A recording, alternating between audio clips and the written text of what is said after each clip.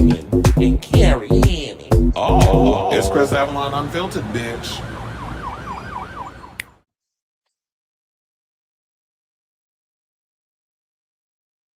Yo, welcome and happy Monday. It's your boy Chris Avalon, and welcome to a brand new episode of Chris Avalon Unfiltered. A show we basically talk about all things going on in pop culture and hot topics. So that's a show for you. Definitely stick around because we got a lot of tea to spill today, including this big news regarding Project Hail Mary, which is some, I guess, finally some big news for Amazon MGM. Plus, Benson Boone wrapped up a tour 2 weeks ago. Now he's talking about he about to go out on tour again. Then we have some of your favorite A-list celebrities, such as Pedro Pascal, Donda, Paul, Mark Ruffalo, and who else? John Legend, a bunch of others. I basically signed a petition to demand this ICE facility for children be shut down. I think in Texas. So we'll talk about that. Plus, Jeffrey Epstein child. We should have known this was coming. There's a TV version of a TV show in the works regarding Jeffrey Epstein. So, and I'll give you the details regarding that. Plus, we got to catch up on some news that we didn't get around to last week because a bitch was busy dealing with, working Cardi B and a bunch of other shows. Usher out here defending Diddy and getting dragged by a lot of people online, including 50 Cent. We're going to get to what 50 Cent posted on his social media. Then we got to talk about all these coons running around here going full on, well, finally admitting that they MAGA, like Nigga Cannon, Rosonda, Miss Chilli, Ice Cold, dumbass, her dumbass over there. Also Tristan Thompson, who I don't even think he's seen that baby he got with Chloe since she pushed the baby out of her cootie cat, or maybe she had a C-section. We got to talk about him going, like I guess, hanging out with JD Vance, the failed drag queen.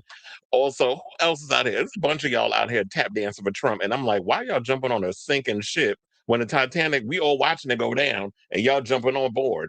Make that make sense. But that slave mentality. So we'll get into that. Plus, we got oh yeah, I mentioned Nigga Cannon. That's what I'm gonna start calling him because that's what he's trying to be. Cornball trying to embody nigga nonsense mentalities. So we gotta talk about him. Plus, we gotta talk about another Negro, Tiger Woods. Even though he don't like admitting he black, he got caught up in yet another DUI. I think it's about his fourth, and people are. I guess they're saying his friends are concerned for him because you 50 years old trying to still relinquish what's left of your youth. Child, that youth ship sailed about 15 years ago. So we'll get into that. Plus, FKA Twigs is reigniting, and it feels so good. So he's reigniting the legal battle with her ex Shia LaBeouf because she's saying that he tried to silence her with an NDA when he was abusing her throughout their relationship. Now, child, now we got to talk about this incident that happened at a Gunna concert, and I worked a Gunna concert, and I can tell you how ratchet it gets up in there. But ratchet was taken to a whole nother level because a man apparently took out his peen and skeeted all over some girl at the event, and she's speaking out about it. Plus, the man was arrested. So we'll get into that and a whole lot more. Chaka Khan out here reading some of y'all favorite pop stars, even though Shane mentioned no names, saying that y'all spend a little too much time twerking and worrying about showing flesh and body parts and working so much on your body but not enough on your vocals. So we'll get into that. Plus there's a 90s actress who, because the other day we talked about Perez Hilton, and he basically did that video. It is in a separate thing on my channel about how he almost died from he was sick and all this other stuff, was in the hospital for almost a month. So there's an actor that's come out. I knew this was going to happen, basically saying that he need to get right with a lot of the people that he hurt in the past. And so we'll talk about that. Plus, we got to talk about RuPaul's Drag Race. I'm about officially done with this goddamn season after what happened the other day. But I did tell y'all in passing, I said, y'all gonna be mad with this week's episode. And the internet finally reacted to Friday's episode. So we'll talk about that situation, the elimination of Jane Don't. And we're going to talk about Calpurnia Adams, who said she was blindsided by her boyfriend's brutal unaliving that was mentioned in last week's episode of Drag Race. So we didn't get around to that. So we'll talk about last week and this week. So we got that and a whole lot more. So before we get to those topics, that long ass intro, now that we gotten through that, if you are new to the channel, hit that subscribe button, hit the like button. Definitely helps with the algorithm, pushes the channel out to a lot more eyes, and people who are not new to the channel can come in and So yeah, and hit that notification so that way you know when we go live with a brand new episode of Chris Avalon Unfiltered. We also have memberships. If you want to become a member, you can do that. If you want to send super chats, you can do that to show your support for the channel. But if we out here struggling with the finances, which I know we are, especially with this crazy ass administration ripping everybody off, and we all out here struggling trying to keep our coin totters flowing in on the weekly basis. Well, for me, I get paid every week, and then every month through YouTube. Um, it won't cost you a thing like Jennifer Lopez's love if y'all hit that like button because it helps with the channel. So without further ado, let me hit. Oh, I got to put the comment thingy in.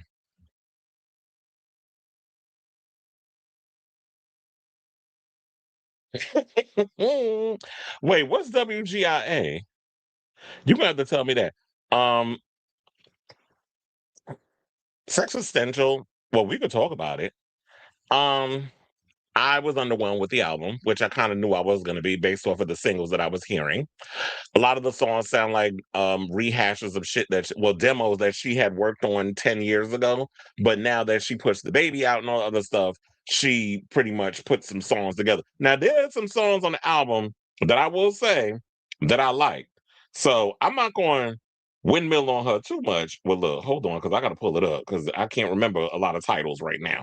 One of my favorite songs, I like Into the Sun. I was like, okay, that's giving signature Robin, very Roy. It had like a Royksop vibe, even though we know she's worked with them in the past. So I like that song. Sex Essential is cute because it's like her rapping or whatever. And we know that Robin loves R&B, hip hop. Like she was always one of those type of girls. So it was going into that.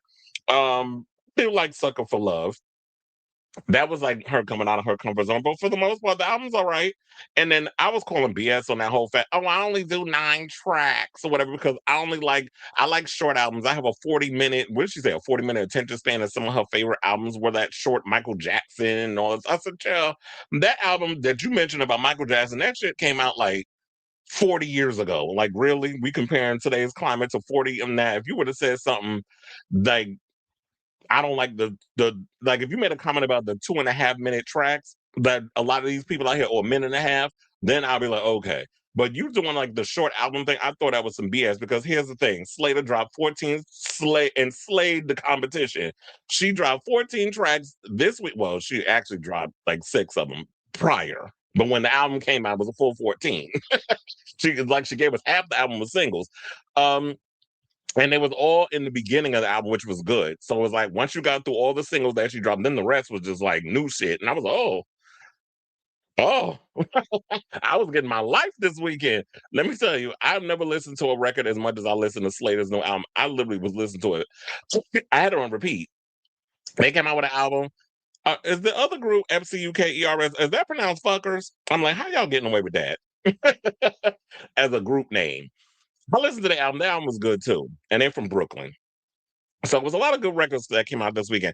I listened to Melanie Martinez. I had to turn her off. She'd be a little too artsy fartsy for me. I was like, I'm not in the mood to listen to her at this time of night. Because it was on my way home from I was working at NYPD charity event that we were doing at Madison Square Garden, which was put together at the last minute, but we pulled it off and we raised $500,000 for the NYPD. Shout out to all the celebrities that performed, such as Fat Joe did a set. We had 2 comedians. One of them I only remember Chris Stefano. Cyndi Lauper came out and performed one song that was True Colors. I know a lot of people wanted more, but that was all she performed on this weird ass instrument that she put on her lap. I don't even know what it's called. Who else? Then it was the lead singer. I forgot his damn name. The one that was a part of Creedence Clearwater Revival. Yeah, I'm taking y'all way back. He performed. He closed out the thing.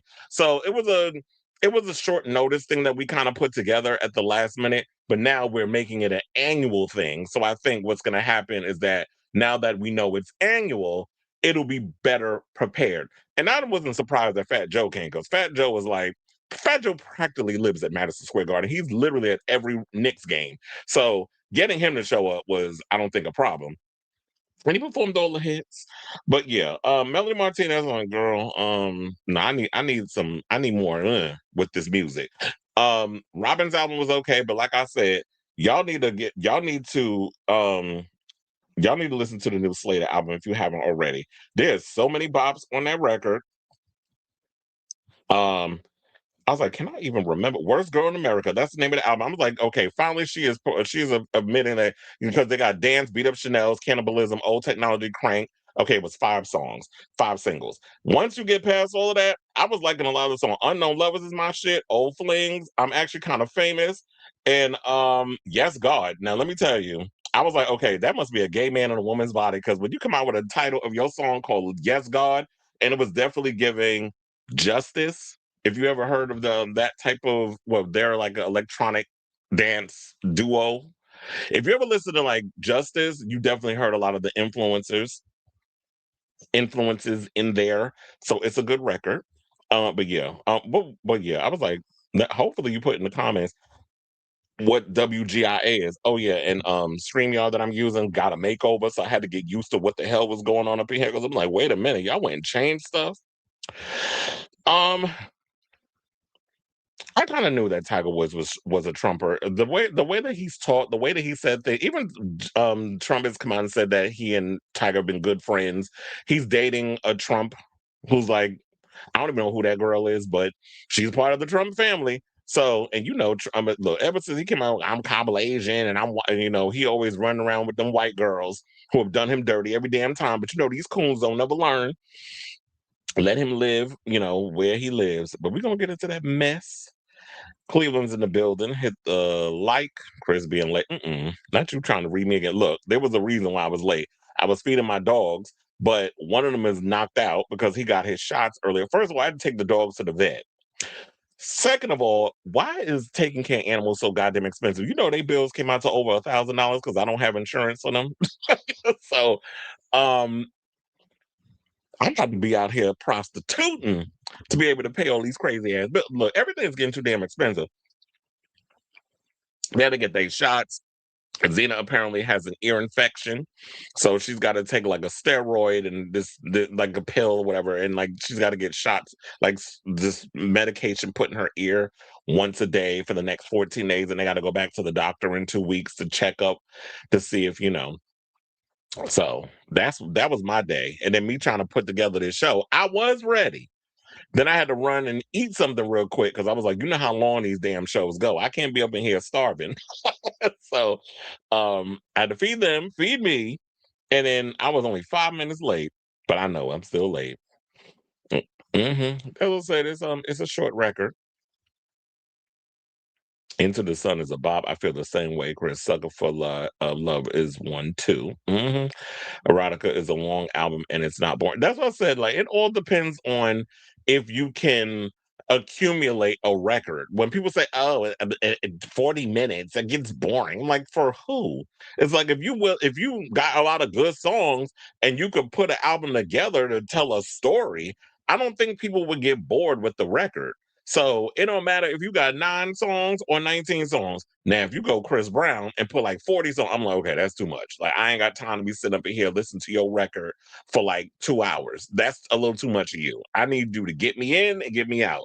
But I feel like a lot of those songs that from Robin, it wasn't taking me on that journey of like, oh yeah, I want to spend 40 minutes with you. And now when it come down to it, I'm gonna be skipping through the songs to like hit my favorite ones. But at least with Slater's "Worst Girl in America," I can listen to that album from the beginning on to the end because there's no skips, and that's what I need my pop stars to give me. So if Slater does a world tour, Chris is going because I went to the last one where she was at Brooklyn Steel. I don't know if she'd be able to do arenas though, but I don't know if she's at that point yet. Like, don't do that yet. Wait till like your fourth or your fifth album. I was more excited for Robin, but spent the whole weekend listening to Slater. Yes, God and Gas Station are probably my favorite songs released this year so far. Not to go Glen Coco. um, yeah, Yes, God, bitch. I had that song on repeat.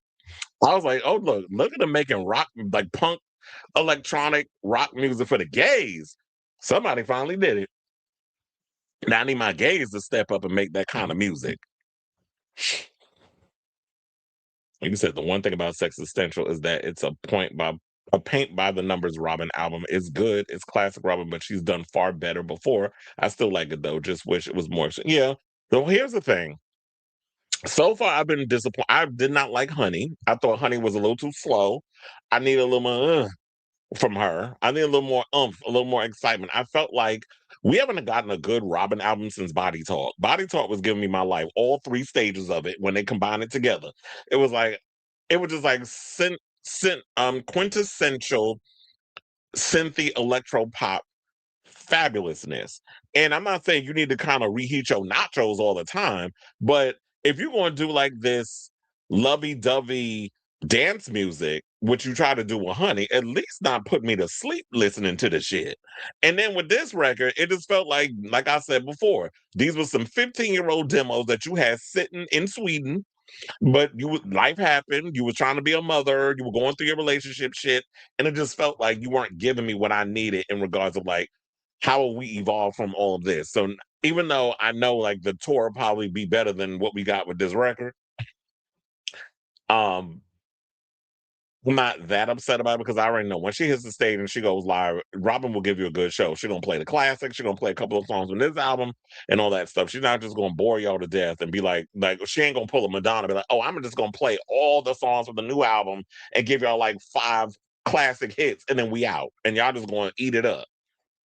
The difference is Madonna, well, her excuse, how she gets away with it is she gives you performance art to go with. I'm like, why are we having to sit through this song? I don't even like this song off the record. But she put a performance to the song. I'm like, oh, I like the song. I don't like the song, but it's kind of making me like the song now because of the performance that goes with it. So it's the trickery of that. It definitely wasn't worth the 8 years. It damn sure wasn't. He said, "Show your dogs. We ain't seen them. Yes, that type. Yes, what type? And it's all right for being. I mean, is it? I was gonna say, is it a hobby when? Well, it's a hobby until you get paid. Technically, I'm getting paid by YouTube, so I don't know if it's necessarily a hobby. Um, well, I have a. I told you one of them prints looks like crypto. The other one is a Bulldog Shar mix. She's a ginormous ass dog and sheds everywhere. I had to literally change my clothes when I got home and threw them in the wash machine because hair was all over my clothes. So, like you said, I hope she puts out an accept. Well, yeah, we'll see if that happens. Because look, what the hell's that boy name that had the album Wishbone? Conan Gray about to put out an extended deluxe version of his album. So, and I just saw that because I was looking through my Apple Music, and it showed you like the albums that's coming up, and it showed that in the. I was like, oh, Kona coming out with more music and putting out a deluxe version. Let me add that to the situation because I did like that album. Yeah, step up gays, step up homosexuals. And he said, "What you think of Ray?" Oh, I didn't even listen to it yet. One of my friends was telling me that he listened to it, who's a DJ, and he first of all, the only 2 albums he was talking about he was listening to was Robin. I need to get his opinion on it. And Ray. I meant to listen to Ray, but then I got sidetracked and I listened to the Melanie Martinez album. But I need to listen to the Ray album because I like Ray. Ray is bitch. Let me tell you, Ray sings down, and I'm like, I got to listen to that record. So I have to work tomorrow, so yeah, there's no show until Wednesday. I will listen to Ray's album tomorrow, and then ask me when I come back on Wednesday. Body Talk is my favorite. Body Talk Part 1, 2, and 3. And I know 3 is the combination of the 2, and they add a couple more songs, but I love Robin, but this sounds like an outtake album. And no, you didn't say old demos in Sweden. I mean, isn't that where she from? Left them old demos in Sweden. Anyway, let me hit the banner. And now that, we hold on, because I just realized my other thing was open and I was like, I don't want to be hearing feedback. I don't want to hear that feedback. Well, I should have whispered it because then I would have sounded more like Janet. Okay, so now let's get into the show. I had to throw in one little read. Let's get to topic number 1. Let's talk about the box office. So it looks like Amazon MGM has finally got themselves a hit after all them series of flops that they had, with Melania and all the other ones. So Lord and Miller looks like they are Amazon MGM's Lord and Savior.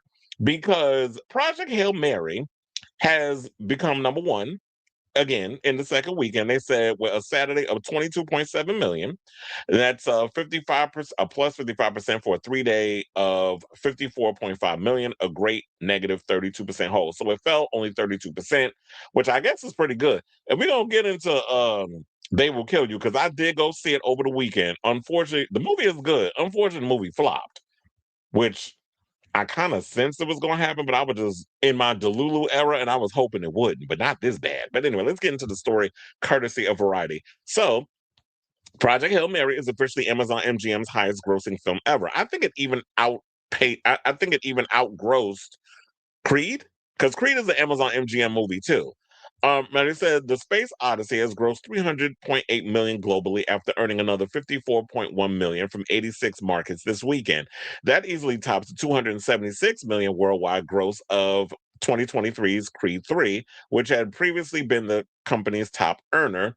Amazon acquired MGM in 2022 for $8.5 billion. Now, Project Hail Mary stars Ryan Gosling as a high school teacher enlisted to save the world. It did particularly well this weekend in the UK with 6.3 million, China 7.7 million, Australia 3.8 million, South Korea 3.3 million, and Germany 3.4 million. Now, Phil Lord and Christopher Miller directed the movie, which is based on a novel by Andy Weir. It carries a production budget of $200 million. So it made back its production cost. Now the thing is, it's got to make back the marketing.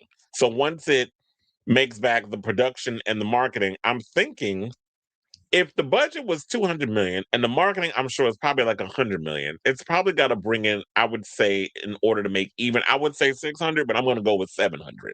So if it grows like 700 worldwide, I think that then it'll break even. Hopefully it does, because I've heard it's a good movie. And I don't think anything is out this weekend. Super Mario Brothers, I think, is out this weekend. I can't stand Chris Pratt, so you already know that that's an X for me. So I think this weekend, what I'll do is, I think I'll go see Project. Hopefully, it's still in like one of the big theaters, like Dolby or IMAX. Hopefully, it's still in IMAX. If it's still playing in IMAX this weekend, I'm gonna go get a ticket and I'm gonna go see it, because I definitely want to see this movie. Anybody trying to pay um IMAX or Dolby prices of goddamn cartoon. So, I mean, unless it's um like something from Disney. I don't think they're gonna be paying that kind of money for some damn Super Mario Galaxy Legacy, whatever the fuck it's called. So anyway, back into the story. So top grossing theater for Project Hail Mary was AMC's Lincoln Square in New York City with 135,000. And sidebar, speaking of which, shout out to Ryan Gosling, because that was the theater he actually went to surprise a lot of the fans that went to see it opening night. I was so mad because I would have loved to have gone to see it, but I was working that day. And on top of that, um that's like one of the big IMAX theaters. And on top of that, I would have loved to have gone to go see the film when it was there. And I like the fact that a lot of celebrities tend to go there. I'm glad he went to that one versus the one out in um 42nd Street. Fuck them people over there. I already told you my story with them with working over in that mess of a damn theater.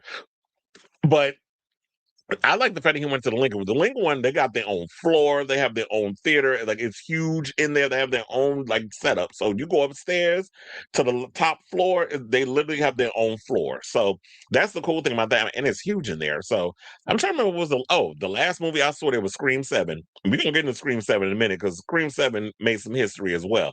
So so they said, yeah, it made 135,000. And I'm gonna get into the story where in a second, when he went to that theater, Ryan Gosling, and he basically said what he said about moviegoers and how to keep the theaters open and whose job it is. So we'll get into that after we get into the whole box office thing. So yeah, so the one in Lincoln Square made 135K, followed by Regal Irvine Spectrum, AMC Burbank, AMC Metreon in San Francisco, and Lincoln Square Cinema Bistro 22 in Bellevue, I think in Washington, I'm thinking. Now they said the Mountain in the West overperformed in weekend two. Top markets were LA, NYC, San Francisco, Toronto, Dallas, Fort Worth, Chicago, Washington, D.C., Seattle, Boston, and Salt Lake City. Now, Disney and Pixar's Hoppers also performed well internationally. The family film added 37 million globally to its haul this weekend, 24.8 million of which came from foreign markets. Its worldwide gross currently sits at 297.6 million and could cross the 300 mark early next week. Pixar spent $150 million on the movie, so that movie's already a hit. And I don't even think people expected Hoppers to be a big hit, but here we are. Stranger things have happened. Now, elsewhere, Paramount's Scream 7 crossed the 200 million mark after earning a 6.3 million earning 6.3 million globally. Its worldwide earnings stand at 204 million, which is a good result considering the $45 million budget. We're freezing again. Well, we're just gonna have to deal with it until after this thing, and I'm gonna have to do the whole reboot situation. I don't know why it's been doing this because I don't have a lot of stuff open. So Scream 7 did well, which is a good result considering the budget was $45 million. It's grossed 204 million. Reminders of Him added 99.6 million to its global total, bringing its haul to 69.4 million.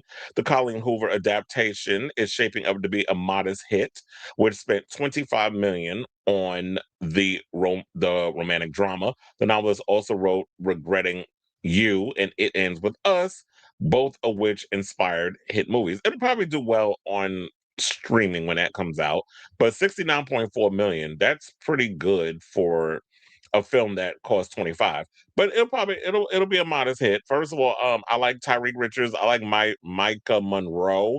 So, but I was like, I ain't going to the movie today. I'll wait till that come out on streaming and I can sit in my own house and watch that. But that wasn't enough for me to go sit in the theater.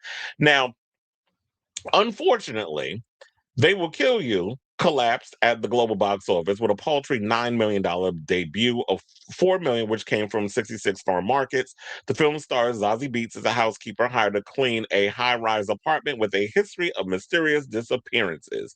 Now, Patricia Arquette, Heather Graham, Tom Felton, and Mahalia, so we got a girl up in here with one name like she Madonna, Mahalia, co-star in the film, which is directed and co-written by Kirill Sokolov. Nocturna Pictures, the genre label backed by David Ellison Skydance and It filmmakers Andy and Barbara Muschietti, co-financed the picture for $20 million. Now, the movie had a no PLF, that means premium large format, and played lightly in East, South, and West with the Burbank, California AMC, the Pix top grossing venue with around 15K. Diversity demos were 42% Caucasian, 25% Black, 21% Latino, and 7% Asian American. The 25-34 bunch were the biggest for the film with a 36% turnout. Ellison has a deal in place to buy Warner Brothers and merge it with Paramount, which he bought last year. For Warner execs, it helps that their potential new boss is partially responsible. Oh, this is a shade. For their latest flop. Plus, They Will Kill You isn't the only recent horror film to struggle to draw crowds.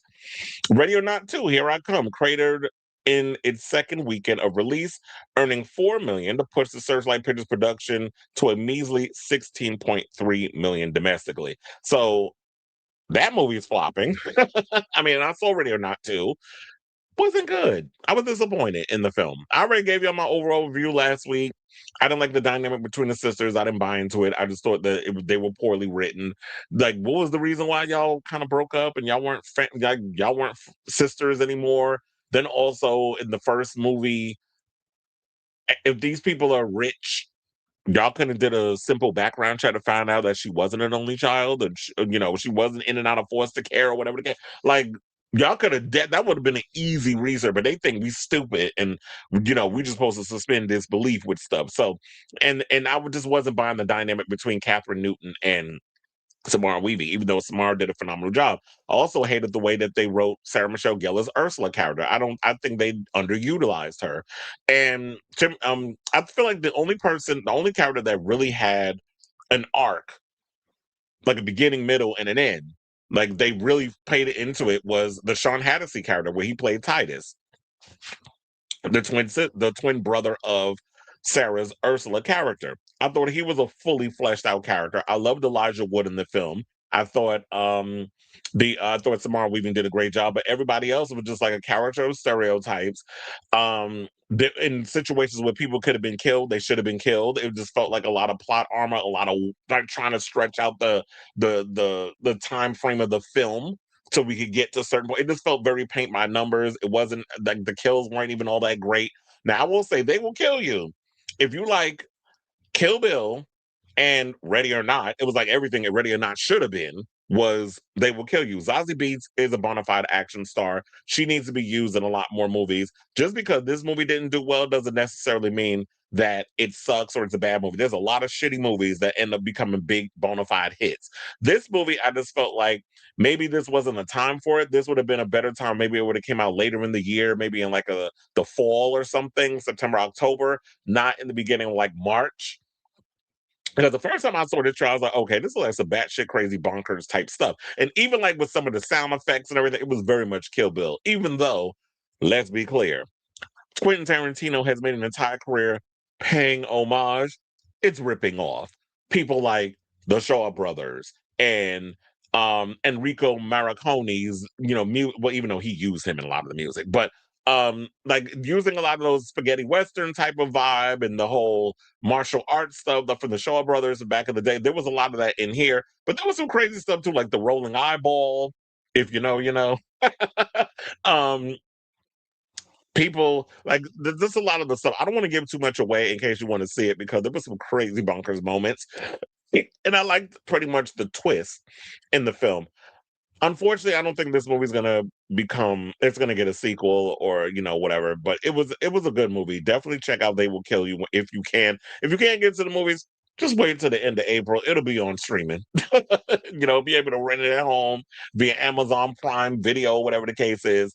Um, That'll be the best way to go about it. Now, so that's unfortunate. But before we get up out of here, I want to get to this story from Ryan Gosling, because as I told y'all before, Ryan Gosling went to the AMC Lincoln Square to surprise a lot of the fans that were watching Project Hail Mary. So there he said the following, because I was like, let me just read his quote. So he made a surprise appearance at a New York movie theater on the opening night of the latest big screen blockbuster, Project Hail Mary. Welcoming a packed audience, Gosling flipped the script on who was responsible for keeping cinemas afloat amid the rise of streaming and falling box office numbers. He said, 6 years ago, I got the manuscript. This, referring to Project Hail Mary. He said, it's the most ambitious thing I'll ever make. It seemed impossible. It was too good to not give it a shot. 6 years later, we did it. Here we are. We're all back in theaters. It's not your job to keep them open. It's our job to make things that make it worth you coming out. And he says that you're about to go to another galaxy, make an alien best friend, and save the stars. This movie is for you. Enjoy the trip. And, since then, I feel like post COVID, we haven't recovered because they said that the industry has yet to climb back to a pre-COVID peak of about 11 billion annual domestic box office gross. And I think that's what's going to have to happen at this point. I feel like we have to figure out a way, well, not us, the theaters, the studios have to figure out a way. How do we get asses back in seats? I think theaters are going to have to figure out a way. We need to make movies events for people to want to come out for. Because I also feel like because of COVID, we've gotten a little spoiled. Whereas, oh, so all I got to do is wait a month and the movie that I want to go see in the theaters will be out on like at home and I could just rent it at, because they have the thing where if you go on Prime Video, movies at home or whatever it's called, where it's like the movies that's still in theaters, you could actually watch at home. Tomorrow they already got the latest 28 years later, The Bone Collector, that's gonna be on Netflix. So it's like, what's the point? And the movie came out literally 2 months ago, and we're in April. So, well, April 1st. Well, not April 1st. It's going to be the 31st, March 31st. So, yeah, like 2 months ago, it was in the theaters. Now I can just sit in on Netflix and pop it on and watch the new 28 Years Later Bone Collector. If I haven't seen the other 28 years later, I can put them both on, watch them back to back. But I've seen them both in theaters. So, they have to, so it's not up to the fans. Be like, oh, well, they don't want to see this, this, this, and this. I just feel like now, because things are so expensive with the concessions, the tickets, people got lives, people out here trying to work in multiple jobs. So they don't have time to be sitting up here going to the movies every week. At least with me, I don't have any children, whatever. So I can go to the movies every week or whenever I can to go watch the latest thing, because I'm always spending money on myself. And I told you, because I have a list, I could just pretty much use the A list, $27 a month, 4 movies a week. It pays for it, and I don't have to worry about an individual ticket, including IMAX and Dolby and all that stuff. It pays for all of that, so I don't have to worry about spending. All I got to do is spend the money on the concessions, or if you accumulate enough points, you can use the points to buy the whatever you want in concession. But quiet as it's kept, I don't be really liking a lot of the concession food at AMC, so I don't really be eating it. I'll be sneaking in my own shit, and I know I'm not the only one, so I can say that.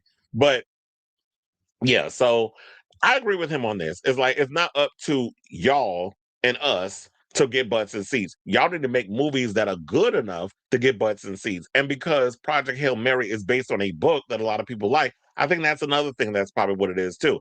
It's familiar territory to a lot of people. People read the book, people liked the book, and they wanted to see if the movie matched up to what they read in the book. So I think a lot of books to movies are going to happen. If you want to try to get an original IP, you got to come up with something crazy and extraordinary to get butts and seats. I already know Drew Goddard, who wrote Project Hail Mary and The Martian, which, he's working on a script for another Matrix movie. And I know some people feel like, oh, do we need Keanu Reeves and Carrie Ann Moss and all to come back? I mean, maybe for a cameo, but if you come up with a whole new story and it's visually stunning and it's got a great thing about it, I think you can get butts and seats without having to bring Keanu Reeves back, because he can't do all that stuff he used to do. The man is in the 60s. So he can't be doing all that stuff and you saw how slow he was moving in that last John. And I loved Keanu Reeves and I loved the John Wick franchise, but just saw how slow he was moving in that fourth one. So he ain't as agile as he used to be. So we can't rely on a lot of the nostalgia stuff. We got to rely on a new generation and tell new stories. It's only a matter of time of who can do that. But anyway, so I think I pretty much am done with this story. So I say all this to say, what did you guys think of this story? Did you see any of the movies that came out this weekend? Have you seen Project Hail Mary yet? And did you see Scream 7? That's coming out on, you could rent that at home tomorrow via digital, or buy it, because that's coming out on Amazon tomorrow to purchase at home. And have you seen Project Hail Mary? Have you seen Scream 7? Have you seen They Will Kill You? Have you seen that Ready or Not, Here I Come, or Here I'm Not Coming, because we can't accumulate enough money to get people to come to the theater to see Ready or Not, Here I Come. So yeah, all of that. And what Ryan Gosling had to say, do you agree with what he had to say, that yeah, it's not up to, the movie goers, it's up to those of us who work in Hollywood to get the butts in seats. So whatever your thoughts are, let me know in the comments down below. All right, y'all. So now hold on, because apparently I just got a text from Sailor from Cleveland, and said I'm freezing. So let me refresh and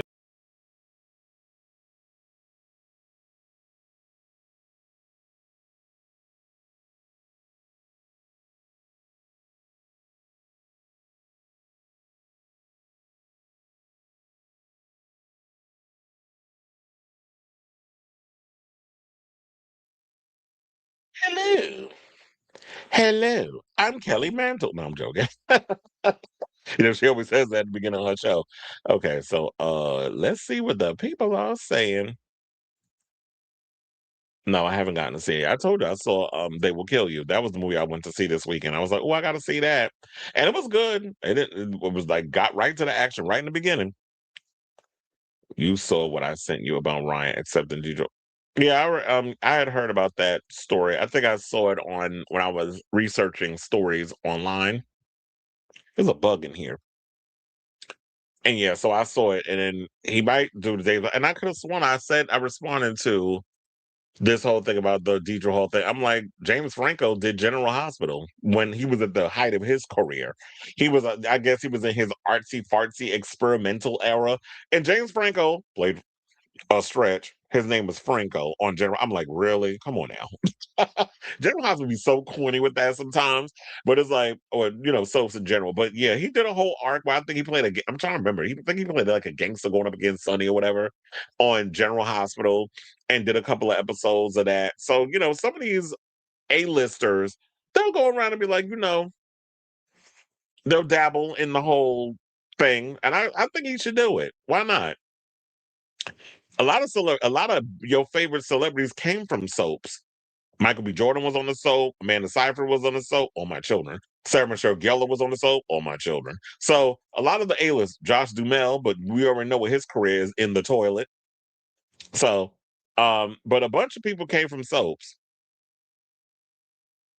I'm going to see They Will Kill You this week. I believe it flopped because the premise was, yeah, it was. It definitely was a same premise.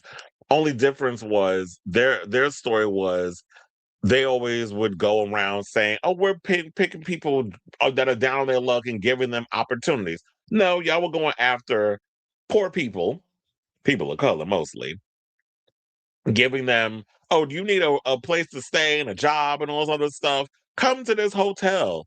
Meanwhile, the people are damn devil worshippers and sacrificing these people to the devil so that way they can maintain their immortality. So when you have all of that, kind of changes perspective. But yeah, I think that is what hurt it. It's too similar. And I think people were burned, those who went to see Ready or Not were burned by that.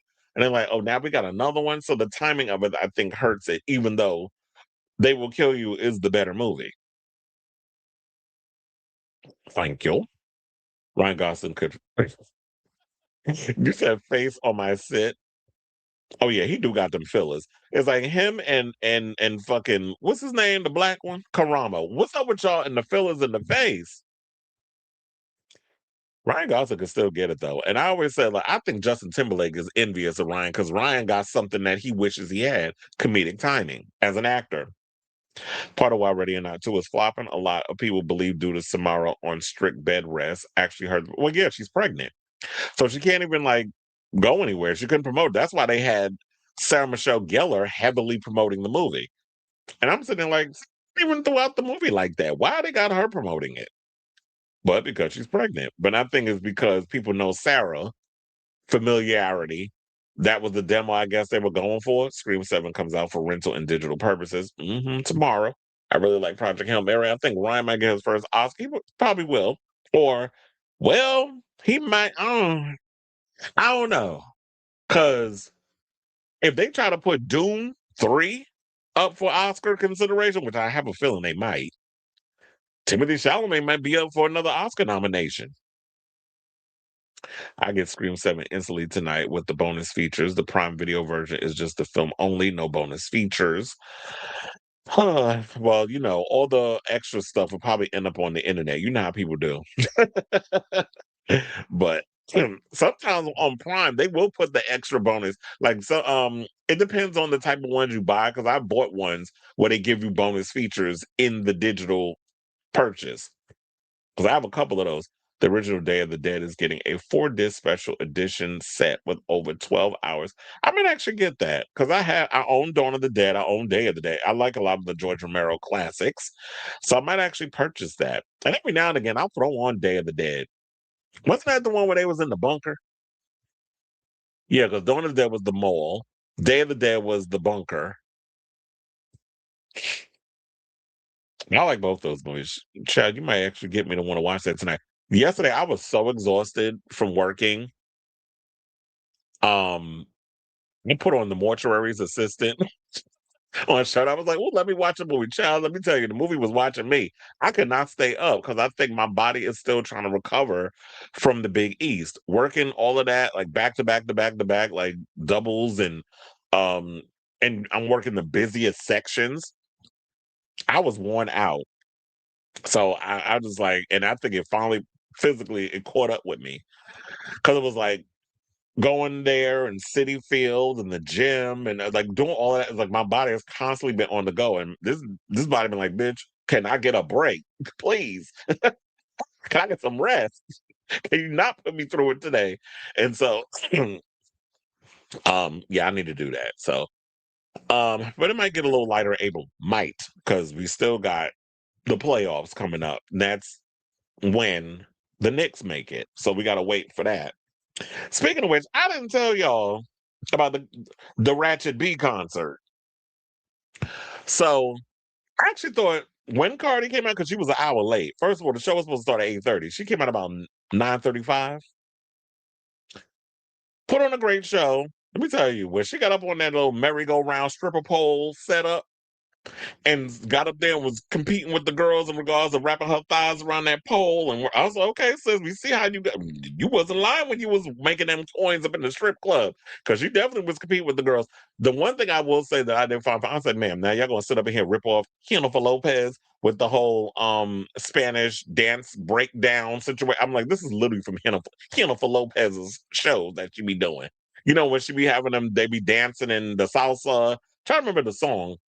They even went down to the song that they used. I think it was a Mark Anthony track or something or another. But anyway, I know what. Or it might have been Celia Cruz. I can't remember off the top of my head. But yeah, that there was a ripoff of that. But overall, the show was good.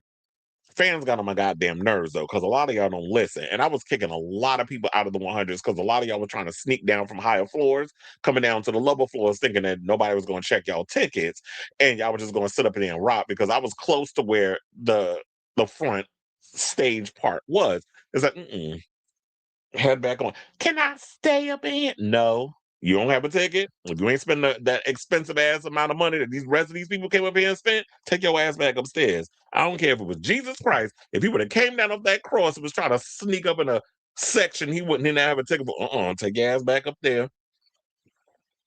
I don't care who it was. I know a lot of people was going through it with that concept. I'm like, I know how to deal with my people. Shit. And, they had the girls up in there twerking. Natalie Nunn came out to, I guess, give $5,000 to one of these other girls with the red pants on. But I heard she was already a stripper, so she won the money. And then the night that I wasn't there, because I only worked one, I was like, one is enough. There was a guy that won. I was like, child, now I would have loved to have tore that up.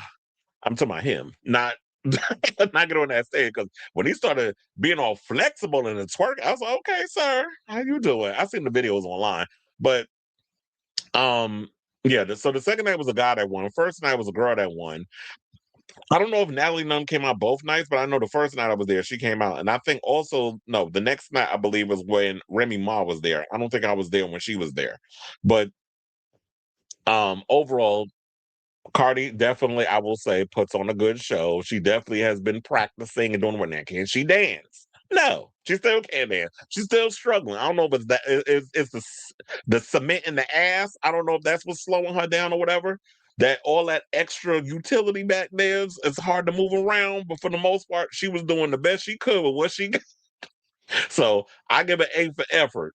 Even though Chaka Khan ain't out here giving these girls the A for effort, I'm gonna give you the A for effort. Now we gonna get to that story about Chaka later on.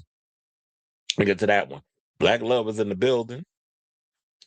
But anyway, so yeah, there's my story on Ratchet B. But that concert was ratchet as hell. Okay, so now speaking of concerts, let's talk about Benson Boone, because 2 weeks ago he wrapped his American Heart tour. Now this heifer got the unlitigated gall to get on social media and talk about, oh, hey guys, I'm going on tour again. I'm like, the fuck for? What new music you putting out that all of a sudden you need to go on another tour called the Wanted Man US Arena Tour and accumulate more money? Maybe the king of flips likes being out here, because we got the queen of flips. That's my Iman LePage over there on Drag Race. So we got the king of flips. I guess he can't stop flipping. So now he want to go and do another arena tour. So Boone announced the trek on Sunday with a video detailing how he'd bake cake and how, well, can I bake your cake? The one that's behind you. And how the whole internet considers him a one-hit wonder. The tour, which promises backflips and magic, kicks off July 7th in Pittsburgh and touches on all corners of the continental U.S., concluding September 3rd in Casper, Wyoming. Along the way, Boone has scheduled 2 nights at both Brooklyn's Barclays Center and Los Angeles Crypto.com Arena. Yeah, he got to do 2 nights at Barclays because, child, Madison Square Garden is booked. We ain't got no more space for y'all to be coming up in here doing a show. So, between Rush, Fish, Bruce Springsteen. Who else? Um, Harry Styles with his 30, and so many others doing multiple dates. We ain't got no space. There's no more room at the end. So you have to go on his tour page for ticket information. Supporting acts for the Wanted Band tour have not been revealed. Can't remember if he actually. I think he did have an opening act for the American Heart Tour. I can't remember who it was, but I think if I'm not mistaken, I think he did have an opening act. Now Boone finished his 50 show American Heart Tour on. I didn't even know it was that many. I thought maybe he did more than that because he's been on tour for a minute. I remember I worked his American Heart Tour, and it was a good tour. He definitely is a showman. You know, all that flipping. I did like the setup of the American Heart Tour, but it's no shade. But I mean, he calls himself a one-hit wonder because of that one song. You know, that dumb song. I'm tired of hearing that. Um, but I don't feel like the songs how do I say this? I don't think the songs match the showmanship. He needs better songs to match all of this, the aesthetic. The fact that he is a cute kid. I know a lot of people say he ain't attractive. He's sexy. The boy works on the body. The mustache does make him look older. He's trying to have that whole rock star thing. He just needs better people to work with. I don't know. Who would be a good producer and some series of writers that Benson needs to get with to help him like really reach the level of greatness that we see in the potential of the performance.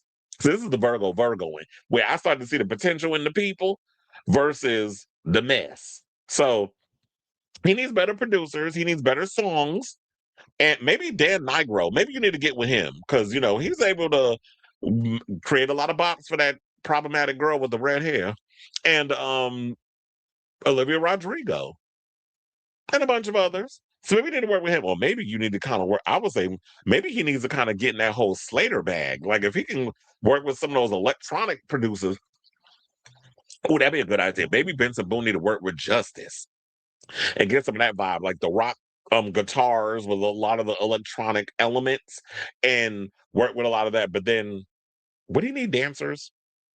No, there's other ways you can get around to doing. I mean, look, LCD Sound System is a band that does electronic rock music and don't necessarily or Muse and things like that. They don't have choreography and all that other stuff. There's ways to get like you just need to make the songs interesting. I just don't like the music, but he's cute to look at. I like the abs he got. I wouldn't mind putting my tongue on him. And it said Boone finished his 50 show American Heart Tour on March 15th in Birmingham, England. The trek was in support of his 2025 LP American Heart, while the Wanted Man Tour takes its name from a track off that album. So he's still out here promoting the music. I mean, it's not going to take much to put a tour together. Go out with the band, come up with a new stage design because you don't want to reheat your nachos to give them the American Heart stage. You can come up with new stage design. So this is a new look. Probably take out the same damn crew that you took with you on this tour. You have the band already. Now we just need to rearrange some songs. Maybe he could throw a couple of covers in. Please no Queen, but throw a couple of covers in and call it a day. So shout out to you, Benson, and that cute little booty of yours. So now I say all this to say what do you guys think of this story? Are y'all gagging over the fact that you have all performers? Now, I can see Lady Gaga taking like 3 weeks on being like, you know what, I'm in the mood to put out a new tour. Because word on the curb is, and this is according to one of her pages or whatever, they said that Lady Gaga secretly recorded another album for the past 6 months. She's been working on new music and has been secretly in the studio in between the tour, you know, recording new music for another album. I don't know if that's true. We'll see if we could be expecting a new Gaga album sometime this year, even though she's talking about she's trying to get married and have kids, but girl, you might have to pull a Robin and do the IVF because you just turned 40 and you out here talking about you want to have children. We already know, like y'all, you women only got a short window to push out a kid, or you know, use the eggs before they end up powdered. So hopefully you did put them and freeze them when you was in your 30s, because those would be the good ones. The 40s is like, you might be one step away from autism with one of your kids. But anyway, so I say all this to say, what do you guys think of this story in regards to Benson Boone? Are y'all ready to get y'all coins together and go see Benson Boone this year? Or y'all still saving up for them Harry Styles tickets? Or maybe I'm just saying, you know what, I'm good. Harry Styles, that's what I'm putting my coins in. Benson Boone, I could just watch somebody record all the whole concert and put it on YouTube, and I just watch the bootleg version that way. So whatever your thoughts are, let me know in the comments down below.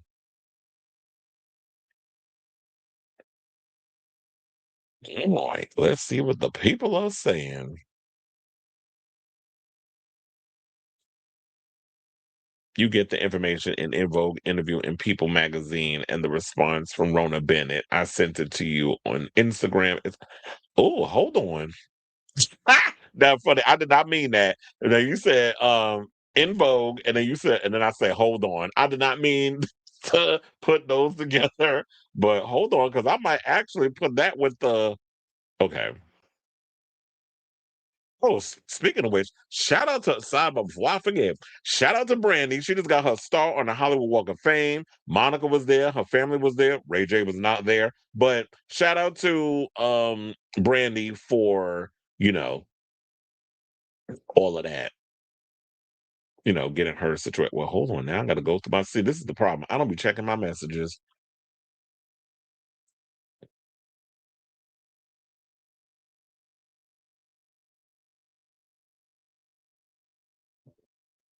Um,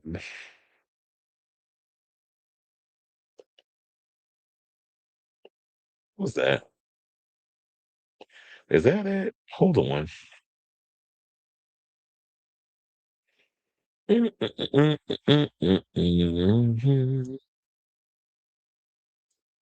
this is the problem. I do not be checking my messages. I need to. Um,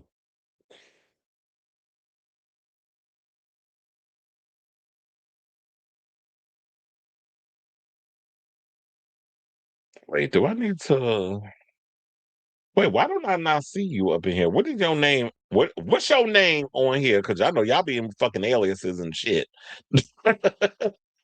Is it? I sent you on Instagram. It's a mess. Those In Vogue. Well, please. I mean, we've been look In Vogue showing their ass, TLC showing their ass, and salt. Well, the C in TLC is showing their ass, and the S in Salt and Pepper is showing her ass. So fuck the whole tour at this point. Well, maybe I should say that when we get to that topic. A lot of people are attacking Benson and male pop stars are basically upset how people perceive Alex Warren cried foul that gays find his music boring, and that is soccer. And a lot of soccer moms like his music. Like I remember when I worked Jingle Ball, and that was not this season, the last season where he was there. The soccer moms were more excited than the little girls. And they was up in there waiting to hear that damn song that I told her I'm tired of hearing. So his music is boring. It's like you work so hard on that body, you wear those tight little outfits where we can see the outline of your dick and we see the cute little butt. But what's the point of working on all that body when the music ain't matching? It's like ain't a, and I'm not that shallow where it's like I don't care how fine you are. If the music is not doing it for me, I will not subject my time to your music. And I do agree. I feel like a lot of these men out here, these male artists are boring. And look, somebody did say that Shaka, one of my friends, I forget who it was, but when it came down to the whole thing about Shaka Khan and what she said about the bodies and the women, somebody said, it might have been Lanier, said they need to apply it to the men too, because y'all be out here doing that. Y'all spend more time on y'all body and doing tricks and stunts and all the stuff than the actual vocals. Now I will say this, Benson can sing. I heard him that he sings live, the mic be on, he hits them notes. Please don't fuck up your voice. Because I understand you're young now and you're like 23, 24, but you got to remember when you 43, 44, you cannot hit the same notes that you did. Although if you take good care of your voice, you might be able to do it. Because the lead singer from Creedence Clearwater Revival, he 80 something years old, was up there singing and hitting them notes. So if you take good care of your voice, you won't sound like Alicia Keys. Because Alicia's still out here trying to hit them notes. And it'd be an epic fail every time. You said this is on the docket. What is? Oh, yeah. Oh, not you up in here trying to read. Yes, I put Benson Boone on the docket. Do you know who's an actual one hit wonder in the 2020s? Dujo with, and then I don't even know that song. Well, some people need to realize it's like that's kind of like when a lot of these people was bitching about um who was it? It might have been Kim Petras. Remember when she was out here bitching about how she was being treated by her label and Shy Girl, they was trying to read her because she said, this is why a lot of y'all need to know, like, I'm paraphrasing, but there's independent artists and then there's mainstream. She said, I'd rather be independent. And look, trust and believe, Shy Girl do got some good songs. And a lot of people aren't aware of her unless you was at that Sweat tour and you saw her as the opening act for Charlie XCX and Troye Sivan. When you independent, it's like I'd rather be independent because it's like I got a small budget. All I gotta do is go up there. Y'all hear the music. I have let the music speak for itself, and um I get up there perform. And if I could just perform in an arena and y'all like my stuff, then you could Shazam the tracks, go stream the album, when you go home, buy some merch possibly, and become a fan that way. I'd rather do that than have to sit be like, well, I gotta go and do the whole open the act thing. And then it's like, oh, I gotta prove myself on a mainstream level. Y'all set me up for failure. I heard Zara Larsson is in talks with Madison Square Garden to do one show between the residencies, and Ariana Grande is teasing her eighth album before the tour launches. Well, I think at this point she does owe the fans an eighth album because that last one was a chop for me. But yeah, and at this point she's been going too long, so I definitely feel like in order to get people excited for this upcoming tour, she's definitely going to drop some new music. It makes sense that she would do that. As far as Zara Larsson doing Madison Square Garden, I could definitely see that. She's grown a huge she's grown a huge fan base in the past year or so.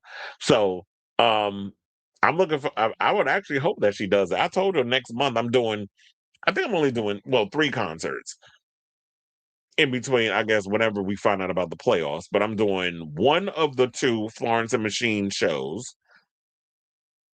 Demi Lovato's concert I'm doing, which I'm actually excited because I've never seen her live, and I'm hoping that she does a lot of upbeat tracks.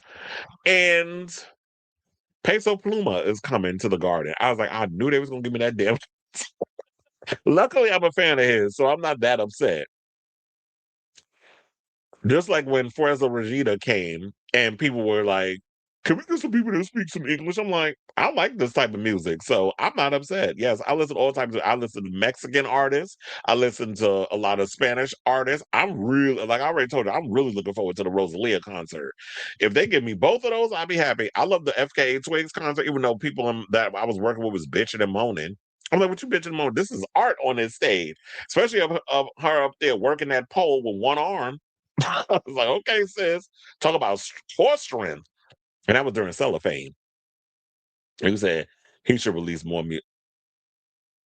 Who you talking about, Benson? Yeah, he do. But if you're gonna release music, it's got to be good.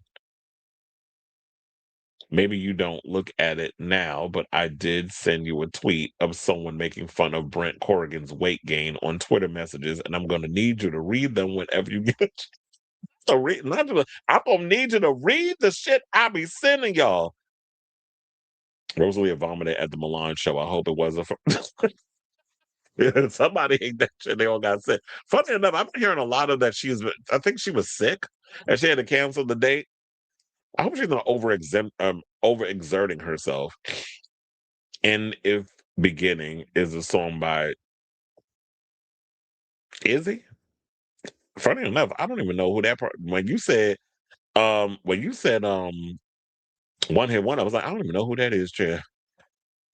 That's probably why he's a one hit wonder. That song came and went like a wet fart. You said in the beginning. The only thing I know, the only song I know with a beginning in it is The Beginning by RuPaul. This is the beginning of the rest of July.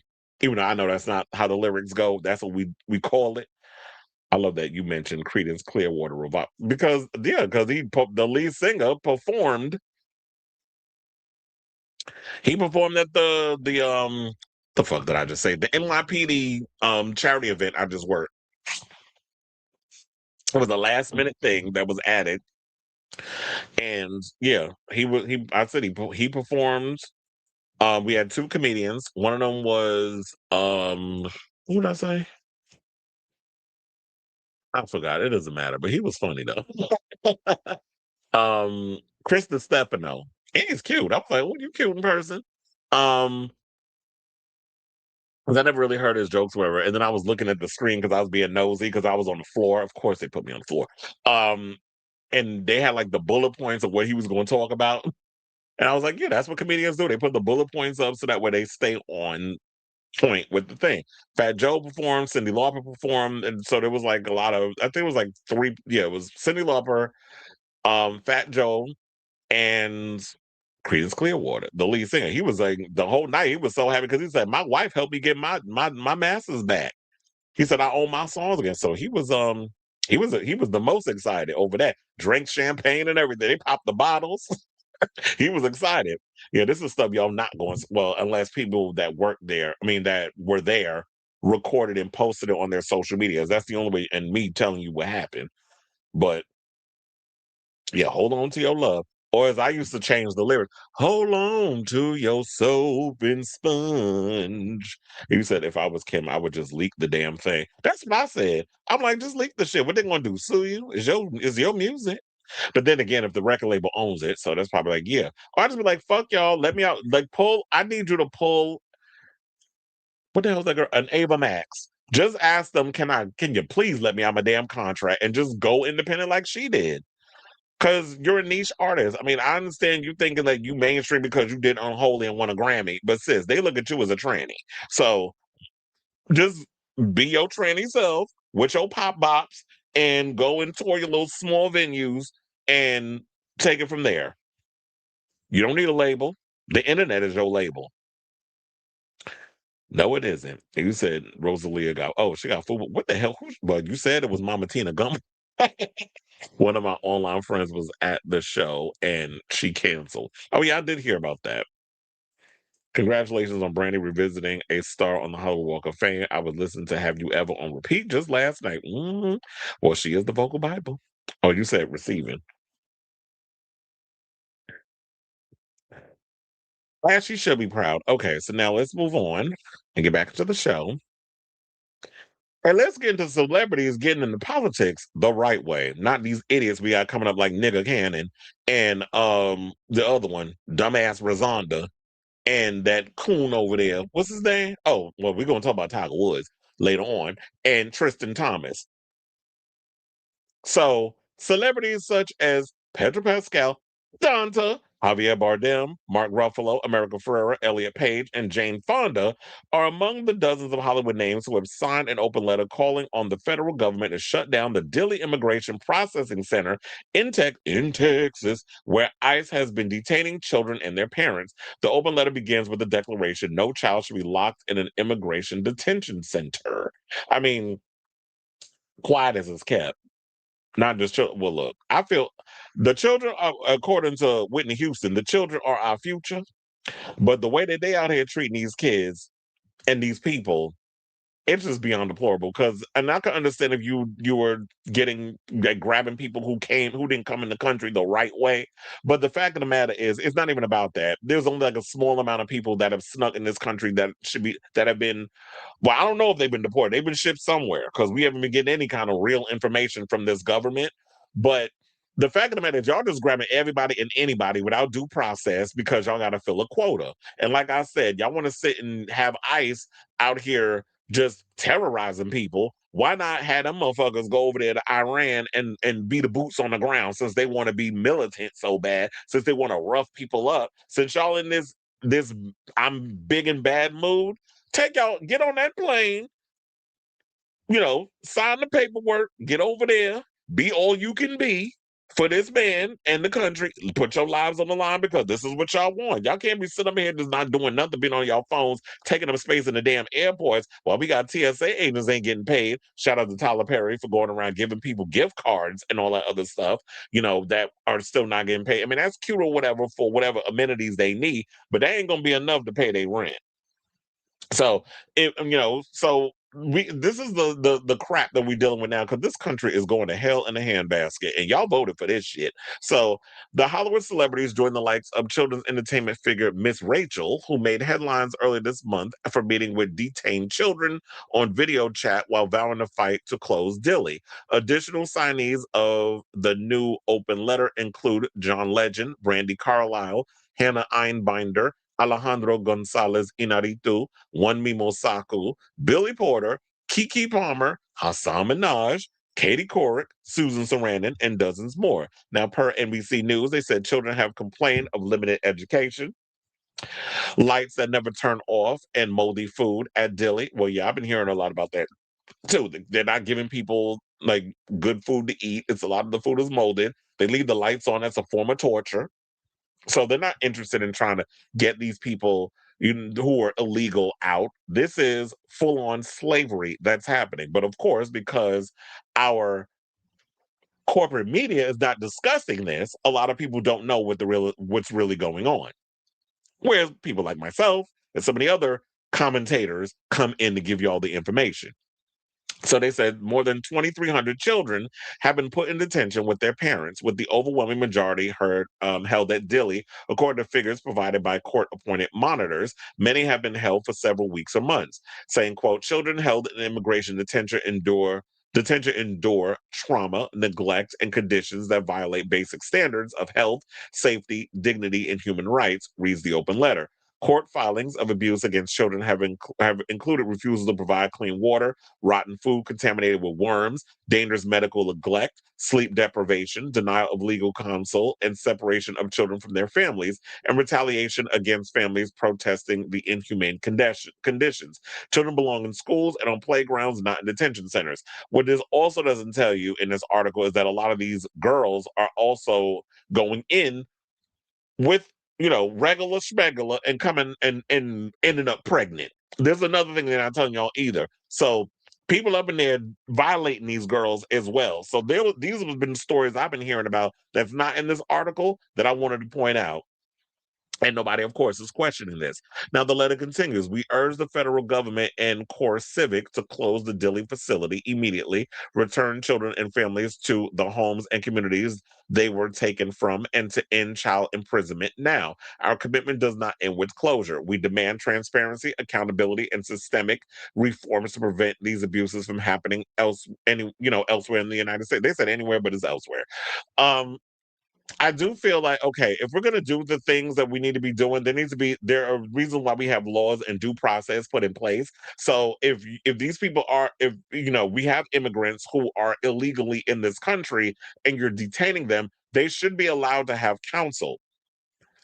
I'm sure there's enough counselors out here that are probably overworked and underpaid that are doing pro bono work, whatever the case is, because I'm sure a lot of these immigrants probably can't even afford to pay the amount of thousands of dollars for counsel. But there should be somebody that's in place to help get these people the help that they need. And a lot of times what they're not pointing this out either is that a lot of, because there was this other thing, ICE would go down to immigration offices where people were going for their court dates to see if they can get, to get their paperwork renewed or an extension, whatever the case is. ICE would go down to these places and grab people that way and just detain them without due process, put in a car, shipped off to God knows where, and then it's just a disaster. Like this, you can't do stuff like this.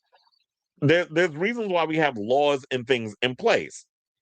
And of course, people are going to come in with their excuses. People are going to come and troll. People are going to come. It's like your racism is showing, and that's what basically this is.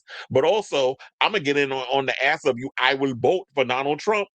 Fucking people. A lot of you Cubans and a lot of that thought that y'all were going to be exempt because well, we came in the right way, and then once we came in, we gonna be selfish. We gonna pull up the ladder behind us so that way the rest of you MFers are gonna struggle and figure out how y'all gonna do what y'all do. But he not coming for us. Okay.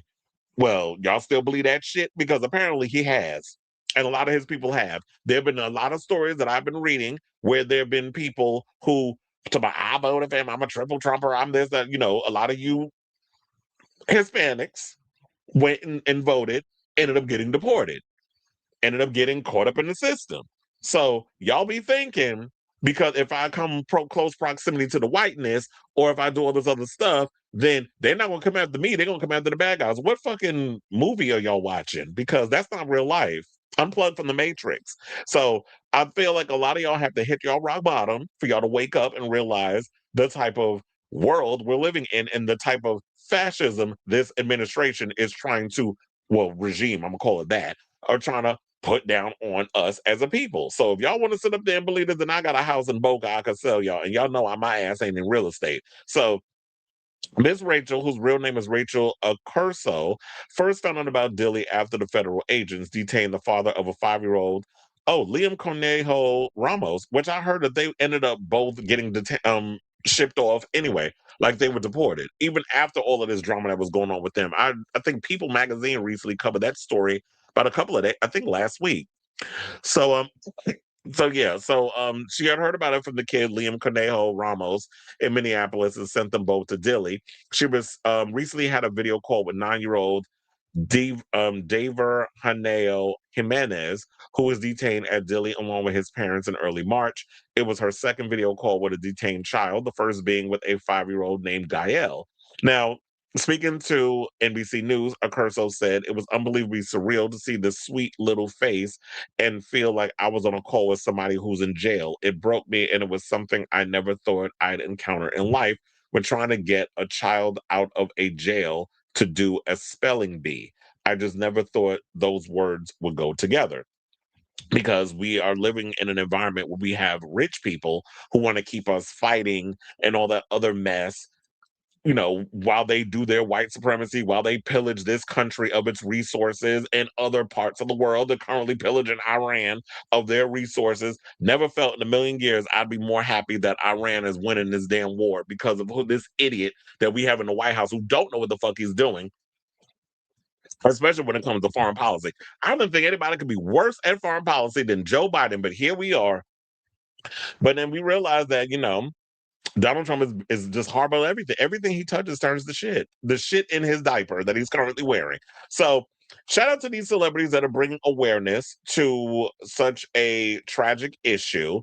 And if you don't have empathy for people who are not in a better off situation than you, then there's a special place in hell that there's a bunch of seats down there waiting for a lot of y'all to be sitting in the hell that you living in your current situation, because a lot of y'all be acting like that if they're worse off than me, then I'm good. And I can't be around people that think like that or just wallow in being just a selfish piece of shit. So I say all this to say, what do you guys think of this story? How were you aware of this whole situation that was going on? I will admit, of all the politics that I've been engulfing myself in since this regime, this is the first that I've heard about this situation. Like, I've heard about the things that was going on in a lot of the ICE facilities, particularly with kids, but I wasn't aware of this particular story and this particular place. Like, I didn't know it was Dilly. I just thought, like, there's a bunch of ICE facilities all over the damn place where a lot of these things were happening.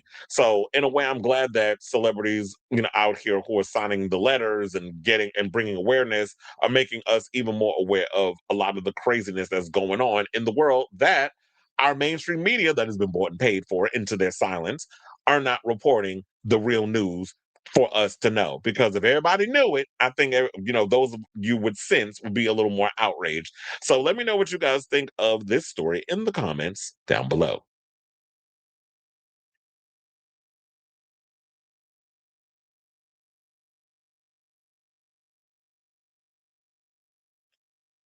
Oh, look, somebody's mad in the comments. And what we're not going to do is put anti-Semitism up in here. So that person is gone.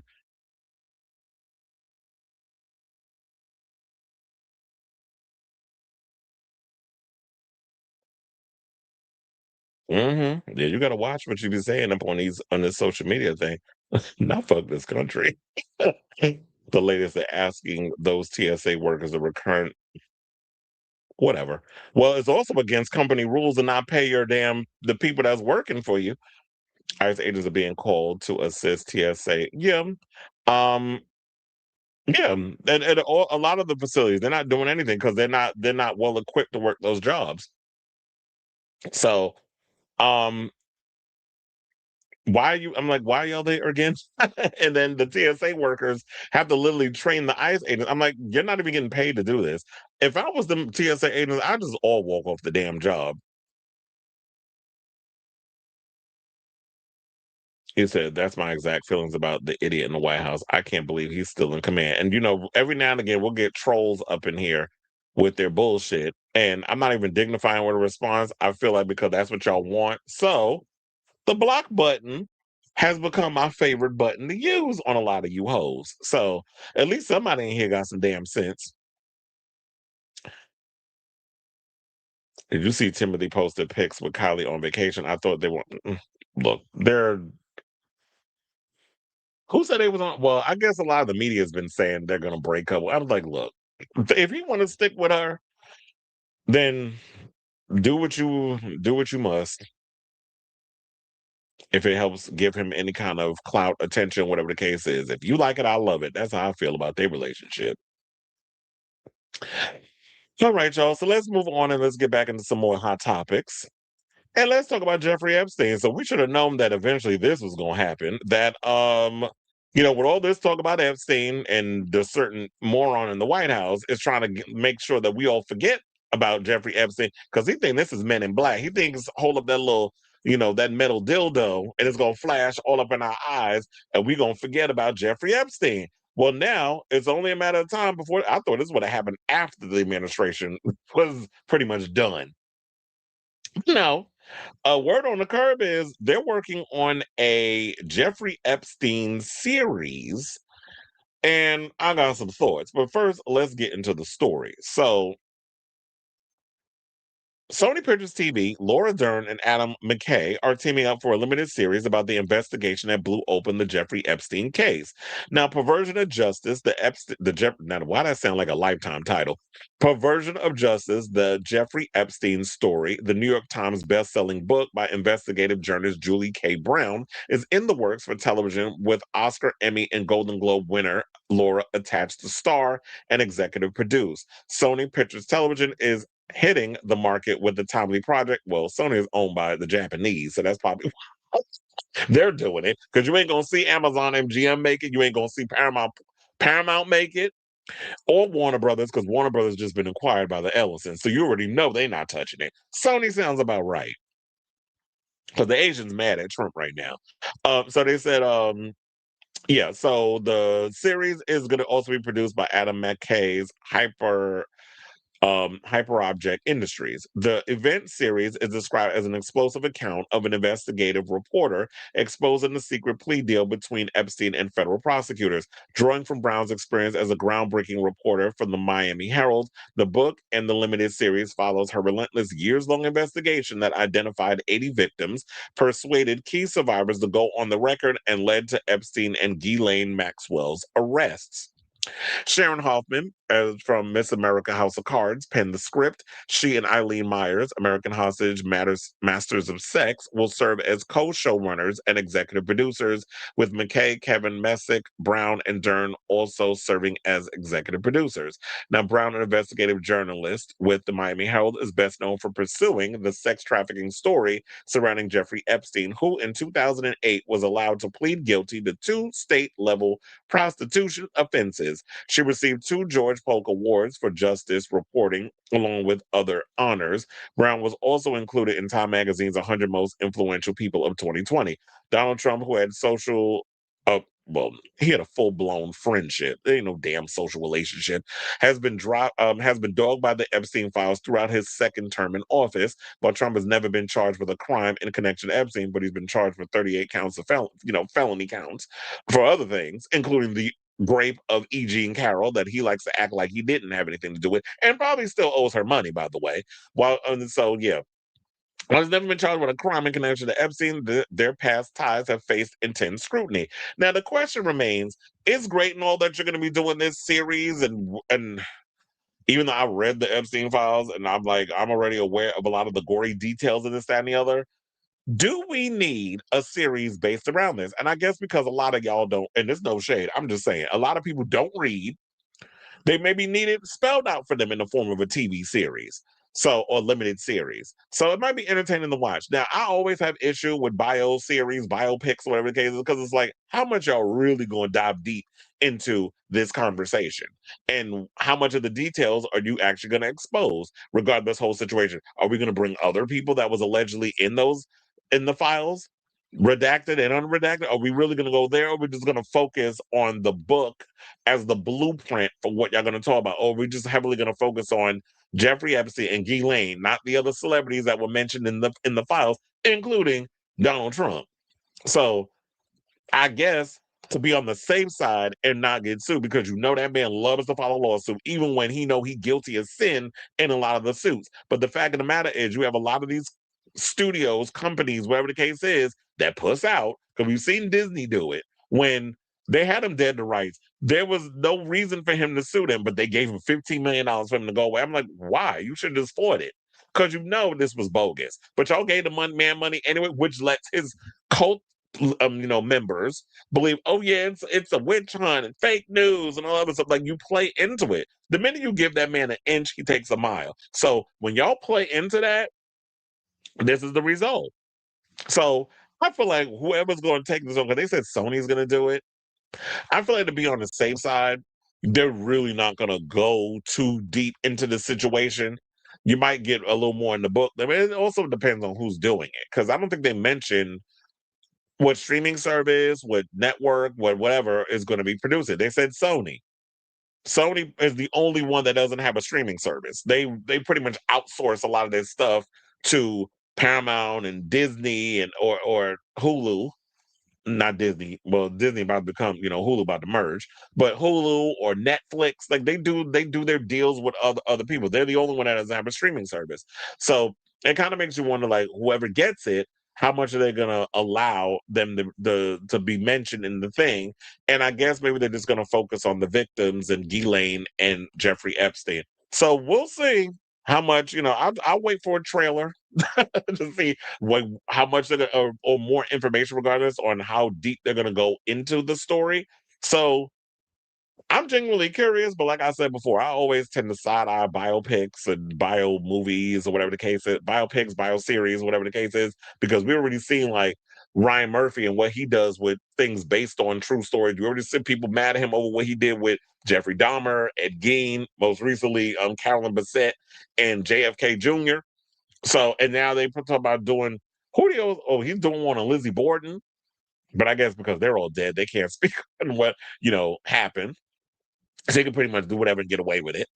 And there was some other celebrity they told about they were going to be focusing on. I can't remember who, but so we'll see. But I say all this to say, what do you guys think of this story regarding this Jeffrey Epstein series? Is this something y'all going to be interested in wanting to check out? Whatever your thoughts are, let me know in the comments down below.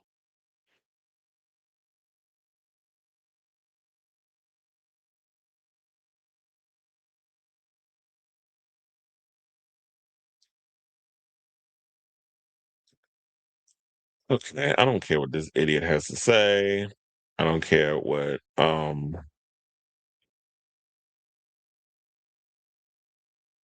you said, oh please what? Yeah, that's oh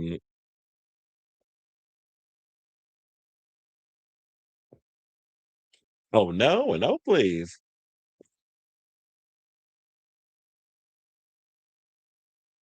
Oh, so yeah, I had a bean eater up in here. Yeah, you want to be racist and talk about Tyrone and use negative stuff? Okay, spick, said you want to go there. And I can say that because I'm part Hispanic. But okay, bean eater, you want to come up in here and my shit and try to drop little comments? But I can go there too. Unfortunately, people need the files in a series. But yeah, because y'all can't be up in here to my protect the kids or whatever, but then you okay with a president who allegedly diddled with a few. Huh. But anyway, let's get back into some tea. And let's talk about Usher, who's being dragged online for defending the diddler, which I don't know why we should be surprised at this point.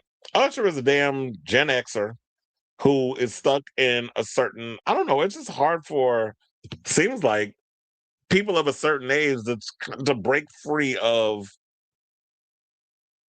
people that they know being capable of crazy shit.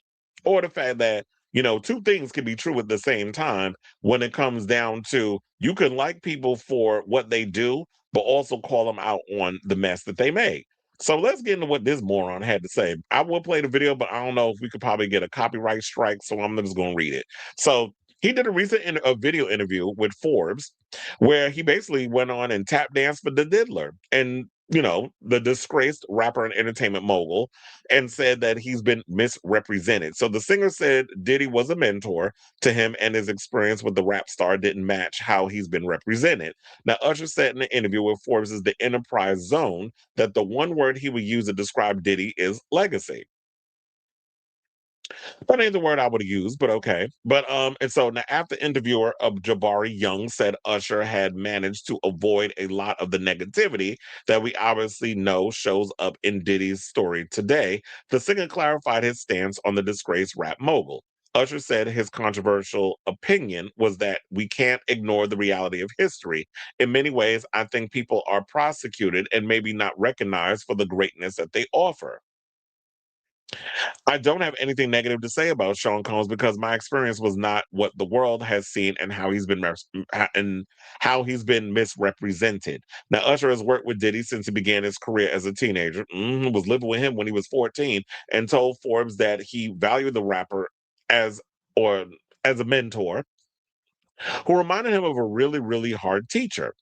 He said, I can't, with any sense of humanity, not recognize the valuable contributions that this man made for us as Black entrepreneurs, for us as businessmen, for us as people who transition culture and ideas into something that's tangible and becomes business. So many people benefited from what he created, and I acknowledge that, and that's why I see him as a legacy.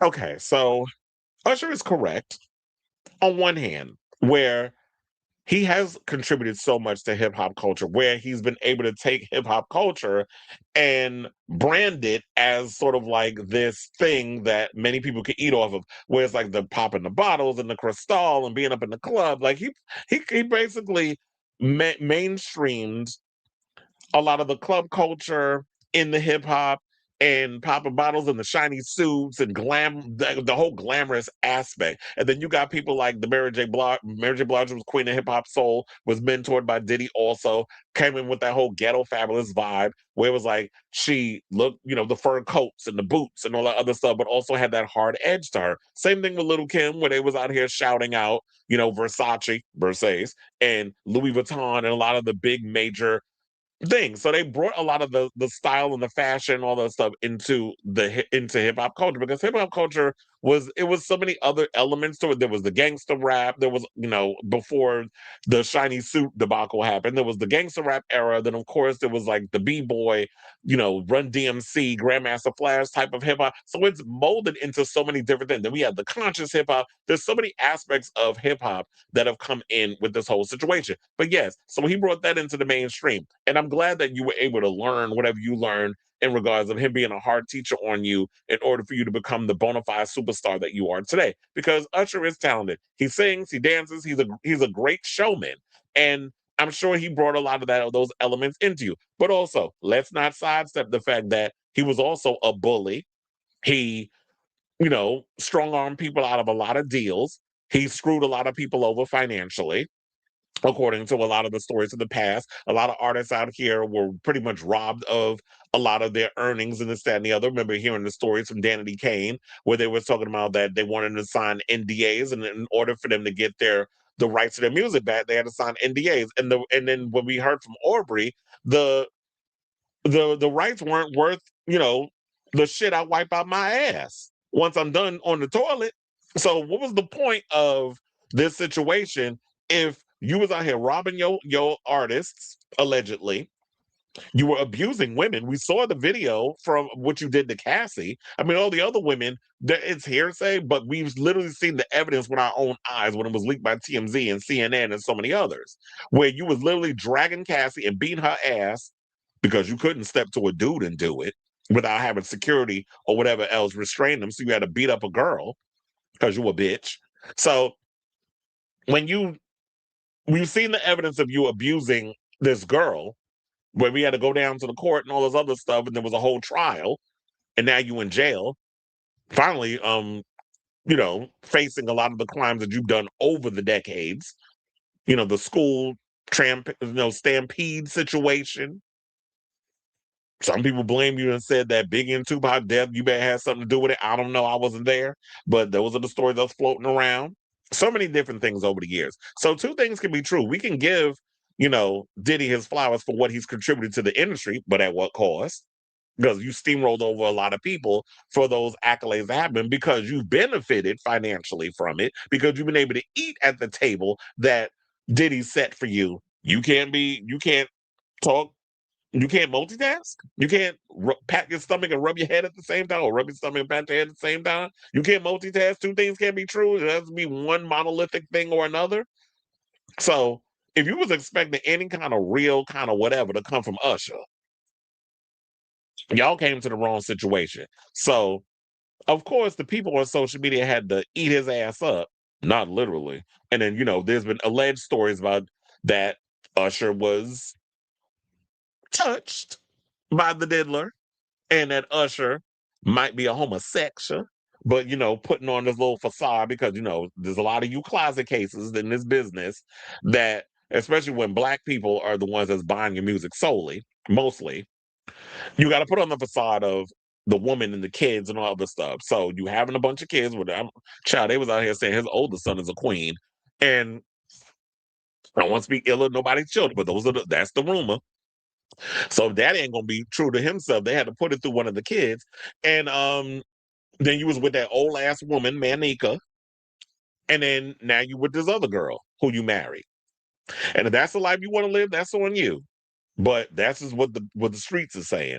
So we don't need to go into the details about what Diddy was convicted for. We already know. Now the fans went on social media and reacted to Usher's words, taking to social media as one person said on Twitter, Usher, my longtime inspiration, being bleak and not an apologist for Combs's dangerous actions, I really cannot fathom this. You can certainly praise someone's work ethic and condemn their exposed demons simultaneously. I am shattered with disappointment in you, which is literally what I said. You can praise somebody and talk about what an influence they've been to the industry. We can't sit up here and deny Diddy's contributions to hip hop and ushering it further into the mainstream. But we can also call him out on the unconscionable things that he's done to so many people the 3 decades he's been moguling in this industry called music. Now, a second fan then added, misrepresented, oh, Usher, while a third music fan jumped into us and to say, pretty big gulf between not every man is perfect and Diddy. You can big up his achievement without downplaying that he was a menace.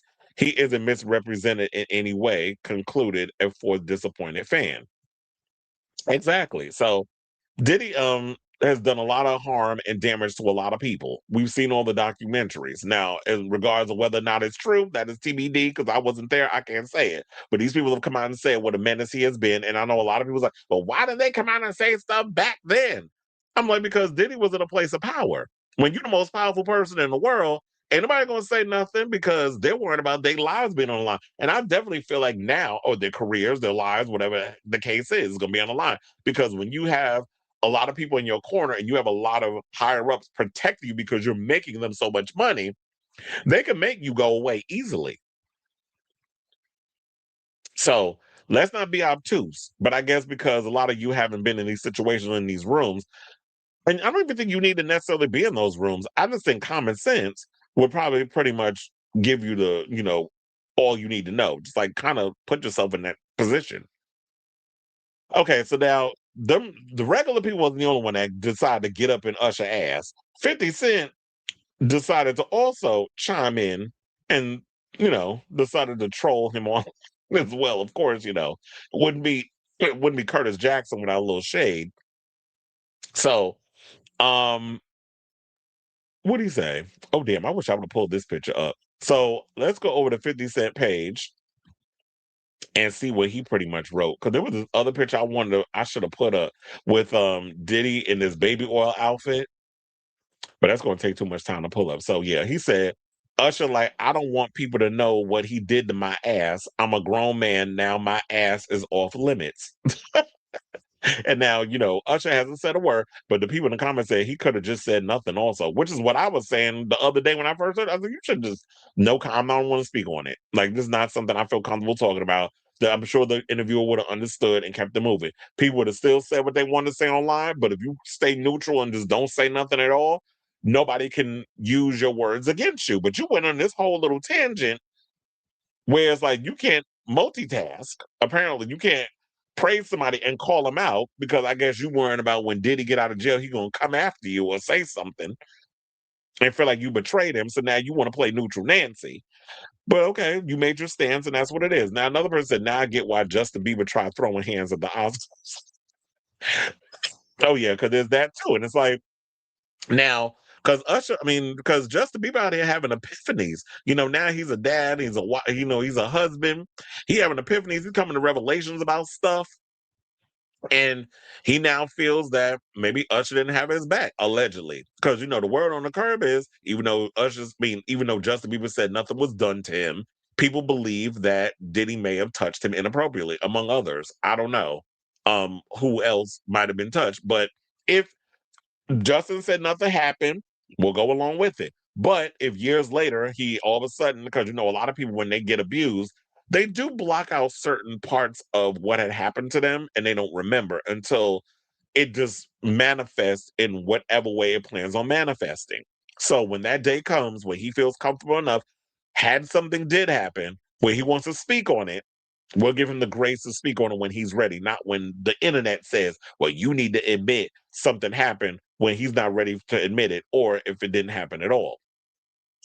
So another person said, I don't think that video of him beating Cassie was misrepresenting anything. Another person, I don't understand why people defend others that have committed vile crimes. Another person, Usher don't want them tapes released. Another person said, wasn't Usher in some huge herpes lawsuit? So, um, a lot of people basically, like I said, they dragging his ass in 50 Cent's page over what he said. Now, of course, Usher has not responded. And I don't expect him to respond because what are you going to say? You already know once you start going at 50 Cent, when he trolls you, he's like a dog with a bone. He don't never let that mess go.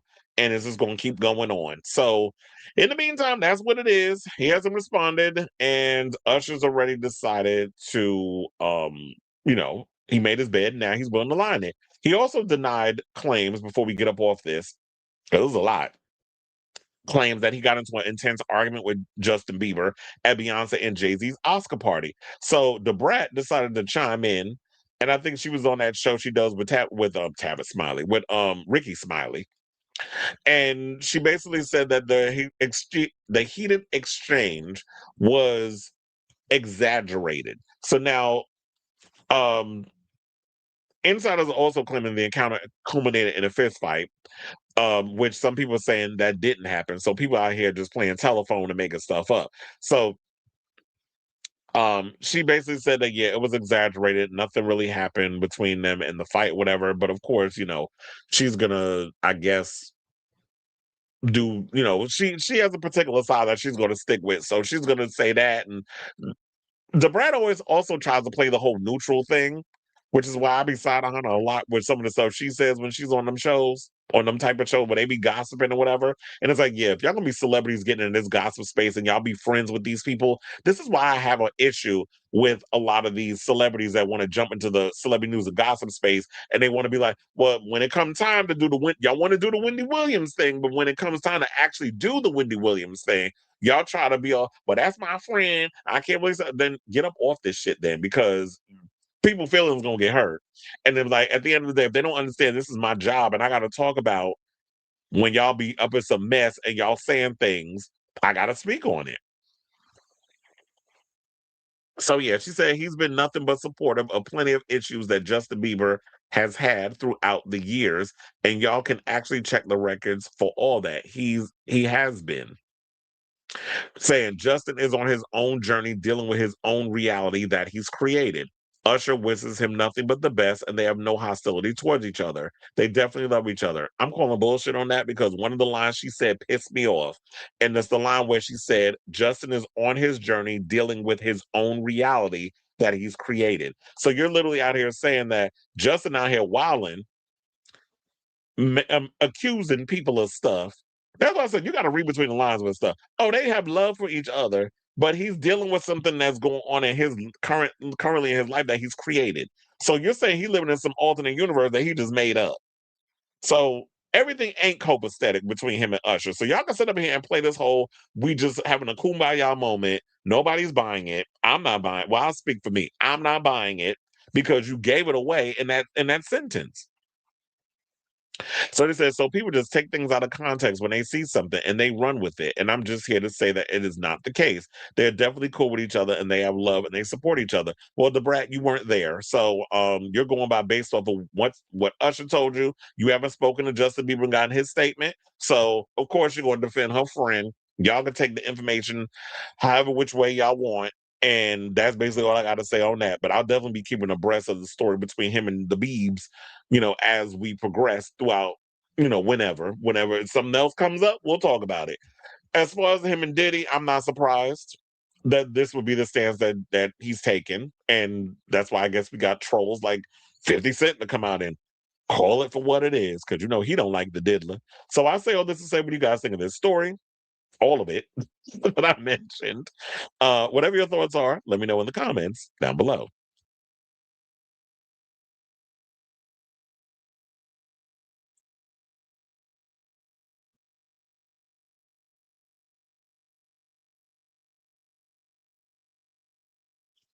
He said, "Rolls down." No, there is no. I don't know how anybody could be out here. Um, well, good for you. He said, "Sad news for me, good news for you. Love story has ended. I cried to my mother after the finale. That's how sad that's about it. I spared myself of the details and did not know." Hmm. Um. Well, look, if you're sad, you can always go back and rewatch it.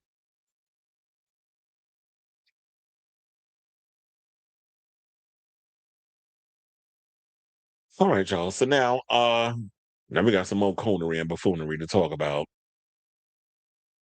Let's talk about Rosanda. So apparently, Miss Thomas is out here talking about she ain't MAGA after basically fans are roasting her over those donations that she was putting out here, saying that it was a mistake. Number one, I have donated to politicians in the past. Democratic politicians. This is before I woke my ass up and realized that, what the whole situation we live in with APAC and corporate donors and all that other mess. So I don't donate no more. I used to donate to HRC, a bunch of Democratic leaning situations. But the more you learn about politics, then the more you realize that, in so many ways, in regards of this establishment politicians, Republican Democrats, two sides of the same coin. And like some crazier than others, but nevertheless, it is what it is. So yeah, so Miss Chilli, excuse me, got caught up. Now here's the thing with donating money or whatever the case is, when you donate to somebody, you know exactly who you're donating to. It gives you a whole list of what their policies are, whatever the case is. Also, once you donate, it becomes like a rabbit hole situation where they constantly are asking you for money. So sis, in the words of Judge Judy, don't piss on my leg and tell me it's raining. But she want to be out here letting y'all, if y'all want to fall for the foolishness. I mean, I know she a dummy in real life. She definitely gives that. But don't piss on my leg and tell me it's raining. So TLC's Chilli insisted she's not MAGA after Trump donations, and apologized for accidentally reposting a Michelle Obama conspiracy theory on social media. Oh, that was the one where she basically said Michelle Obama's a man, which is literally featureism that is an issue within the Black community, where because Black women are tall or they have broader masculine features that a lot of people think that they're men. I mean, Serena and Venus Williams have gotten that shade. There's been a lot of Black women who have gotten it. Wendy Williams, Omarosa. There's been a lot of Black, just off the top of the head. These are some of the Black women, excuse me, that get a lot of those, that type of stuff. And Chilli, who also did an All Lives Matter situation when it was during the Black Lives Matter era, bitch, we see where you stand on stuff. So, like I said, don't play in my face.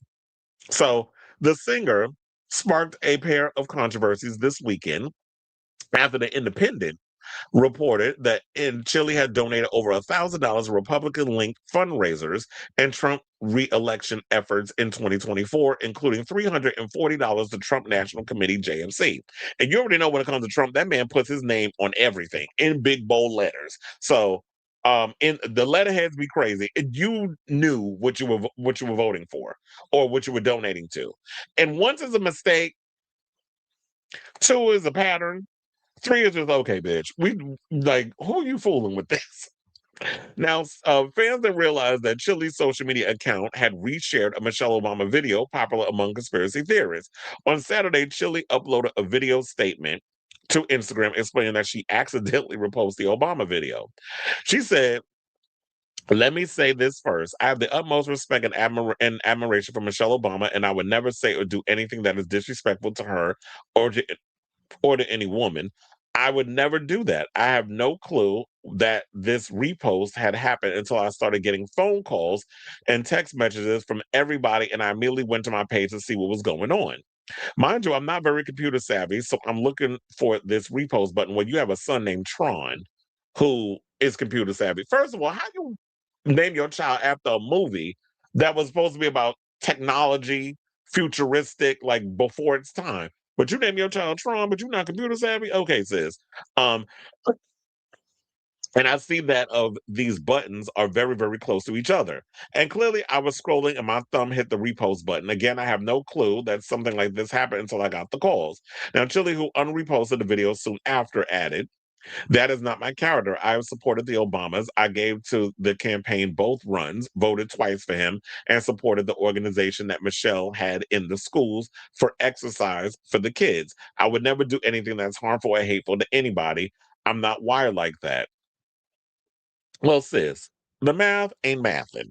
Now, as for the political donations, Chile said that she thought she was donating to organizations benefiting military veterans, but did not read the fine print because her father is a veteran. And she did mention that in her Instagram post.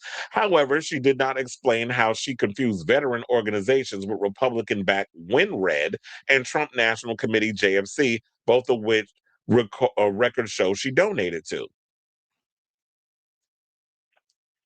So yeah, so I want to be clear. I'm not MAGA, and I do not support any of the many policies that are causing great harm to the American people. I made a mistake too many make. I did not read the fine print. I thought I was supporting causes against human trafficking and for veterans, two things I care deeply about. And as my dad as a veteran, everyone knows I love children.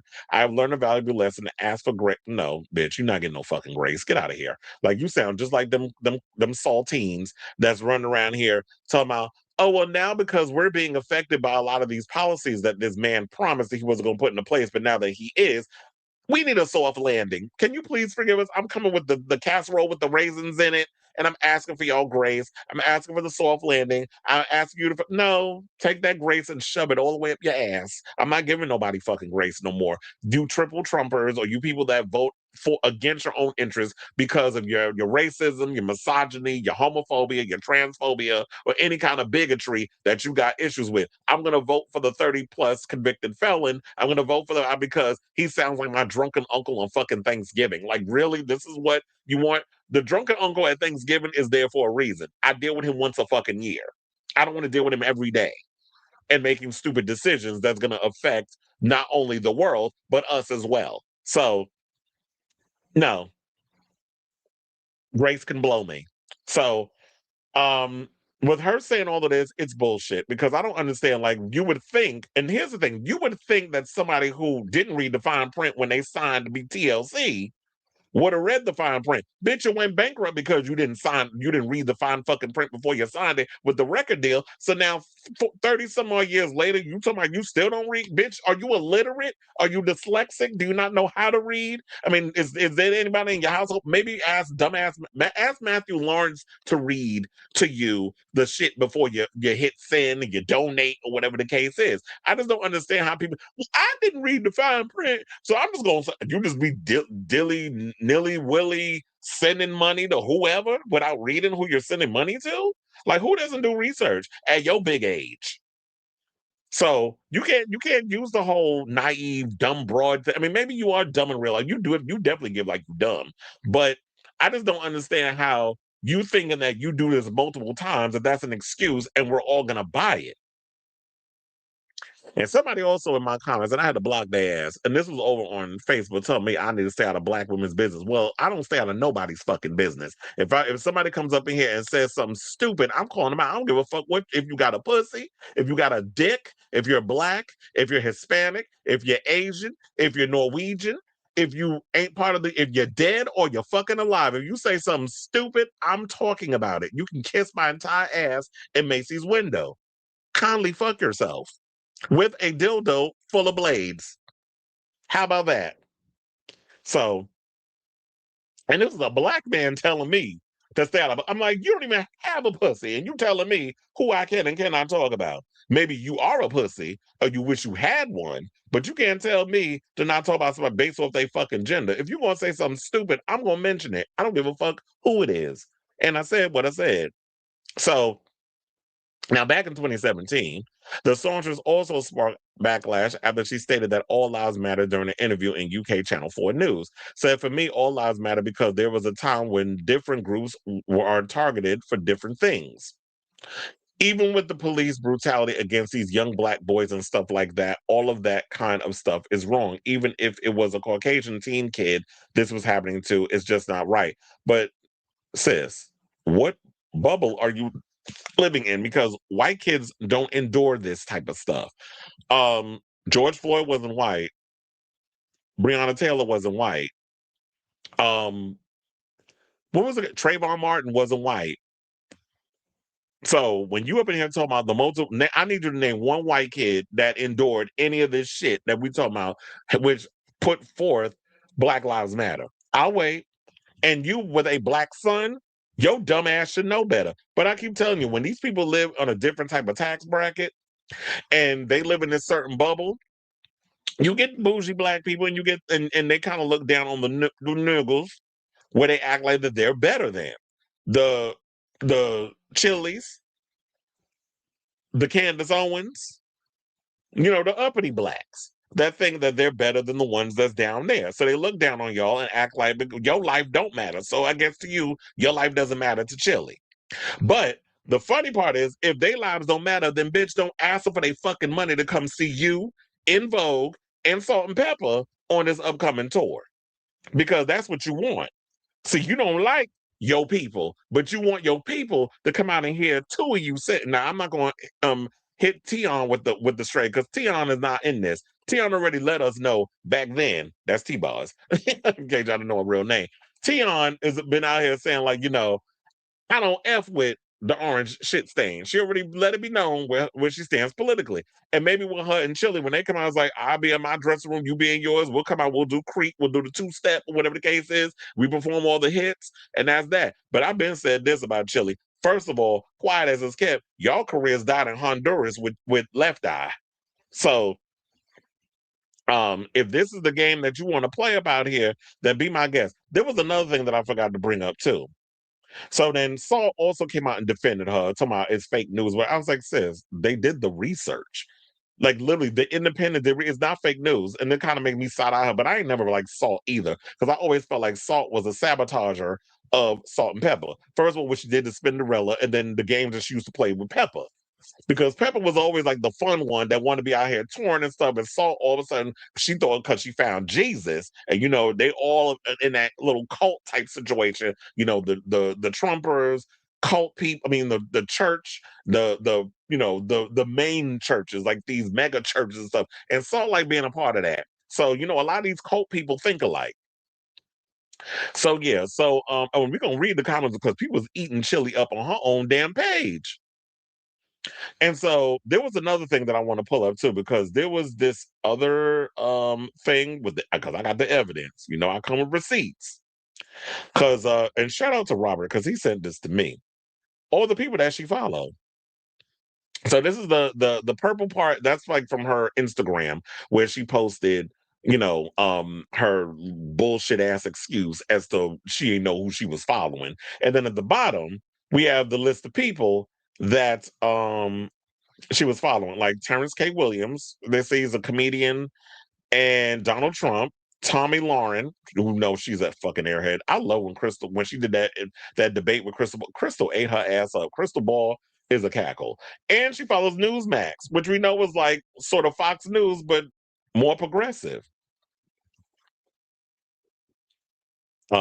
Wait, so somebody sent me that other Chilli thing that I thought was funny. It was like, why is Chilli looking at the screen like y'all gonna cancel me, ain't y'all? Don't do me like y'all did Stacey. Yeah, Stacey Dash, another one, another bougie black girl. Thinks she better than you noogles down there, because that's how they be looking at y'all. So yeah, let's read some of the comments and then we can get up off this mess, because I feel like I read her enough. Um, well, first of all, one of my friends, oh, now I'm about to chop you. You went and gave her heart emojis. Oh, I'm gonna curse you out. Wait till I get off of here. Um, another one of my friends, DJ, said someone help her with the buttons. Torre said, the real Chilli, I want to believe you, my friend, but it appears like you donated to Trump several times and you follow a bunch of right-wing accounts. Is that incorrect? Of course it's not. So another person said, fine print. It was bold and clear. That's all I'm going to say, SMH. Another person said, A, I'm going to respect your right to align yourself with whatever group of white supremacists you choose. B, I reserve the right to decide where to spend my money. Do you know how many black women this administration has put out of work? Oh, yeah. Damn, who was it? There was somebody that just recently did a story. Can't remember who it was.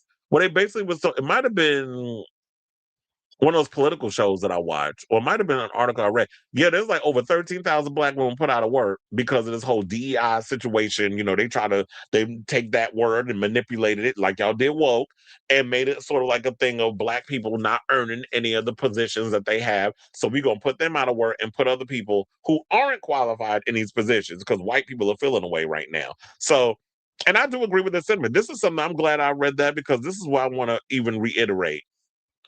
I'll put forth. I don't care who you affiliate yourself, who you want to affiliate yourself with politically. Just own it. Stand on business. To me, as a person, I feel like, let me know who you are in front, so I know how to deal with your ass. Don't smile up in my face and do some sneaky shit behind my back. I can't stand sneaky assholes like that. Just in general. Like, let me know where I stand with you. Because I talk with people that support Trump or whatever the case is. It's like, let's not talk politics, because we talk politics, your feelings gonna get hurt. But I can rock with you in other situations. But at this point, with the way that things are happening now, it's really hard for me to reconcile wanting to mess with you. And I feel like she's trying to do damage control, because they're about to go out on this tour and people are feeling a way about, damn shit, but because this stuff leaked and some people feel like it was a setup, that because how we all found out about the tour, they performed the iHeartRadio Awards, which I totally forgot that even happened until I started seeing the clips online. So because of the whole iHeartRadio situation, where TLC, In Vogue, who's going through their own mess with Rona Bennett, and I need to get that article and probably bring that on the next show, and Salt and Pepper.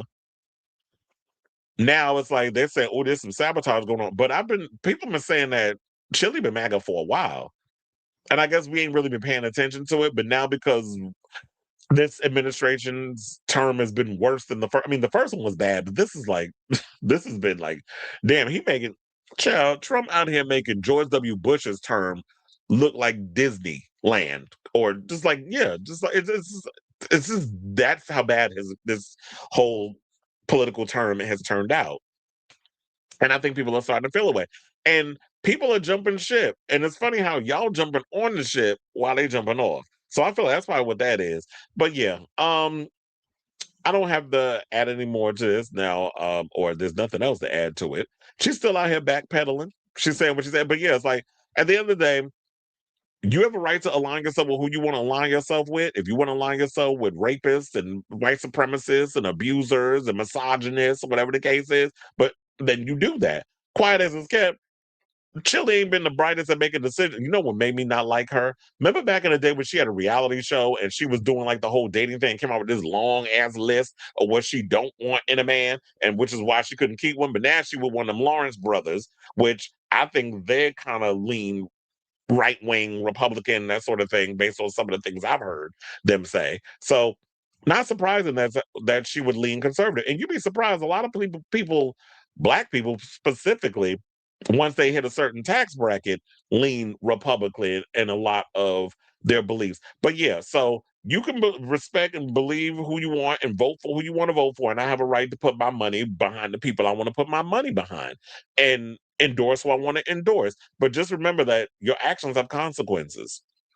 And you need to just accept it and live with it and own it, and don't try to be out here whatever. But you posted things that have been problematic numerous times. The whole excuse not knowing what the buttons are, and yeah, don't get me wrong, Instagram do be changing up their things or whatever. But when that happens, you can learn the new buttons in 10 minutes and keep it pushing. So, and this is from months ago, or maybe a year ago with the whole Trump thing, because he's been president for about a year and some change. So I say all this to say, what do you guys think of this story? You buying this foolishness that Chilli out here telling y'all that, yeah, I ain't know who I was voting for. I'll just be giving money willy-nilly to anybody because I guess I got money to be giving. Or maybe she giving Matthew Lawrence Boy Meets World residuals to some of these, companies. Cause what money TLC got? They ain't been out here making, that much bank since Left Eye Pass. I mean, I know they do a couple of shows here and there, but I don't know how, because sometimes Tion sickle cell be flaring up. They can't perform all the time. And then you got all the other stuff. So yeah, let me know what you guys think of this story in the and will y'all be y'all got y'all tickets? Y'all still gonna go to the show? Let me know in the comments down below.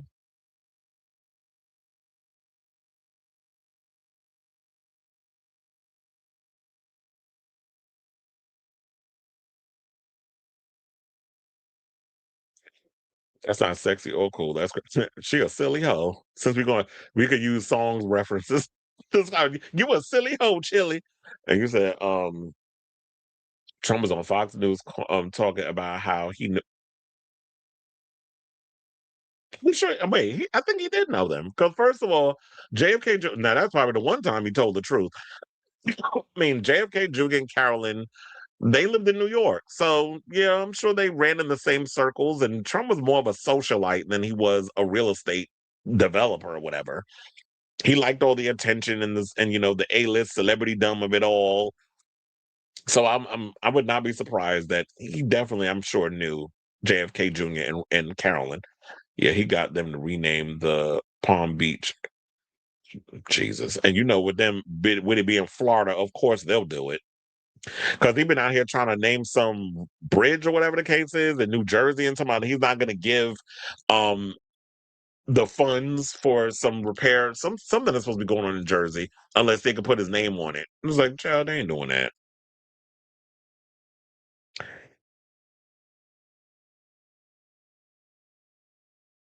Chile isn't sticking to the rivers and the okay. It's like we're gonna be dealing with a lot of these references. She got screwed by Pebbles for not reading the fine print, and this is her. That's what I said. I'm like, first of all, sis, the reason you didn't even like you went bankrupt because y'all didn't read the fine print back in the day. You got robbed by Pebbles, allegedly. We'll say allegedly, even though we know the story. And L.A. Reid because he was married to her, and now you out here talking about I ain't read the fine print. The last thing I would tell somebody is I ain't read something because that's what got me in trouble back then. Well, TLC was screwed by not reading the fine print. Exactly. What's SHPO? And you said she donated to the scrub. Yeah, to say she's about she don't want no scrubs. I guess you do like the scrubs.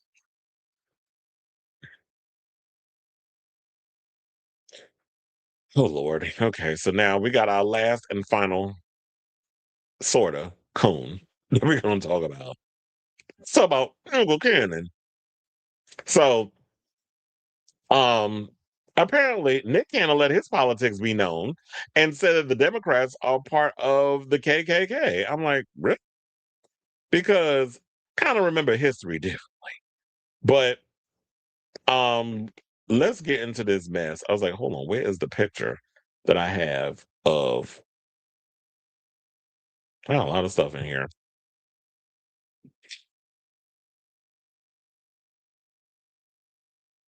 All right, take two in action. Because it took me a minute to find that one. Okay, so let's get into this Nick Cannon story. So Nick Cannon recently did an interview with they called her a model. I'm like, model? Spreading your legs for Wiz Khalifa and that other man who's now dating Cher is not a model make. Oh, and Kanye. Forgot about him. I was like, what modeling she do? She was the one that was running that slut walk, which sounds about appropriate. So We'll talk about the slut Amber Hose. So we're gonna refer to her as that because that's what she is. But now all of a sudden, now her latest grip is being getting into politics and aligning herself with Donald Trump because she said something in that card talking about that white people should be allowed to say the N word, and you could tell the difference between the ER and the A. I'm like, really, sis? Because we know the history of that word and the connotation of white people using it. And white people, I'm gonna tell you this now: if you don't want to get the shit beat out of you, do not listen to this bald headed golf ball looking bitch. So if you don't want to get y'all ass beat, do not listen to her because she really asking to get her ass beat. She gonna walk up on the wrong sister because I want to hear you say that shit and walk out alive in whatever room you're in. So he has a show called Big Drive, which literally is like a ripoff of many of the shows we've seen over the years. RuPaul used to do a show. We would interview people in the car and drive them around. T.S. Madison had a show at one point and was doing that. So now he's the latest to do the same thing. And so now, after she said that Democrats don't care about people of color and the Republicans do. He said, I agree with you 100%. People don't know that the Democrats are part of the KKK. People don't know that the Republicans are the party that freed the slaves. I mean, both of you and I have some conservative views. You're just a little bit more outspoken than I am. And honestly, I don't subscribe to either party. I rock with W.E.B. Du Bois. And he said that there's no such thing as two parties. It's just one evil party with two different names. Okay, so now let's debunk this foolishness. Number one, he might be partially correct with the whole Republican thing. Because shout out to Variety, they posted. Here's the thing. Now there were factions of the Democratic Party that were responsible for the rise of the KKK right after the Civil War. So it wasn't the full. It was factions of it. It's not widely believed that the entirety of the party endorsed the formation of the white supremacist group. He was partially right also about the history of the Republicans. Now, the party was founded in the early 50s by anti slavery activists. In 1861, Abraham Lincoln, a member of the Republican Party, signed the Emancipation Proclamation and freed all slaves living in non union states. However, it wasn't until the House of Representatives passed the 13th Amendment in 1865, which was later ratified by a state majority, that slavery was abolished in the United States. So we're going to tell it all. And then he said something about we got the Gulf of America. He's like the club. He's charging a 5 million bottle service fee to get into the country. First of all, I'm not listening to no ninja that basically you can't remember all the names of your damn kids, and you out here talking about you conservative when there's nothing conservative about having 12 kids with 6 different women. There's nothing conservative about that. But then again, of course, some people bring up Donald Trump, who's been married multiple times and has multiple children with multiple women and was a philanderer and a cheater. So y'all like to move the goalposts when it comes to what y'all define as conservatism. But if we're going to talk about the real definition of conservatism, Nick, you're not describing what that is. And I don't even think you understand politics. And this is what irritates me about these celebrities because y'all think because they rich, because they have a lot of money, whatever the case is, and that's what they care about. They're fiscal Republicans. And that's what I think that is what he is, a fiscal Republican. He likes that he lives in a different tax bracket where he feels like this is not whatever's happening in America is not affecting him right now because he got 8 damn jobs and he makes millions of dollars, hosting The Masked Singer and a bunch of other shows. But the question remains because I know some people is like, what are we canceling Nick for? First of all, there's nothing to cancel about. I mean, his music was always trash. He was never a good actor. He couldn't hack it in Hollywood. So now he's resorting to, doing TV shows on corporate sponsored networks like Fox. So why wouldn't he think the way that he thinks? So now I guess he feels comfortable to say all the things that he's saying. But you have to realize this shit is all temporary. Everything that's what's going on now, yeah, we're gonna feel the long ramifications down the road once the next president comes in, if we get one. They have to clean up this mess that has been left by this administration.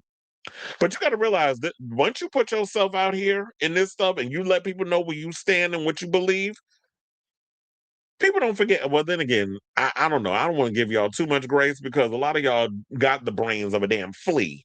So y'all not going, y'all be like, oh, y'all done forgot. And tomorrow's the next big controversy comes. Y'all done forgot what Nick said, is where I come in to remind y'all of what it is that he was saying and throwing people under. black people under the bus and all this other stuff. So it's like, if you're going to tell history, at least know what the hell you're talking about. Because, and nobody, I don't know, y'all going to drag him like when he said what he said about the Jews and was damn near canceled because of that? I want to see y'all have that same energy. So, um, we had two morons in a car together saying what they said, but at least now we know where you stand. I wonder how Mariah feels about all this foolishness. But before we get up off of this, because Nick's an idiot. I always felt he was an idiot. He's a cornball. He tries so hard to be like this big alpha male. He definitely gives beta energy. I want to give a shout out to Conscious Lee, who I follow on social media. I like a lot of his videos. And he basically gave a great point in regards to this whole Nick Cannon, Amber Hose situation. So we're going to play what he had to say, and then we're going to come back and we're going to talk. Please hold. Like, Trump has always been known, like, before people was hating on him, like, he would be at all the events with, like, Russell Simmons and all the black parties. Yeah. Like, he fuck with black women, like... Yeah, black girlfriend. Yeah, that's what I'm saying. Publicly. Like Trump has always been... That nigga was on the Fresh Prince of Bel-Air. Yep. He didn't have to do that. But when he got political, that's when, people start putting the racist jacket on. It's all propaganda. I honestly don't think he's racist. I think he's Trumpist. Here's the thing. If Trump was racist, right? Let's say he was pandering just to get the vote. Yeah. Right? Why is he still doing shit for black people right now? He could have been like, yo, fuck y'all. I got your vote. I don't give a fuck about y'all. I'm already in office. I can't run another 4 years. I already did 4 years. I think it's real dope. First of all, he's talking about, they're already talking Trump 2028. He's talking about he's not leaving the White House. He's already, did y'all see that outline, the print, what is it, the blueprint of what he's doing to the East Wing? That shit looks a mess. That was the recent thing that I just saw on Instagram earlier. I think it's on Here's Why with Kevin's Instagram. Show like a whole blueprint of what he's trying to do for that ballroom. Looks horrible because he has no taste whatsoever. And I need you to see, this would have been a great follow-up. Name one thing he's done for black people. She ain't gonna be able to name it, and Nick is not gonna be able to do it either. But anyway, I just want to put that in, and then we can get back to the clip. The lady he made the pardons on. Yes. The entire car ride with Nick Cannon and Amber Rose is an embodiment of thinking deeply about shallow shit and then drowning in your own understanding. The entire car ride. And I know you thought you was hella clever and that you really ate when you said he's not a racist, he's a Trumper. But let me ask you this though. Since when did being a racist mean you can't love black culture but hate black people? Since when? I would even argue that racism is the literal commodification of black culture and how you separate it from black humanity. But let's talk policy though. Here's a report that say black women were disproportionately sidelined in his 1 year of his second term. The first year, he dated black women. Listen, bro, I know what it means to fight for your life because you're trying to prove you date black women, but that's not the way you do it, right? Listen, according to this report, black women lost a net total of 113,000 jobs between January and December. Facts over feelings. It's not how I feel. This is the first year he was in office. At the height of the summer vitality, black women were accounting for 54.7% of all female job loss, despite making up only 14% of the female workforce. And listen, when I say thinking deeply about shallow shit, I'm talking about how y'all logic is the same thing as these folks y'all supporting. Now listen, they say DEI stands for didn't earn it, meaning everybody that's in these positions, they are products of diversity, equity, and inclusion. But see, the numbers show that white women were the ones that benefited the most from DEI. But you see the numbers right there? Who lost the most when he had to go after DEI? Black women.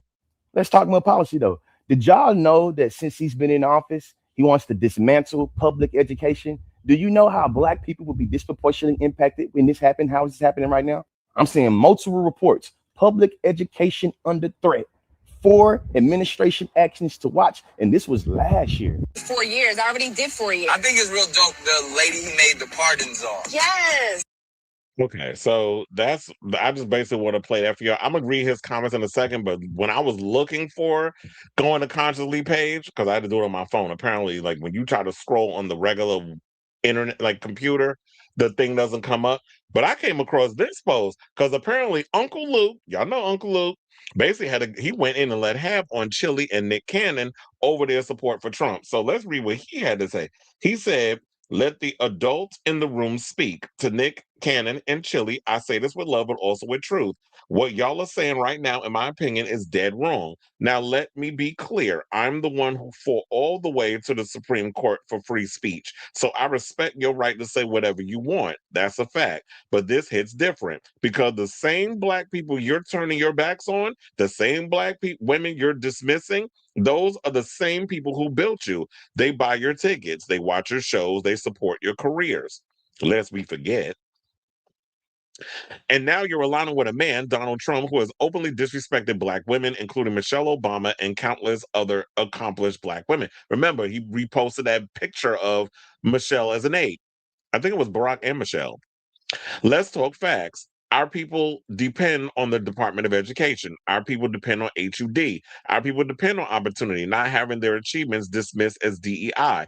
The same man has tried to erase Black history, limited what our children can learn, praised and pardoned officers involved in killing unarmed Black men. So don't act like this is just politics. This is personal. Nick, you were right about one thing. Yes, a Republican president signed the law freeing enslaved Africans. That's history. But you left out everything that happened after that. You left out where today MAGA's movement stands. And that's what I was going to say. Yeah, we could talk about Republicans back in the day. You talk about the 1800s, a time your black ass didn't live in. But let's talk about 2026. Where are black people in this current administration? How are they thriving? How are they succeeding? Unless you tap dancing for the man and kissing his ass. So we ain't talking about the past. We talking about now. And what does that mean for black people in the future? But okay, so then he said you left out where today's MAGA movement stands. You left out who has consistently fought for civil rights, voting rights, and opportunity. It was left up to them right now. They take us backwards, not forward. If it was left up to the I read it because it's scrolling to the next thing. And let's be real, if they truly cared about black people, about foundational black Americans, descendants of slaves, we wouldn't even be having this conversation. We'd be talking about reparations, which they won't give us, but y'all got plenty of money to give to these damn Zionists in regards to Israel and all that shit. Don't even get me started on that mess. Now, and when I talk about Jews, I'm Jewish people. I'm not incorporating all because you always got to reiterate that before people call you anti-Semitic. We're talking about Zionists. There's a difference. We be talking about reparations. So I'm not coming at y'all with hate. I'm coming at you with responsibility and a little education. I put the "and" little education in there.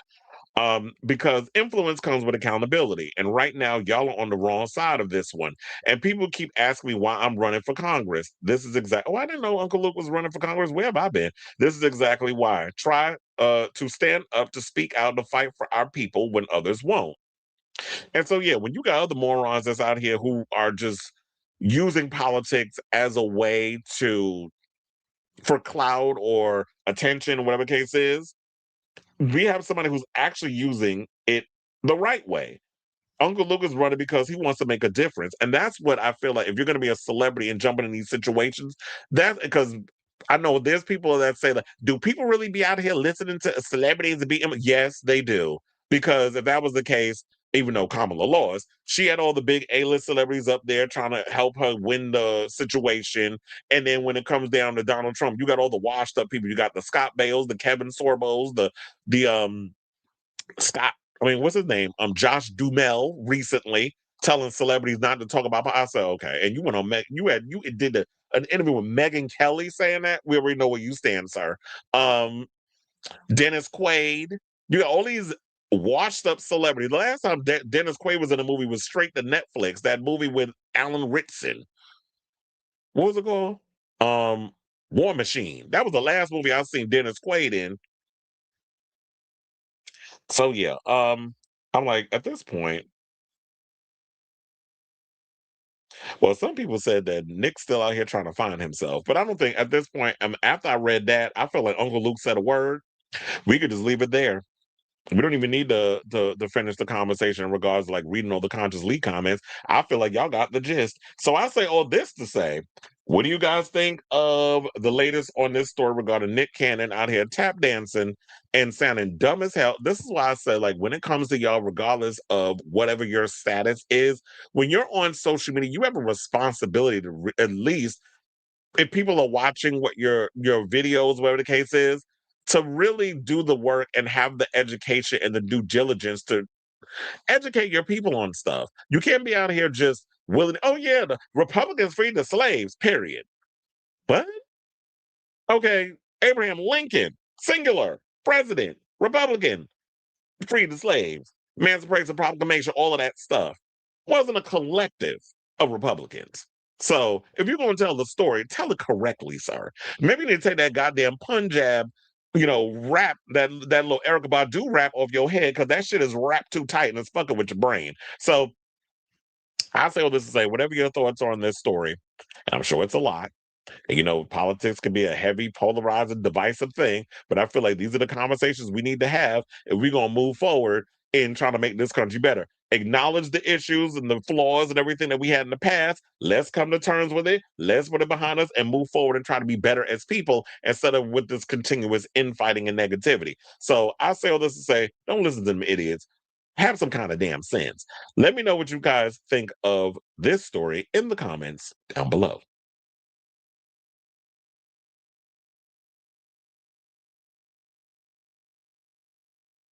Philip said, "Hi, y'all." I'm glad you do. Somebody got to, because Melania don't. He said, "No, we're not going to forget what Nick said. I hope y'all don't. Keep y'all foot firmly on his neck. He made fools of the ones that voted for him. Absolutely. And he even ripped off his own voters with that meme, that fake ass meme coin. He robs his own damn supporters. And y'all still in the cult. I don't get it. I guess your mamas didn't tell y'all she loved y'all enough. You said Nick is crazy and is. You said Trump's father, absolutely. His father was a racist. Where you think he learned the shit from? Wasn't, racism is homegrown. It's not something you're born with. So now let's talk about Trump's bestie. Let's talk about Tiger Woods. Well, according to him, he said that they good friends. And, he is dating a Trump. Damn, we can't get off this man today. There's a lot of topics surrounded or affiliated with Donald Trump. I will vote. Anyway, so Tiger Woods got arrested again because he can't seem to just drink his liquor at home. He got to get behind the wheel. And now this time he done flipped the vehicle that he was in. And now we know, I don't know what side cracked, because he never acknowledged he was black. He said he Caucasian. So the black is in there somewhere, but the liquor, yeah, definitely. Maybe that's his Asian side that we seeing, or the Caucasian side. I don't know, but something done crack. But when you ain't admit that you black, that's why you look like that. You need some moisturizer up in there. So, because them bags are bagging. I think those bags is bigger than the golf club bags that you be carrying, or your caddy be carrying around. Anyway, so his latest DUI arrest reportedly has his friends wondering when he's going to get real and start acting his age. So now the professional golfer who's 50 years old, was arrested and points for, you can tell me where I got that from, was arrested and charged with DUI with property damage, as well as refusal to submit to a lawful test. Oh, we pulled the Justin Timberlake. Remember Justin didn't want to take that test? He did the other ones. Genuine for shit. He did the lift the leg and the 1/1000 and all the other stuff. The minute that breathalyzer came in close proximity, I was like, I ain't doing that. And that was Tiger. That was Tiger Wool. Tiger Wool said he wasn't doing it. Anyway, so he said that they said he needs to get real and express his worry over his behavior, particularly as it pertains to his relationship with girlfriend Vanessa Trump. They are an intense couple, the insider tells people exclusively of the pair, who have been dating for more than a year. It's serious, adds the source, but Tiger has yet to look in the mirror and say, "You're 50 years old and need to act like it." First of all, what is a 50-year-old supposed to act like? If he's still feeling youthful or whatever, then that's fine. The problem is, you need to be a little more mature about stuff. And I'm saying responsible in a way of, if you're gonna drink, common sense tell you not to get behind a damn wheel and possibly put yourself and others in danger. Same thing I'm saying about Justin Timberlake, who's nowhere near 50. Justin, like, what, 43, 44, out here drinking and driving, and yeah, Britney 42 doing the same damn thing. And I'm sitting there like, y'all got all this money. Well, more money than I'll ever see in a lifetime, and that's fine. I wouldn't want to deal with wouldn't want to have that kind of money in my situation, because a lot of y'all out here with all this money and miserable as hell. So You could have hired a driver. You could have done all those things, but you decided, oh, I'm going to get behind the wheel and be irresponsible. And you too old for that. So I just think like, just be responsible at your big age is what I think people are acting. The whole thing, you're 50, act it. If you still, I mean, there's a lot of older people out here that's still being, if you live a youthful life, but they being responsible, we're not talking about y'all. We talking about these people out here like Tiger, who is clearly going through a midlife crisis. I think maybe that's the way y'all should kind of position it. They say he is enabled by people making money off his talent and reputation, but with his injuries and age, he is frustrated and depressed about his state of health. Oh, because word on the street is he be mixing his liquor with prescription medication. So he got a little prescription issue. And I'm like, you injured from golfing? I guess all that swinging, it do take its toll on your spine after a while. He wants to play in major tournaments like the Masters, but he needs to get real. Sir, you're old. I guess what they say that's kind of like Tom Brady coming to, having a hard time realizing that, sir, you are in your mid 40s. Maybe you need to kind of retire from the football. So and then they said once he does that, he should be better off because people do like Tiger. He is a good person. The insider says that two people, that the five-time Masters champ has never really gotten over the death of his father, Earl, nearly 2 decades ago. It said Tiger needs to get a grip on his limitations and make arrangements for them. His peace of mind has run amok over golf and his pain. That's also that a lot of times athletes don't realize that a lot of this that they get in is temporary. Maybe they kind of just trick their mind into not believing that or understanding that. So they'll remove themselves from that situation. And I think a lot of times they don't realize, like, yeah, once you hit that age, it's like, fuck. Now I got to come to terms with the situation that I've been avoiding over the years. And so with the prescription medications that y'all doing and mixing that with the liquor and that takes its toll on your body. And the self-medication is also not helping. Plus, when you're dealing with trauma in your life, like your father passing away, who's probably a big opponent in getting you to where you are today, the Tiger Woods golf superstar, all that plays a factor. So the story also goes on to say, should Woods, who recently returned to pro golf after a year due to his multiple injuries, into the Masters tournament. However, Trump, who's 48, would support his decision. That's what a different source told people. Now, Woods is a very private person and hates when his life is in the headlines. Another source adds to the pro golfer, he despises public scrutiny. But then why would you put yourself in a position where you're scrutinized by the public? I'm a private person. I'm not somebody who likes all the drama, but you created a situation and put yourself in a situation that causes the scrutiny. Make that make sense. So they said he's not a social butterfly. Well, he definitely gives me like he's socially awkward and prefers to hang around his home with his kids or hitting balls or playing video games, says the same source. Wood shares 2 teenage children, daughter Sam, who's 18, and son Charlie, who's 17, with ex-wife Eileen Nordgren. Or Elin. I forgot that was her name. Elin Nordgren. Child, I remember that the messiness of that relationship from the tabloids. Now, a rep for Woods did not immediately respond to people's requests for comment. Now, the March 27th crash that led to Woods' DUI arrest involved the athlete's Land Rover, as you can see in the picture on the right, and a pressure cleaning truck that was pulling a small trailer. Martin County Sheriff John M. Budensick previously said in a press conference. Did he get hair plugs? Because I could have sworn that Tiger Woods had a receding hair. Oh, child, them eyes is bloodshot red. And now I'm looking at the full picture. And I'm like, I think he got hair plugs. But I'm like, sir, you should have got a better piece to put up there. Now, the police chief confirmed that Woods did inhabit signs of impairment, but added that authorities were not suspicious of alcohol being involved in the case. And that proved to be true at the jail, where he blew triple zeros on the breathalyzer. After bonding out, Woods was released. Well, then what was he on then? Might have been prescription drugs. Woods was released from custody as Martin County Jail the same day. His mugshot was released shortly after his arrest. Woods was previously involved in 2 other car accidents. He sustained serious injuries in a 2021 crash in LA that required surgery, and also involved in a separate incident in 2009, also near his Florida residence. So this is the third DUI. Sir, seriously, get it together. What are you doing? I just don't understand. Like, you would think that once would be enough.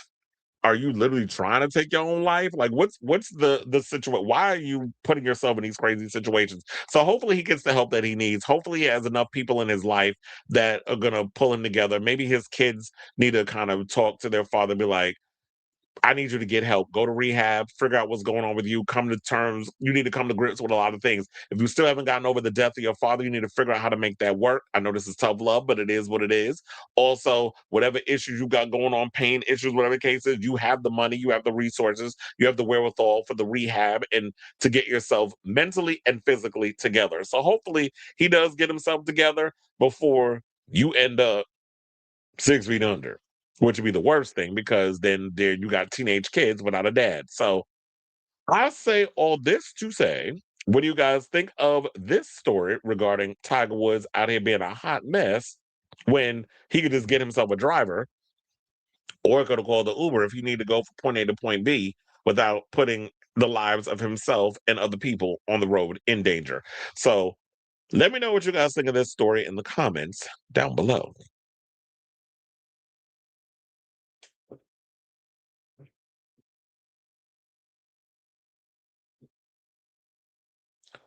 They are both seriously gone. No surprise, Amber Rose had a sex toy company use her name on a product when that company, Lilo, is as bougie as you can get, such as not calling a cop.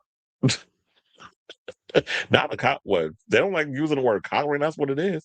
Tiger Woods needs his keys taken. Absolutely.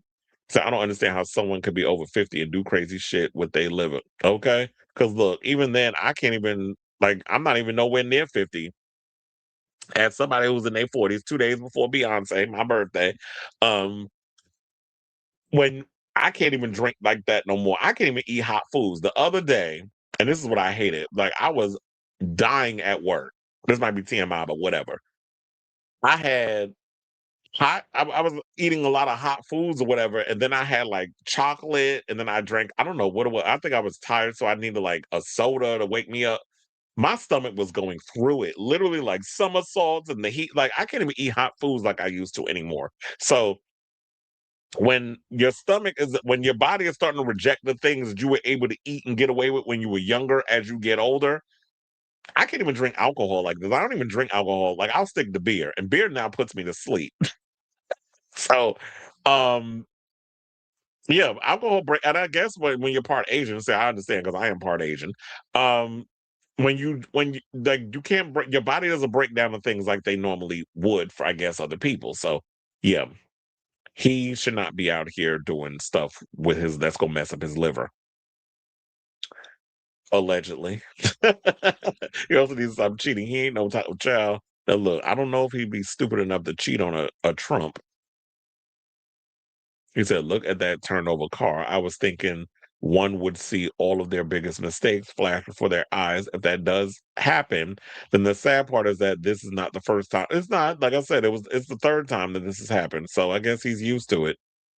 Another black Trump supporter down. Tiger Woods look like he's 70. Yeah, he definitely looks terrible. It's like you should not be looking at that at 50. I used to love that show, Shameless. He might have Trump supporter blues. Those are stitches on his head. Were they stitches? I don't know. I was like those. I thought those were the hair plugs because I was like, I've seen people with thicker hair in the plugation situation. Yeah, there was definitely some mountains. Allegedly, he said that's vodka and booger sugar. You know, we don't say the other word because of YouTube algorithms.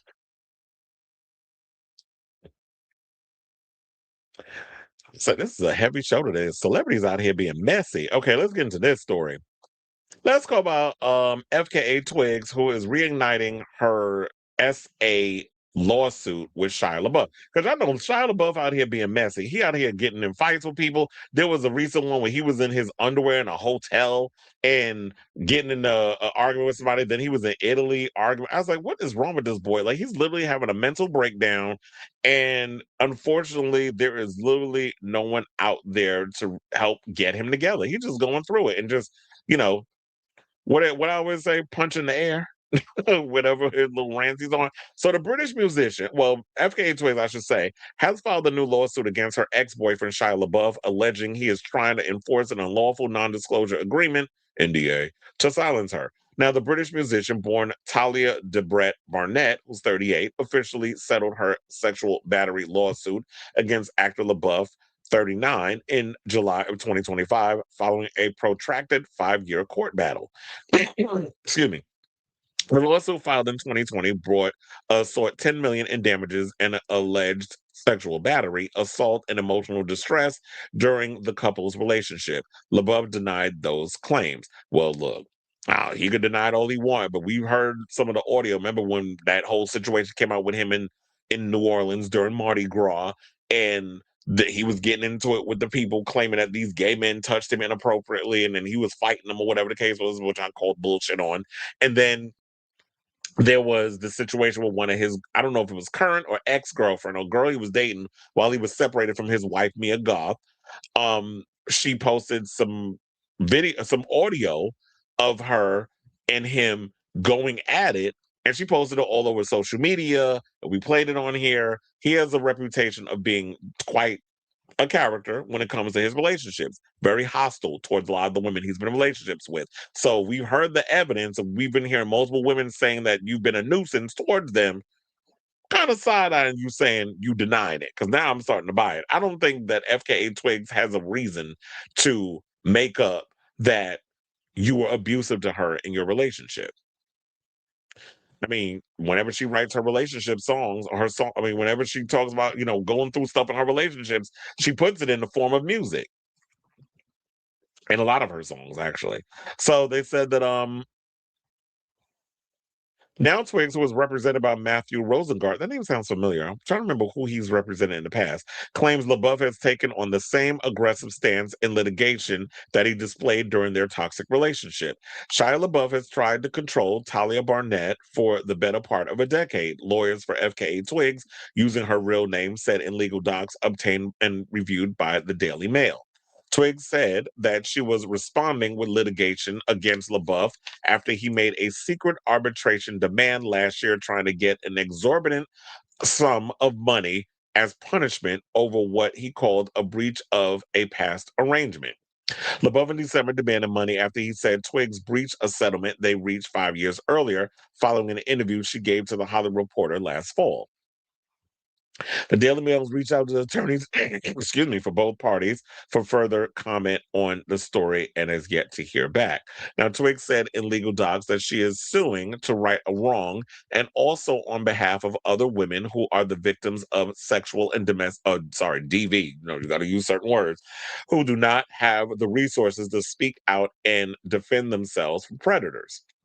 Twigs said that in so doing, she seeks to ensure that survivors of S-word misconduct are not themselves bullied or silenced like she was by agreements that violate California law and public policy. The remarks above complain about come after the publication asked Twigs if she felt safe in the wake of past abuses she suffered.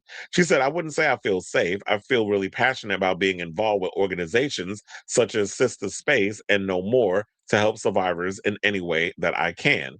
I think it's less about me at this point and more about looking forward, just, moving on with my life." Now, Rosengart told the Daily Mail in a statement that the legal action was taken in response to Mr. LaBeouf's attempt to bully and intimidate FKA Twigs through a frivolous and unlawful secret arbitration he filed against her in December, in which he sought to extract money from her. Because he probably feels like, oh, I should not be out here paying her this money, because he is who he is, when he's shown countless times that he is very dark-sided in a lot of whatever he's got going on. I know he's talking about how he suffered abuse at the hands of his father, or whatever the case is, and I understand your childhood traumas, but at certain points, we got to be grown because you're pushing 40, sir. We got to put our grown man pants on, and we have to deal with a lot of the demons from our past. We can't let the demons of our past dictate who we are today and our future. But you still clearly, from what we've seen on social media with these, these constant reports over the past month and some change, that you're still going through some stuff. So it's hard for us to believe that, whatever, that FKA Twigs is making up a whole bunch of stuff about you. So they said, we are pleased to have obtained the dismissal of that case early this month, and to her great credit, and on behalf of other survivors as well, Twigs refuses to be bullied anymore. Now, Rosengart concluded that it's unusual that the case that the case that is not about money, but about uploading and enforcing California's law and policy designed to protect survivors by nullifying illegal NDAs. Well, you shouldn't be able to. I feel like with any kind of situation, you should not be able to. If someone has abused you, whatever the case was, you should not have to sign anything to be silenced over what had happened to you. Victims should be able to speak out on whatever travesties have happened in their life, or at the hands of a sibling, a parent, or a lover. So they said in the legal documents that this campaign of intimidation and abuse of the legal system denigrates not just FKA Twigs, but every survivor of sexual abuse in California. Now, Twigs initially accused the actor of subjecting her to a continuous stream of verbal and mental abuse, hence what I was telling you all the videos that I've seen in the past. I believe it. During their time dating from 2018 until early 2019 in her initial 2020 lawsuit. After Twigs filed her legal complaint in 2020, LaBeouf acknowledged to the New York Times a history of hurting the people closest to him. He said, I'm not in any position to tell anyone how my behavior made them feel. I have no excuses for my alcoholism or aggression, only rationalizations. And he's still abusing alcohol. And when we've seen when he drinks, he does become aggressive. We've seen the videos. He said, I have been abused myself and everyone, I have been abusive, to myself and everyone around me for years. I'm ashamed of that history and I'm sorry to those I've hurt. Meanwhile, that history keeps repeating itself. Now, meanwhile, LaBeouf is embroiled in further legal turmoil. He was arrested in New Orleans on February 17th on 2 counts of misdemeanor battery after allegedly getting into a bar fight. Well, it wasn't alleged. We saw the videos. Why do I keep having to bring up video evidence in this story? He was then arrested later in February on a misdemeanor simple battery charge, which is reportedly related to the same incident. Now, they said the Transformer star arrest could have potentially scuttled his plans earlier this month to travel to Rome, where his father, Jeffrey, was being baptized, but LaBeouf was granted permission to travel to Italy by a judge. And he went over to Italy and was being a nuisance there. We've seen the videos. Be bringing up more videos in regards to this story. So that's the latest on this story. I will definitely keep you abreast of it as it develops. And Miss Twigs, Talia, do your thing. I'm a fan of her. I like her music. I just told you I worked her show. It was a great show. The one that was at Madison Square Garden. She definitely puts on a great show. She's a talented girl. Great songs, great performances, all of that stuff. I didn't even know the voguing section of that tour was specific. I mean, of the show was specifically only happened at the New York show because she brought out a lot of the ballroom kids from New York to do like a little segment. I thought it was the whole tour, but apparently it was just that one night situation. But yeah, she definitely gives a good show. She's a talented girl, and it's unfortunate when good talented people get put through the ringer by crazy ass abusive people. And it's sad because Shia LaBeouf is such an amazing talent. He's a good actor, and it's just he's wasting a lot of his potential on letting his demons get the best of him. So hopefully, like we mentioned about Tiger Woods earlier, y'all little demons that y'all out here fighting, hopefully you get a better reign of them, get a better greater hold of them, and you just figure out how to get your shit together. Just get your shit together is basically what I'm just going to say on that. So I definitely want to hear from y'all. What do you guys think of this story? Whatever your thoughts are, let me know in the comments down below.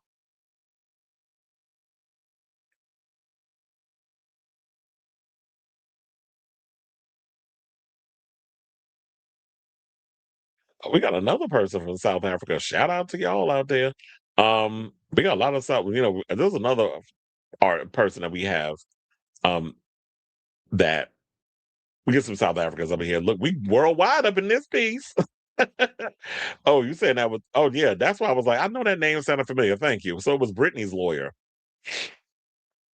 I believe Twigs. I think Usexual was taking her power back. I never even thought about it that way because it's the word that she made up. But it's like, yeah, it definitely feels like that was her trying to take the power back from her sexuality and things. I'm not talking about sexuality and like who's just that power in because there is power in sex. So I could definitely see her taking that, like a lot of the stuff that she went through, just taking that power back is about self-empowerment and all that other stuff. You definitely feel it through the music. So I could totally believe that. She has a bonus song off that album called The 11 about spiritual healing with art and being in love with yourself. Absolutely. Shia is a mess. Beyond a mess.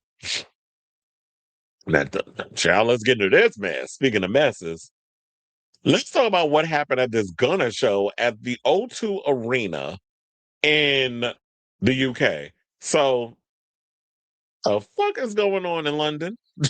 Because the men out there are carrying. Now, I did work a Gunna show at Madison Square Garden.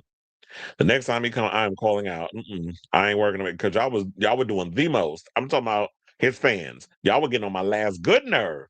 But nevertheless, let's get into this story because they even being messier over across the pond. So a man has been arrested after alleged SA at rapper Gunna's concert at the O2 Arena. According to the victim, who was in her 20s, during Gunna's set on March 25th, a 26-year-old man came up behind her, pulled out his member, and skeeted on her leg. I had to change the words because that ain't what they said. Recalling the alleged incident, she shared, I felt a white substance on me and even saw his member, that ain't the word she used, poking out. He had no remorse in his eyes. I spent the whole night crying and in disgust. Probably because he was so damn horny. And with somebody, and I'm not making an excuse, I'm just saying, because a lot of you men, y'all be so horny, whatever y'all be on, and y'all be dead behind the damn eyes and just need to get that release. But that still don't excuse the fact that y'all running up in situations, running up behind girls that y'all find attractive, because a lot of you men of this generation, Gen Zers or whatever, don't have the bandwidth or the words to actually ask a girl out without being rejected, which is part of life. Rejection is a part of life. Also, according to Madonna, rejection is the greatest aphrodisiac. So, that was the first forbidden love that she wrote that lyric in. But so yeah, a lot of y'all don't know how to approach girls and stuff. So you thinking, oh, let me pull my member out and play with my pee and skeet on some girl. That's disgusting.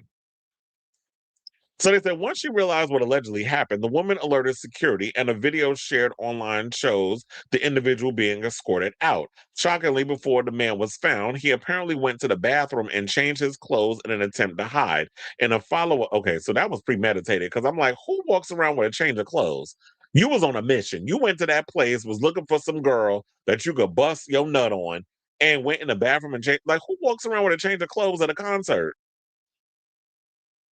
Unless you're a girl that you're gonna be dancing all night and you walk in like your heels or whatever the case is, like now I'm gonna bring a bag and keep some slippers in because these things is hurting my feet. I'm walking like Oda Mae Brown when she wore them heels when she had to go get rid of that $4 billion check. Remember the way she was walking in them shoes? That's how a lot of y'all women be walking when y'all be out there all night in them heels that you shouldn't be putting them ham hocks called feet in. Now, if it was that situation, I can understand you bringing a change or whatever, or you need to bring extra clothes because you weren't supposed to leave that house with that outfit on, and you don't want to go back up in the house with your titties hanging out and your ass hanging out because that was how a lot of y'all was dressing at that Cardi B concert that I worked.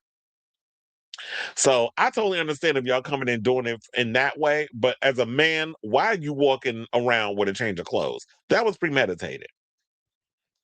So yeah, they said shockingly before the man was found, he apparently, oh yeah, like I said, he changed his clothing to the hide. Now in a follow-up post, she thanked those who showed support, adding that the man was taken in by Metropolitan Police for questioning. All those the same police that went and was supposed to be solving that case of that drag performer that was unalive while they was out in London, and we still haven't heard about what happened with that case. That apparently a couple of men came up in the apartment. Probably she was getting some, and they went and unalived them. Because you know how a lot of these kids be out here doing. But anyway, several people online came to her defense, including Wale, who wrote on Twitter that deviant at Gunna's show last night, a different type of animal. Another person added, you go concert with a change of clothes to SA people. Lock that guy up. At this time, it's unclear what, if any, legal repercussions the man will face. Let me see if there was any more to add it, because I know shout out to the Jasmine brand, because they actually had I think they had a picture of the guy. Let me see if I could pull that up for y'all to see. Because he on the right. I think that's him. Hold on. I don't know if y'all can see it. It's him right here. You ain't getting no, like, looking at this guy, you definitely ain't getting no pussy. But I think that's him here, and this her here. The girl is pretty. Pretty chick. I can definitely see, like, somebody that likes you ain't getting with the likes of her. So you got to resort to busting nuts on somebody's skin in order to, somebody wrote in the comments, oh, what was that? Lesbians. That's their name. They said, bring back Stoning has me in tears, but it's the only way. Somebody said, not all men, but there's always a man. Okay. Another person said, I'm sorry, but that's the day I would have been fighting them. The lack of self-control in our time is at an all-time high. Exactly, because the current administration, when y'all out here voting for convicted felons and rapists to be president, a lot of people feel like, even though this is in the UK, and a lot of them are trying to take a lot of the MAGA stuff, and it is kind of creeping over into the UK. I know I have British friends, I got UK fans that watch this show. We worldwide. I keep telling y'all, we got people in here from South Africa in the comments, commenting and stuff. So we're not just in the United States. I go beyond the United States. I cross the pond too with this mouth. And there's been a lot of that MAGA Trumpian type of vibe, attitude, and stuff that's trickled into other parts of the world. So yeah, there's a lot of these guys out here that are just, you can't just run up on somebody and just pull your dick out and start beating your meat and finishing on somebody without, like, what is wrong with y'all? They said one person said blaming men won't solve the issue. What are men supposed to do about that? If anyone touches him, then there goes his life. Are y'all gonna pay for his attorney? Y'all gonna post his bail? Y'all gonna make sure he still has what the fuck are you talking about? I'm like, why am I reading this shit? They said there are men that will put hands on him. I just know I'm not one of them. I don't know that chick. It sucks, but that's how. Okay. Why does it sound like you just making an excuse for him?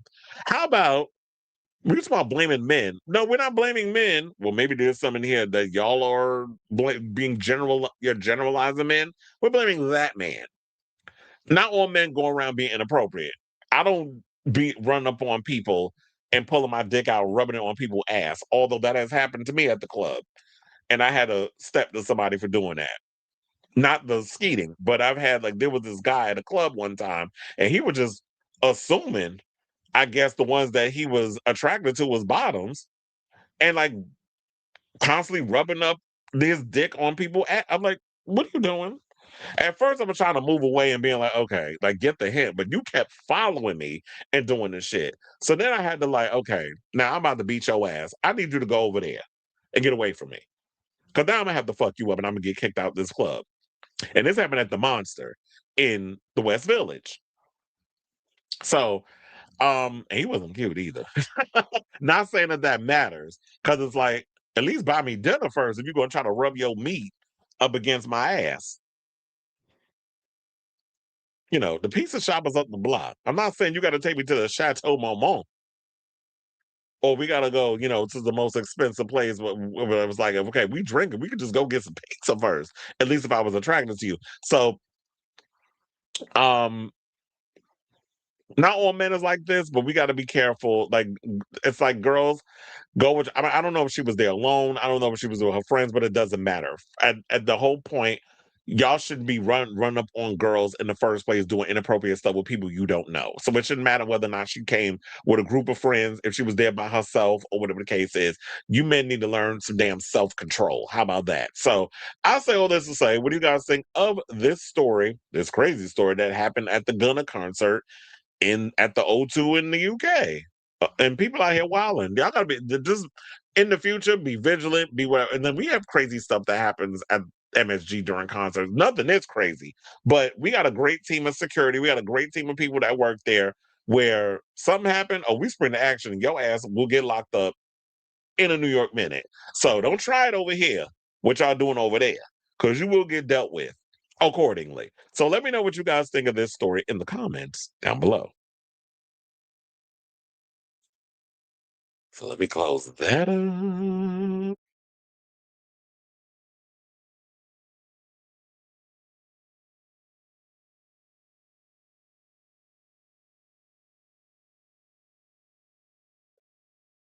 And do.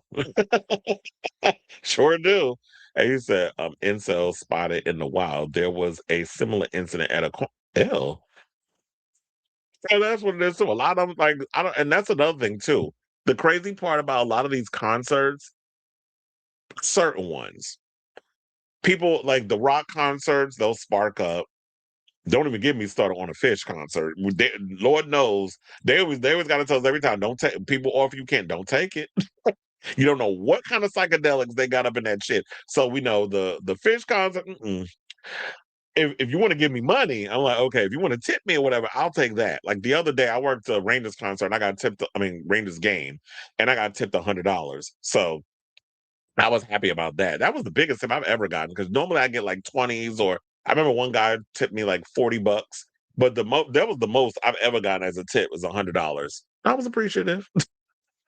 He wasn't getting it back, but no one's ever asked me for a tip back. That would be crazy if somebody did that. But yeah. So it's like some of the rock concerts you got to worry about. Some of the like there's certain concerts we got to worry. Like we already know Harry Styles. We ain't got to worry about people getting high.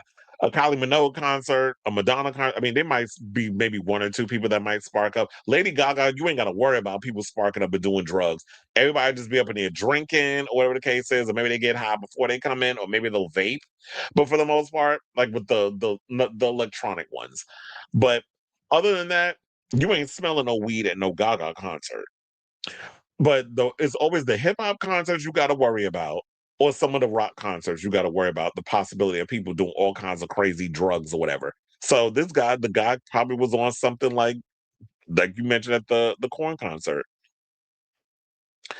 And the male lonely, yeah, and that's what it said. There is an epidemic out here that a lot of young men are just lonely. They don't know how to approach girls. They don't know how to, you know, interact or try to get a date or whatever the case is. I don't know. It's an epidemic out here in these streets. These boys don't know how to act around women. Well, he ended up going to jail, which I guess is better than getting your ass beat. He said, "This is why my." That's why my ass. Well, look, I work in the live entertainment industry, so I don't have the luxury of staying home. He said, "Damn, you drag Chilli Beans. You remember when she had those mall-like bags called?" I do not. Maybe that's a good. Maybe that's a good look. I like the fact that people have been like, I missed some stuff. Let me rewind back the show and catch up on what I missed. I'm glad I'm keeping y'all entertained because there's a lot of eyes in this room. So shout out to all y'all that's sticking around. At least I'm not boring y'all. Can you imagine? It's like, oh, he's whack. Let me just drop the numbers. But anyway, so yeah. No, I don't remember the whole I didn't know Chilli had a bag line. That's news to me. You tell him, look, you learn something new every day. He said he's like Nick Cannon. They got more sperm. Okay. And that's what's like, child, memorize all your kids' names, your dozen kid names before you want to come out here telling people about politics or history regarding black people and slaves. Because you sound like one. Except Shia doesn't have a small town of kids. Like he don't have any kids. Wait, I don't know. That's not true. He has one with Mia Goth. Imagine working as a security guard during Well, they was outside, so. But then again, they probably got hit with the mud and all that other stuff. But I'm like, yeah, they was outside, so maybe they weren't as affected. Indoors is what you got to mess with. And now they got a policy at the Garden. We can't even wear masks unless like the regular surgical mask. Because there was people that were there that was wearing it. I guess I'm like, why y'all wearing it during regular? And y'all acting like people in here got diseases. Unless you got like a weak immune system, I understand that. But you got to literally come with a doctor's note as to why you want to wear a mask. It's like either you just cute from this point, right from here up, you look good like this part, and you want to cover this part. Because there's some people I work with, and I've seen them without them. I was like, "What?" There's a supervisor I have that wears a mask all the time. I was like, oh, so that's what she looked like. Since I've been in, it's been almost 3 years. I ain't never seen that lady face. And there was another person too that I that works at the Garden. I ain't never seen his face until recently. And I was like, I see why you wore that. But yeah, so there was that. So yeah, we can't, and I can understand if you like want to wear the mask because of the Fish concert and all of the psychedelics. Look, I have survived many a Fish concert without having to wear a mask, and y'all see I'm still here today, coherent as I could possibly be. But nevertheless, I ain't all fucked. Or maybe I am fucked up in the head from the secondhand psychedelic inhaling that I've had to do at those indoor situations. And I know a lot of people say that I work with, they hate working them. I don't. I was like, the people are cool. I have no issues with any of the Fish fans. I'm like, what's wrong with y'all? Y'all just don't like dealing with all different types of personality. Y'all want everybody to be kumbaya all the time. That ain't the world. You ain't always gonna be kumbaya with everybody. Everything ain't gonna be a smooth show. Sometimes you're gonna have to deal with some shit. But anyway, all right, y'all. So we down to our final 4 topics. So before we get to those final 4, if you could please do me a solid and hit that like button. If you are new to the channel, hit that subscribe button. And also be sure to smash the notification bell so that way you know when we go live with a brand new episode of Chris Avalon Unfiltered. Hitting the like and the subscribe definitely helps with the algorithm, but hitting the like definitely helps with the algorithm. I'm still trying to figure out that whole hype thing that they have. I don't understand how all that works because I know you can hype the channel and all other stuff, but yeah, I've noticed I've been getting a lot of newer subscribers. So shout out to those of y'all who are coming back for the mess, and I hope I'm entertaining y'all with the mess. So without further ado, let's get into some more mess, and let's talk about, as I like to call her, Scary Khan, but she's Chaka Khan. That's my father's favorite artist. He loves Chaka Khan. Like my Chaka Khan, Chaka Khan. Like my father literally had. He has a frame poster of Chaka Khan. He got that for his birthday, literally in a frame. And for one of his birthdays, my cousin Ali got it for him. Even though I was like, I should have thought, but we did the party and everything for him. But my cousin got him a cake with Chaka Khan's face on the cake. A fun time was like, oh, I know I couldn't have been there because I was working. I didn't come till later on when the cake and everything was done. So that's what it was, my parents' house. So, and I was in, this is when I was living in Harlem. But anyway, nevertheless, long story, let's get to the topic. So Chaka Khan out here reading a lot of a lot of celebs. I ain't gonna say y'all faves because she ain't mentioned no names. But she said a lot of y'all are spending a lot of time focusing on your bodies and twerking instead of actually focusing on your vocals. So an interview with Jessie Ware, shout out to Jessie Ware. I cannot wait for her new album. I totally forgot she had a podcast. So Jessie Ware on her Table Manners podcast, the R&B and funk icon said, "Tell me something good." That's not what she said. She said that newer pop stars focus too much. There's a misprint in people. They focus too much on things that aren't their vocal capabilities. Now, Khan, who's 73, noted that there's been a dramatic shift since she began her career. She said, "These women are doing any and every damn thing on stage and trying to sing too." Furthermore, Khan says that artists who rely on choreography and their physical routines might be trying to make up for something else. She said the ones who are doing the most physicalities with their butts and stuff and their body parts are the ones that usually are compensating for what they don't have. Now, Khan's thoughts came after a broader discussion with Ware, who's 41, who referenced comments from Patti LaBelle and Stephanie Mills about maintaining the focus at live shows on vocals rather than production. The I'm Every Woman hitmaker agreed with their perspectives, approaching her career with a vocals first mentality. She said, have the voice, absolutely. I came to sing and I came to really do a good job. Now, in January, Khan and her team shared a statement to social media warning fans against fake AI-generated stories about Khan circulating on the internet. Well, you know that ain't AI because she said it in the interview. Now, Chaka and her team want to remind everyone to be cautious about fake AI-generated news circulating on Facebook and elsewhere. Okay, we don't need to get into that. That's a whole other topic. But to focus on this, I'll agree with her to an extent, but she has to realize the era in which she came from. Back when she was singing and she came out with Rufus, that's before she went solo, there was no MTV. There was no era of the music video and focusing on the spectacle versus the vocals. It's like you had back in the day, you had to be able to sing. It wasn't always all about the pomp and the circumstance. Now the technology has gotten better. They putting fucking auto tune on the microphones when they sing loud to keep their ass on pitch. I mean, there's a whole lot of tricks and things that they're doing now. And here's the thing: I like the girls that stand there and give you a show. And quiet as a skip shocker. I understand that people was trying to read me because I said, "Ma'am, first of all, you at an era now when you can't even remember the lyrics to your own work. Here goes on. That's how she be singing now. That ain't nobody. I was trying to find the notes singing that damn song. So,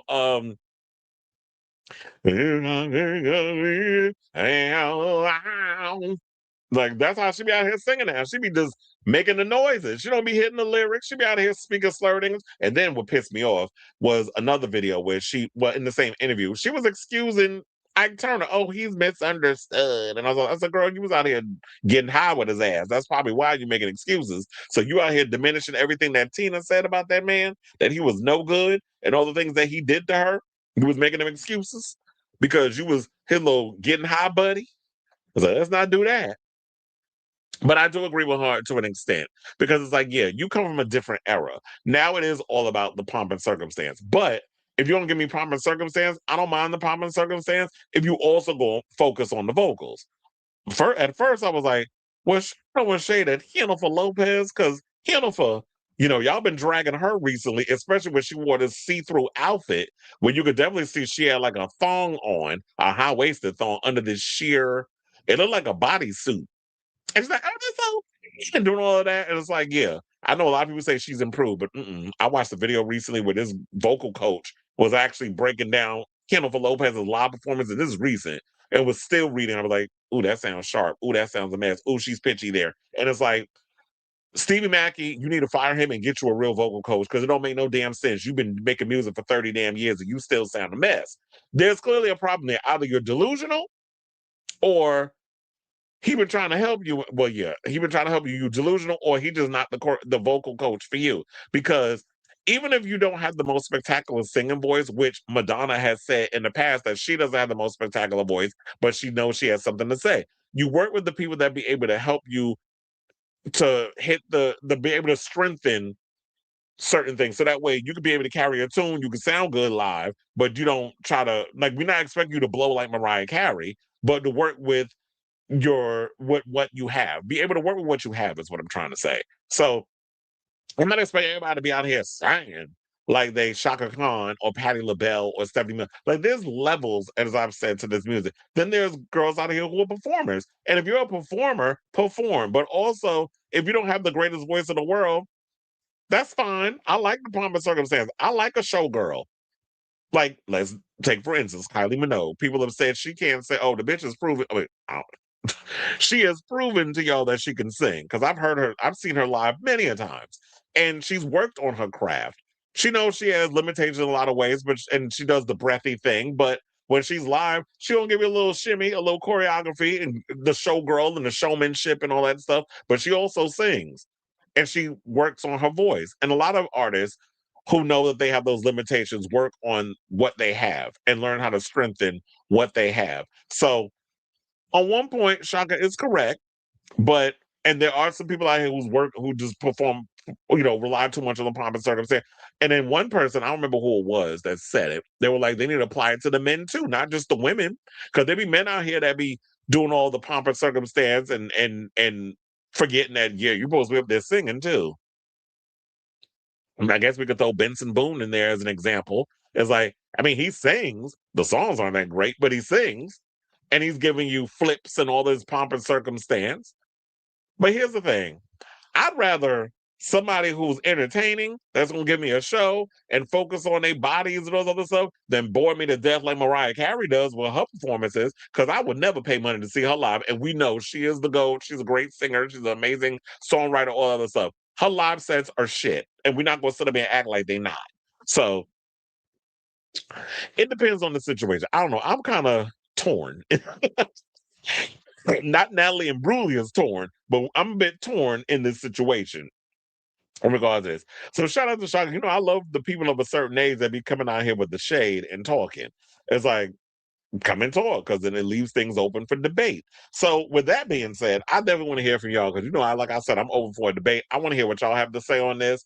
Do you agree with a lot of what Chaka said, or do you feel like she just being a bitter old lady that's out here just hating on a lot of the new generation? Now, I do agree that, there's a lot of these young kids that's coming up they're spending too much time on the twerking and shaking their behind, all this other stuff, and then the music has become secondary. Like, if the songs was good and you bad body, I wouldn't mind the extra stuff. But if the music ain't serving what you giving, then it's like, okay, then let the shade fest begin. So let me know what you guys think of this story in the comments down below.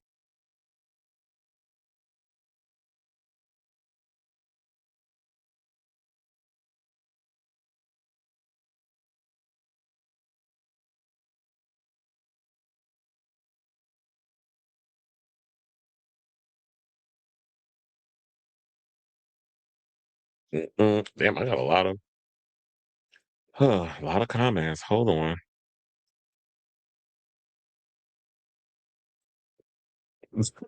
Yes, my father is a stan of Shaka Khan. He loves him some Shaka Khan. Streamers and influencers do the same thing. Dude so thirsty, even women think she's a 10, even though she's average like most people are. I am so confused by that post, but okay.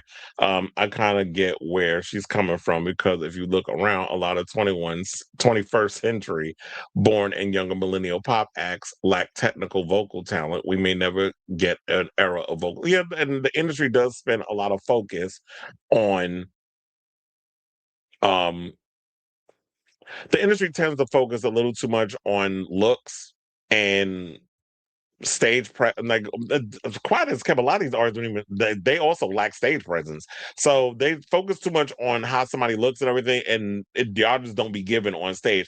There are artists out here who have a lot of these newer kids. Y'all half-ass it on. I'm like, this is what you're giving, and a lot of y'all want to blame it on, oh, they don't have A&R, or they don't have like the training, like how my generation came up with the Britneys and the NSYNCs and the Backstreet Boys and the Pinks and the Mary J. Bliges, where they all had to go to charm school, or they had to go through the training of, extensive vocal training and dance training and be able to sing and dance at the same time. Or like with Destiny's Child, where they had them running on a treadmill trying to, work on their breath control. At least we know why she's old. Not she's old. He said, "Happy belated birthday to God." Oh yeah, I did mention that she turned 40.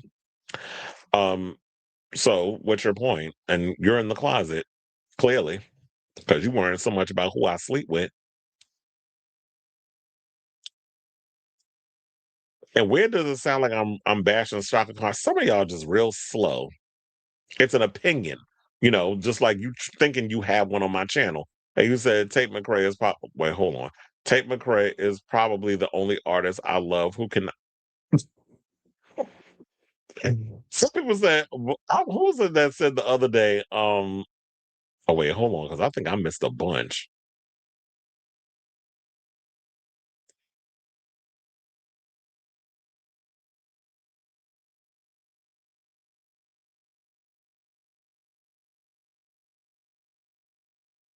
You want to know something? Her name did pop in my head when I was reading what Shaka said, because there was a lot of that too, and you do get that in her show. Like, the backing track was louder than Cardi. Her mic was on because she did at one point banging on the floor. And there was, I forget who it was. I think it was Revolt was spreading misinformation, saying she was trying to get the mic to work. That's why she was banging on the floor. I'm like, the mic was fine. That wasn't why she was banging it. She was banging it, but she was like, "Are y'all with me?" And she was trying to get a reaction from the audience, and then trying to get people riled up and amped up and screaming. So she was banging it on the floor. That's why she did that. See, when y'all not there and y'all be making shit up, y'all be. This is why you can't even. And it's sad when you can't even trust these Instagram bloggers because y'all can't afford to actually have a channel to be out here spraying misinformation or spreading misinformation. But you might be right with that because I was thinking Cardi B did pop my, but then I'm like, she's a rapper. She's not necessarily a singer. I mean, she does have songs where she sings, but that's the rap category. And if that's what you're talking about, I feel like you need to be more specific. I mean, she isn't entirely wrong. The issue is the industry keeps picking up TikTok creators and formulating microwavable artists who aren't traditionally trained. I wonder if do y'all think that TikTok era is over? Because that is true. There are kids out here like the Addison. I mean, do we need to throw? Yeah, I'm gonna say it. The Addison Rays, who they come from the whole TikTok era. They you plop them out there, and it's not just her; it's others. Where you plop them up on and give them a platform, and what happens is that virality helps, but then you got to realize, oh, now where's the follow up? What's single number two? And then are we going to put out an album? Like the whole process of putting music together, how does that work? And are you actually in it for the long haul? Now you need to hire somebody who could be a creative director, who get and a choreographer, and somebody who can help you put all of this stuff together to do like a little show, build up from there, because you ain't going from TikTok to Madison Square Garden. That don't happen. You got to at least build up some momentum. Okay, now I can get to the story. You said Tate McRae is probably the only artist I love who cannot sing. I think she's talented regardless, since she does know how to dance and is able to nail a choreo within 2 days. I think she has potential. Well, somebody did say that her mic was on. Some people was like, "Oh, she loves to sing live." I'm like, "But is the mic on?" Because remember that time when she sang and she had the microphone upside down and she put it to her mouth and then the words. I'm like, where the words coming from? The speakers on top, them pre-recorded vocals. Mhm. An actor on a John Singleton Baby Boy. Or yeah, I remember that movie. You said, remember the gay man that said $40 in the beauty shop said that Chaka was high as hell all the time and he didn't like working with her. Well, I've heard she's difficult, but apparently you can't talk about anybody regardless of the age. I talk about whoever the fuck I want on my channel. And I ain't say nothing disrespectful to Chaka, but you ain't always gonna be right in every damn thing. I don't give a good goddamn how old the person is. Madonna and Bjork are both visual artists, though I think Bjork is underrated as a vocalist. She is, because she sings unlike anybody. Like, people have tried to emulate what Bjork does. Bjork is in a league of her own. She is on her own little planet. She's all right. I'm so sick of people saying they're singers and all they're doing is going up there and stripping and being disgusting. It's whoever is the most disgusting. Shaka can't remember lyrics, nor can she dance to her song. And once upon a time, she used to dress scantily clad back in the day. So, sis, where they do that at? Pop Me Kettle. I recall her elimination from Dancing with the Stars after she messed up the choreography that I Feel for You. So part of her issue may be envy. Could be coming from that place. I just don't understand artists who shade other artists. I just don't understand the point. I mean, look, it's good grist for our mill because it gives us something to talk about. But I just don't understand artists shading other artists on what they do. Because I've always said there's tiers to this thing. There are the regular people that get up there, stand behind the mic with the band and sing and hit all the notes. And people live for that. There are people out there who also want a little Broadway spectacle with their pop stars. There's an audience for that. And you have one of them that's the very few, and I will say this, and I know some people don't particularly care for her, but whatever. But I give due where it is. Lady Gaga gets up there with that mic and it is on, and she hits them notes and she be up there singing, even though the choreography, she be a little stiff doing it, but at least she up there doing the moves and moving around and performing and singing live and giving you the showmanship. So there's very few of them out there that be up there doing it. Madonna does the same thing. She gets up there with her mic is on. I'm looking, like I said, when Rosalia comes out, when she got her mic on and she's doing the ballet moves and all the crazy choreography, this new tour that she's on, and when she comes to the garden, I be living for that. FKA Twigs be up there doing on a stripper pole with one arm holding herself up and the microphone in the other, giving choreography and singing, and her mic be on. And she be half naked. But when you a dancer, dancers don't wear a lot of clothes. First of all, it's hot under all them damn lights. Nobody's getting up there in a damn burqa doing choreography under all that damn heat. Oh yeah, I read that one right. You said he sings. The songs aren't that great, but he sings. That's exactly how I feel about the. Look, I said it's like the songs aren't that great, but he sings. How do you feel about Celine Dion? I love Celine. First of all, she's about to go embark on a tour in Paris. That was just announced. So I didn't think that was going to be a story, but since it was mentioned, it's like, yeah, she's about to do a little show, a couple of shows in Paris. So shout out to her. I like Celine. And Celine gets up there. She gives you personality. She's performing. Like, she gives you all the things. Mariah look like when she get up there, she can't be bothered. And I can't stand it. Like, if you don't want to be here, then I don't want to be here either. I don't want to be here. I don't want to be here no more. I know that's not the lyrics. I'd like to change it depending on the situation. Y'all gonna learn that coming up in the show. I ain't go too hard on her. He said not too much. Celine just announced it. Yeah, exactly. I didn't get to that comment yet. He said, my best friend loves Mariah, so don't let him hear you say that about her live shows, even though I agree with you.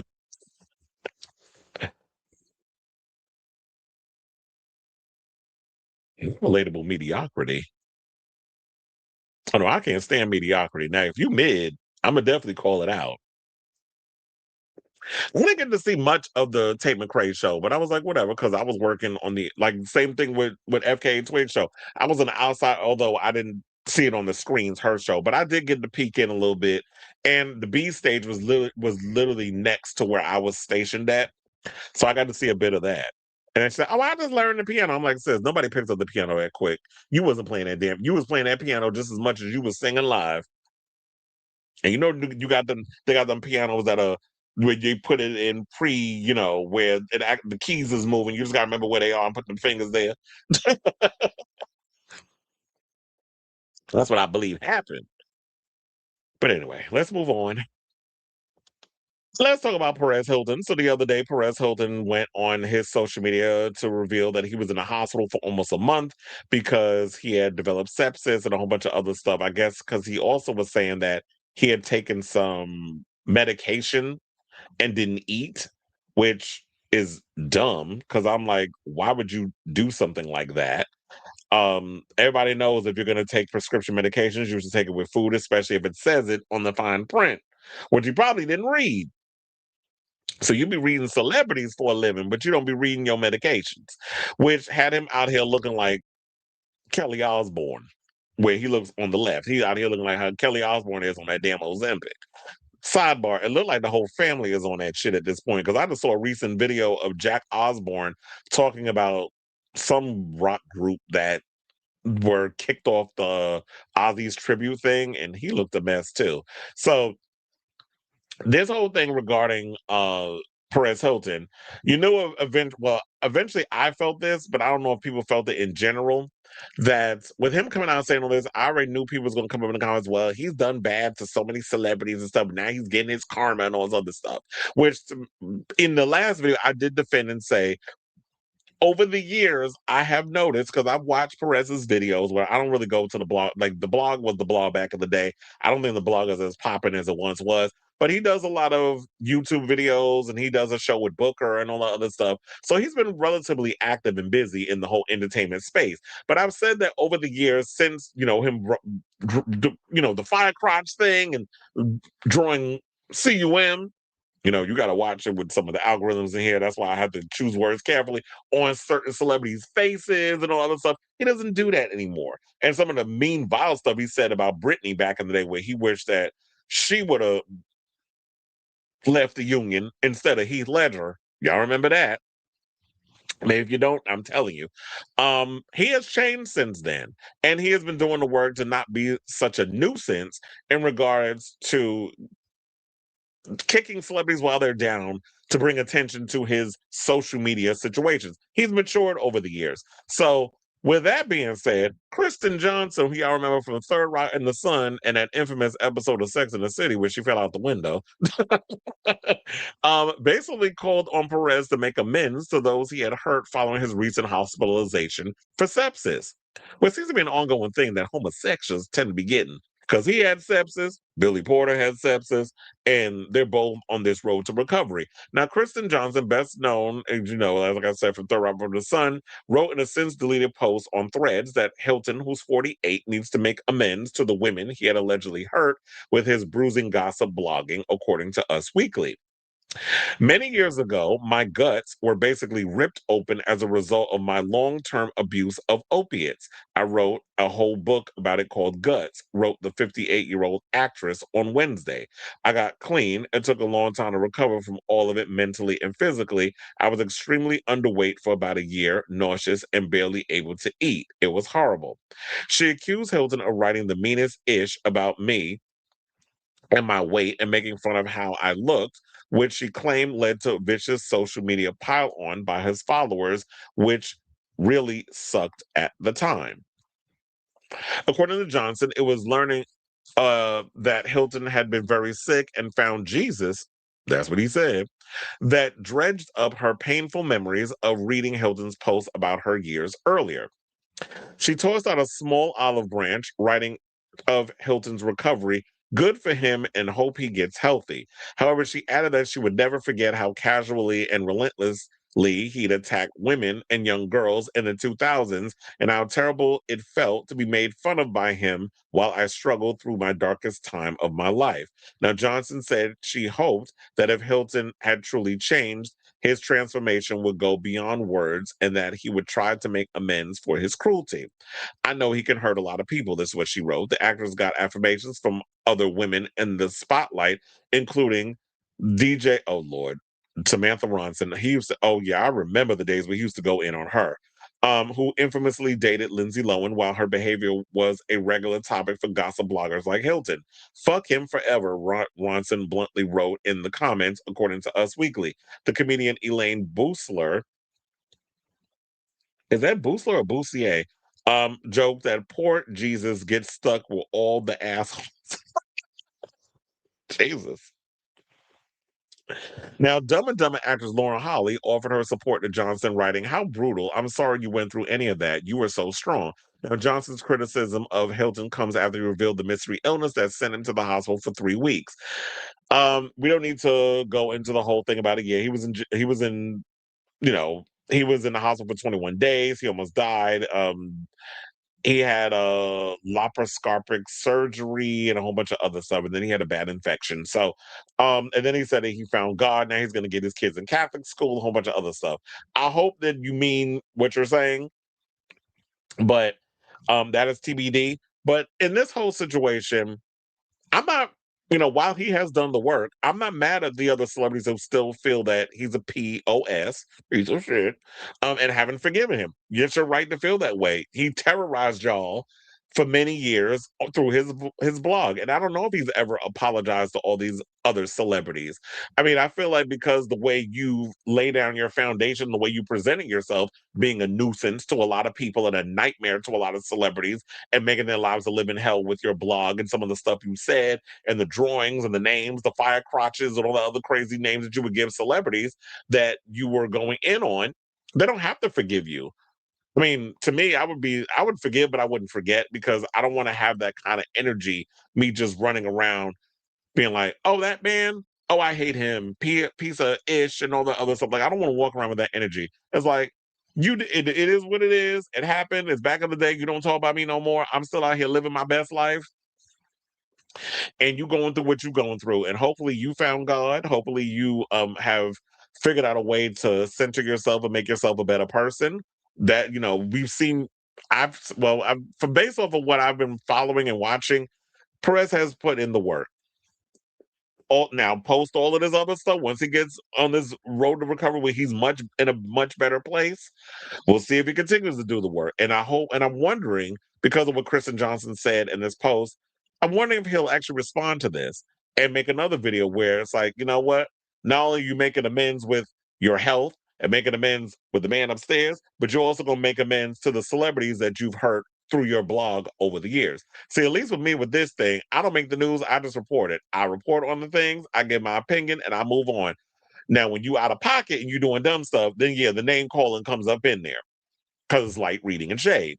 But all the other stuff where he was going in and just saying like all kinds of wild stuff on celebrities for no reason and really kicking them when they're down, that was a lot. And he's just gonna have to probably spend the rest of his life, or as long as he plans on staying in this career called show business, atoning for his past sins. So when I say all this to say, what do you guys think of this story? Do you feel that Perez is a changed man? And do you also feel that, yeah, even though you have shown people that you changed, the celebrities who you're in the past don't have to forgive you just because you all of a sudden are showing for the past couple of years that you've done the work. They feel the way they feel. You don't realize like you can't poke as I always said, you can't poke a bear and tell her how mad to get, is basically what I'm trying to get to. So, whatever your thoughts are, let me know what your thoughts in the comments down below.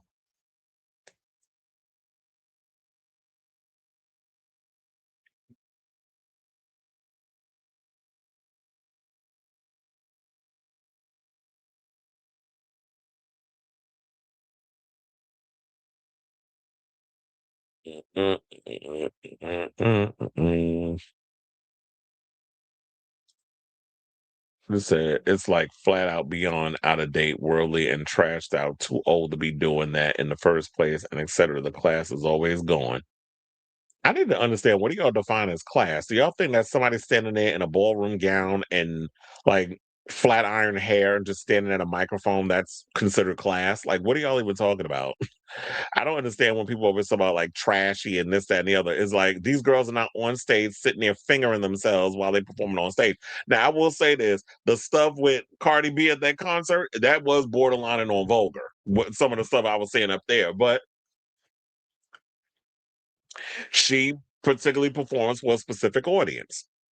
And if you're a showgirl, a lot of the girls are going to be up there half naked or whatever the case is, because you got to be able to move around in the outfits that you're wearing. Asa Ray has cute songs, but she can. Well, yeah. Well, we've come to that establishment. We've established that, right? She can't say there's Addison albums came and went for anyone that isn't chronically online. I think it's cool that she's inspired by Ray of Light, but she literally looks and dances like a Skid Row. Which about the Grammys performance? Oh, please, I blocked their ass. He said them girls act like Gaga dance be better than Bey. No, first of all, Beyonce dances circles around Lady Gaga. Let's be clear about that. I'm not reading you. I'm just saying. I was like, mm-mm. First of all, who lied to y'all? Gaga dances like she just had a hip replacement. There's no way in hell that Lady Gaga dances better than Beyonce. He said that's what they said about Wendy Williams when she got sick, saying that she deserved it for talking shit about. And that's not how karma works. For people that, oh, she's sick. I mean, she's always had a lifetime of ailments and addiction issues. But that's a whole nother conversation for a whole nother day. Did I forget to post? I don't even remember if I put this in the docket or I forgot to make the banner for it. But I had a story about Andy Cohen being mad at Sarah Michelle Gellar. I don't know if I put that in the thing, but I think that's one of the topics I forgot to make a banner for. Hold on a second. I definitely got something to say on that. Okay. Wait, hold on, because I see somebody drop the comment. I mean, she does. And I like Gaga, but yeah, she danced like she just got a hip replacement. All right, so let's get back into the show. I said it was 4 topics. Apparently, I guess it was 5. I just forgot to make one of the banners. And let's talk about Andy Cohen having the unmitigated goal to go in on my girl SMG. Sarah Michelle, not you going after Buffy because she criticized his tight ass Real Housewives franchise. So she recently did an interview with Page Six Radio. A lot of people going on that show. By the way, Pussycat Dolls was on there recently. Bunch of celebrities. So, for a man behind a franchise that's known for platforming outspoken women, Andy Cohen sure feels offended by Sarah Michelle Gellar's criticism of the Real Housewives of Beverly Hills. So, the Radio Andy host and executive producer of the Bravo franchise shared his reaction to Sarah Michelle Gellar calling out season 15 of the Real Housewives of Beverly Hills on the Page Six Radio podcast, which tapes in his studio at New York City's Sirius XM headquarters. He said, it was in our studio and then they posted. And it's like Sarah Michelle Gellar hates the Housewives of Beverly Hills with all this Radio Andy signage everywhere. And I go, you know what? Don't bring someone into my studio to trash my show. How about the door is locked when I leave? How's that? Cohen said on his show Wednesday, or maybe think twice about posting that all over social media where it says like Andy's everywhere behind SMG. She's wrong, by the way, he concluded. Well, that's her opinion. And if she feels like this season's been a little crunchy, then she has a right to say that the season's crunchy. And quiet as it's kept, a lot of the Real Housewives have been kind of dry this season. I mean, I just heard from Jersey, which we all kind of knew was going to happen. Teresa and Melissa are coming back to the Real Housewives of New Jersey. Black Dolores is over there on the Real Housewives of Rhode Island. We'll see how well that. I don't know. Did that show actually air? We'll see how well that show does. I don't know if people care enough or if it's even aired yet. But yeah, she's over there. They just put the Miami version on pause. Atlanta, I guess, is going to be airing soon because I think they had some of the girls on an episode of Sherry. So I think the new Atlanta season is about to start. Potomac is Potomac. And so yeah, I just feel like no. The season's been kind of dry. I mean, quiet as it's kept, I haven't even jumped into the season of the Housewives of Beverly Hills, probably because I feel like it's not that entertaining. I don't care about I think I'm just outgrowing these shows. I've been meaning to get into the Housewives of Beverly Hills, but I just think that I've been kind of other things have been grabbing my attention. But I'm sure that trust and believe, there's been quite a few people that have jumped in the comments when I was reading on some stuff about this topic and said like the season is boring. It's starting to pick up now, and that's how she feels. If she's a lifelong stan of a show, and the season is kind of like meh, like we're about to get into talking about Drag Race season 18 when we get to that topic. I think if you're a longtime fan of a show, you should be able to give constructive criticism. Andy's coming up in there with rose-colored glasses because this is the only franchise that he has that he's still making bank off of and watch what happens live. So, of course, he's going to come up in there and defend this show. So, but I do think it's kind of shady that y'all did that y'all had it in the studio where it says Radio Andy. And, sir, let's be clear. You don't own the building. You don't own that studio. You work for Sirius. You don't own Sirius. Sirius is giving you the platform or the floor or whatever to have your own little station, and you have your people on that station. I don't know how many other people. I don't know. Sandra Bernhardt, didn't she have a show on there with radio, like on Radio Andy's channel, whatever the case is? There's a bunch of people that he has that he gives that problematic ass Jeff Lewis and them fake ass lips he got and all that Botox. So it's funny how people buying the lips that I actually was born with. Funny how that works, but But Page Six, maybe y'all need to get your own little studio instead of using somebody else's studio to say what y'all got to say up in there. But like I said before, she has a right to say what she said. Now, she said, I think it is boring. I mean, I like the cast. I love Rachel Zoe. I think Rachel's a great addition. I love Bose. I think it's great as a Bazoma St. John. I mean, I live for Kathy and Jen. I want a spinoff. I want a Jen Tilly, Kathy Hilton spinoff. But it's slow. It's just picking up now. And they had a lot of, I guess Dorit is not, there's been some drama with Dorit too, and her and PK, and Kyle asserting herself in that situation, and this is a bunch of mess. She also noted that newcomer Amanda Francis, oh yeah, they said Amanda Francis, this new chick, she gotta go. She probably gonna be the Diana of what was her name? Diana? I couldn't stand that bitch. She probably gonna be the Diana of the season. They're gonna get rid of her. She's gonna be a one and done because ain't nobody liking her. And they said because they feel like, did you not get the memo of what you have to bring to this reality show? So they feel like she need to go. I've heard people even say Kyle needs to go too because Kyle is not delivering. You just collecting a check, but you're not really giving what needs to be given in regards to the show. And I feel like Kyle just been on that show since the beginning. And it's like when you are OG that's really not gonna bring it, that needs to bring it like it needs to be brought, and bring it on, then you need to leave and probably bring some and have the other girl step up or whatever the case is. You just there collecting a check at this point. And I've heard some people say, well, she's not obligated to have to share this, and this. I'm like, but you're on a reality show. And part of the reality show is whatever is going on in your personal life, we need to be aware of that needs to play out for the cameras. Sorry, that's what a reality show, the whole point of one. So I'll say all this to say, what y'all think of this story regarding Sarah Michelle Gellar and Andy Cohen. I don't know if he was playful in what he said because I didn't hear his voice is like nails on a chalkboard for me. So and it sounds like it's getting raspy and raspy as the years go by. He lay off them drugs allegedly, but I don't know in the tone and the connotation of how he said it. To me, based off of I'm reading it, maybe he was being playful, but at the end of the day, if a celebrity or whatever is not feeling an addition of a show that they're on, I think they have a right to speak on that they're not that excited over the current season, that the season's not as great as y'all were trying to hype it up to be. Maybe the reason why I've been stalling is because I wasn't really all that excited watching the trailer when it first came out.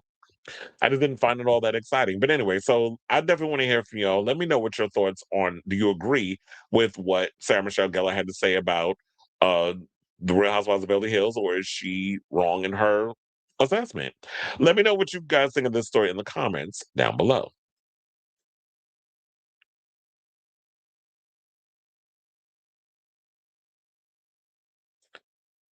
Have you started rewatching Pose? I was watching some of those Stan and Angel scenes. No, I haven't gotten around to it yet. I was trying to remember when it happened. Oh yeah, it got busy. Life happened. um, because I think the last time I told y'all that was Thursday. Friday, I went. It was a long day. I got home, watched Drag Race, which is we're about to get into that as is the next topic. Fell asleep. Next day, had to get up, dealing with some personal family stuff. Had to go to work.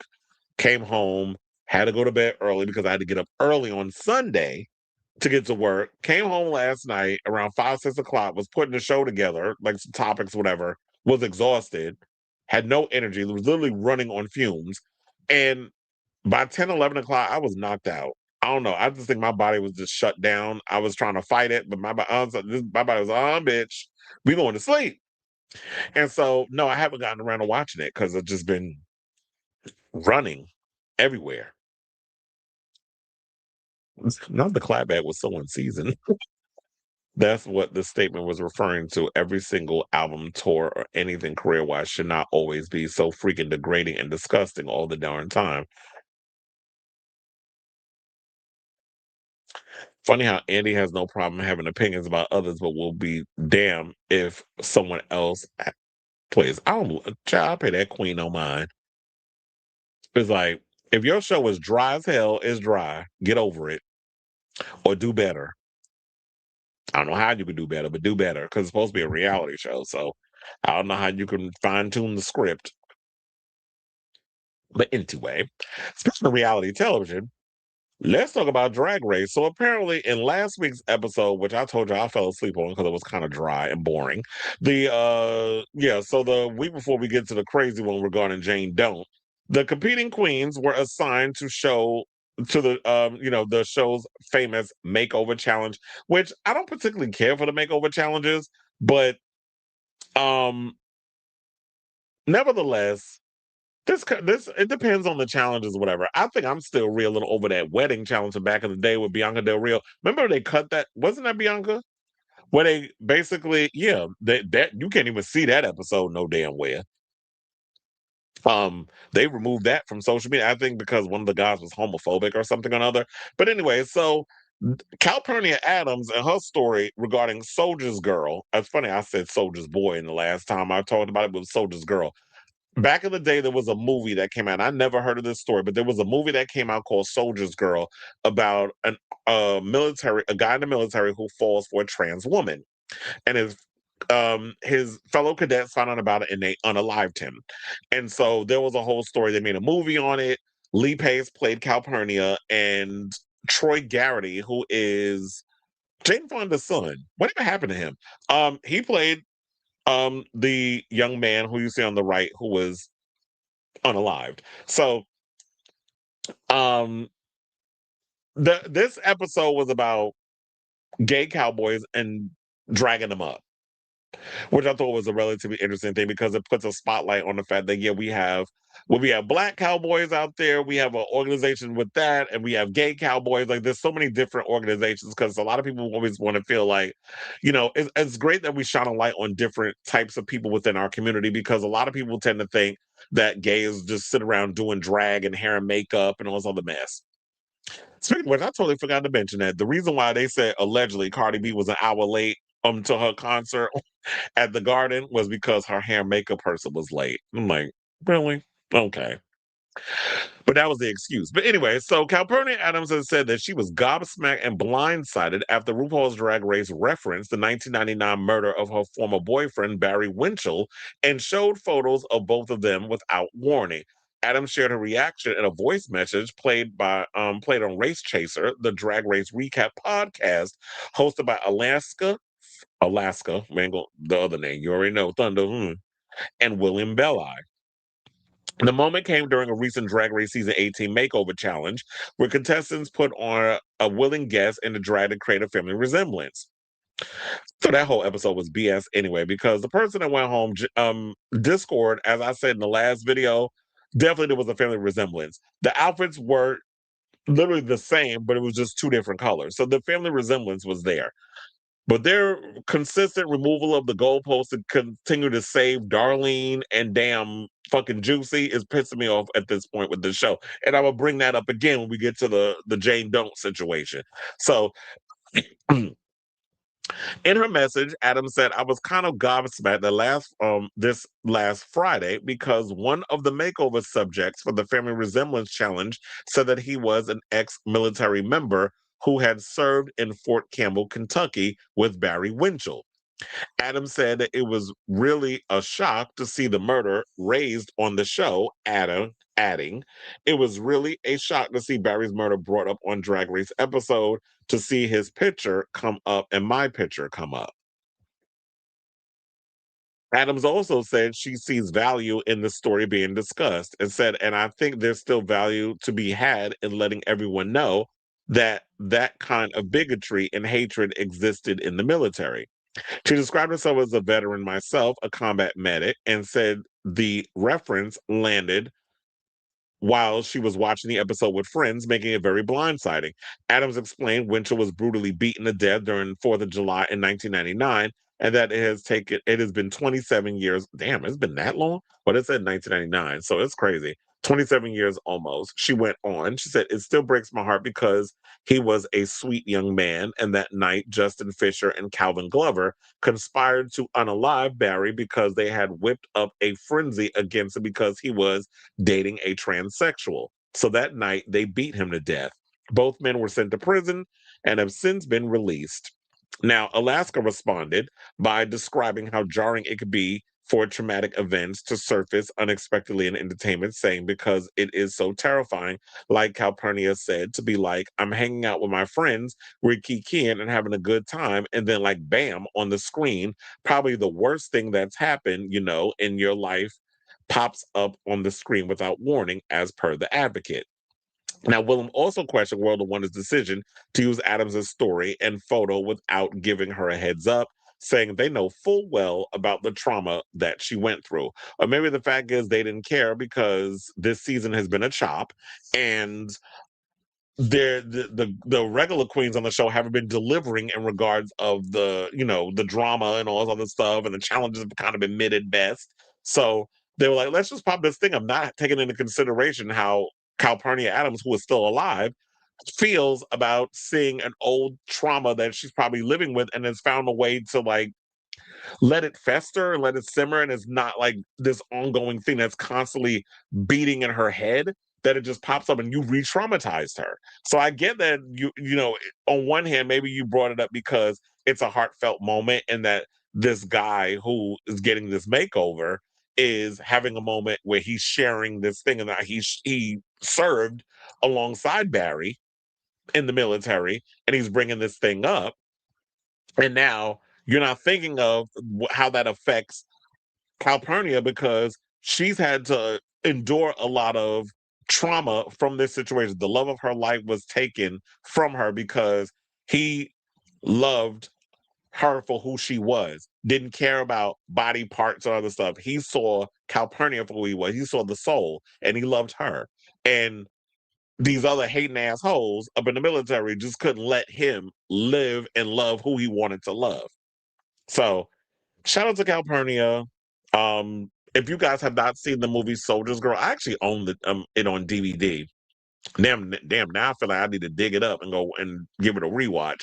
But I remember the first time I saw that movie, it definitely woke me up on a lot of stuff because I remember I saw it premiered on Showtime back in the look. Back in the day, they was doing some groundbreaking shit on TV and cable and all other stuff. Now everybody being a little conservative, but they really took chances in content, and seeing this type of story that came out.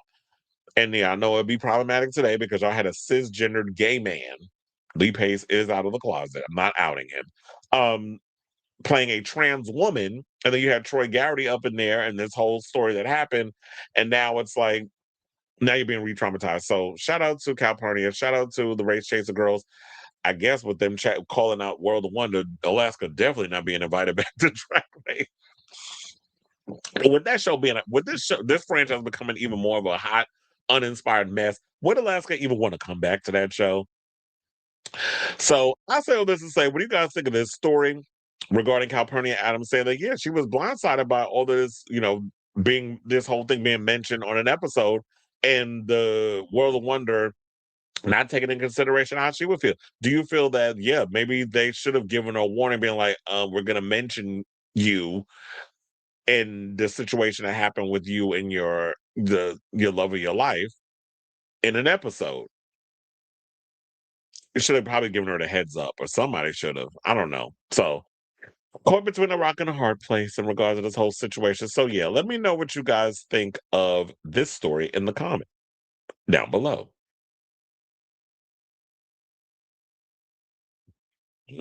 Barry Winchell. I know the show isn't about Nene's partner, but I wish he would have revealed more. There's not that much info about it, almost as if the Navy wants to cover it up, and it's rare to hear about it today. And especially, I do agree, there should have been.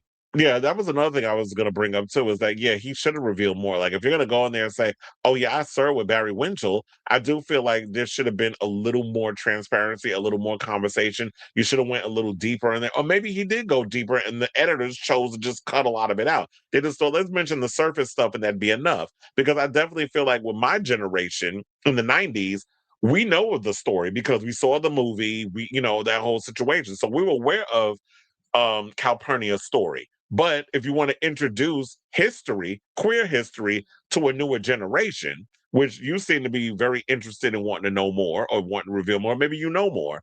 It's just because I know you're an old soul. You like a lot of past stuff or hearing those stories. So while you have a due diligence to actually educate your audience, it's not all about the drama and the pop of circumstance. If you're going to take on these serious moments, you need to expand on it, and you need to educate your audience, because a lot of them want to hear the stories. They want to hear the history. They're not going to read a book or whatever the case is. There needs to be references brought up on the show, or you want to do these teachable moments. So I do agree that the partners should have brought up more. And look, Nene ended up in the bottom.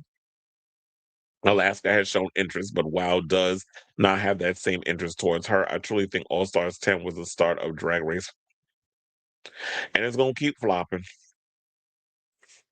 Alaska desperately wants to be on All Stars and constantly begs the podcast audience to reach out to WoW.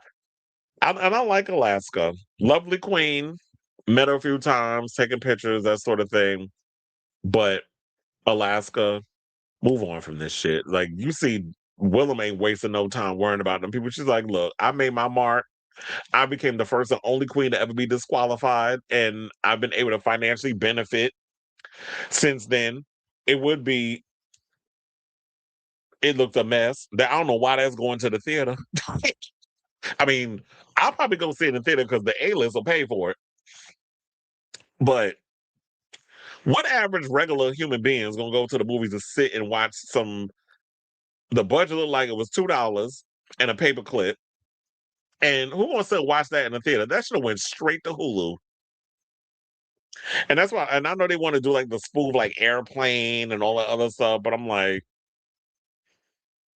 you know what I was thinking too?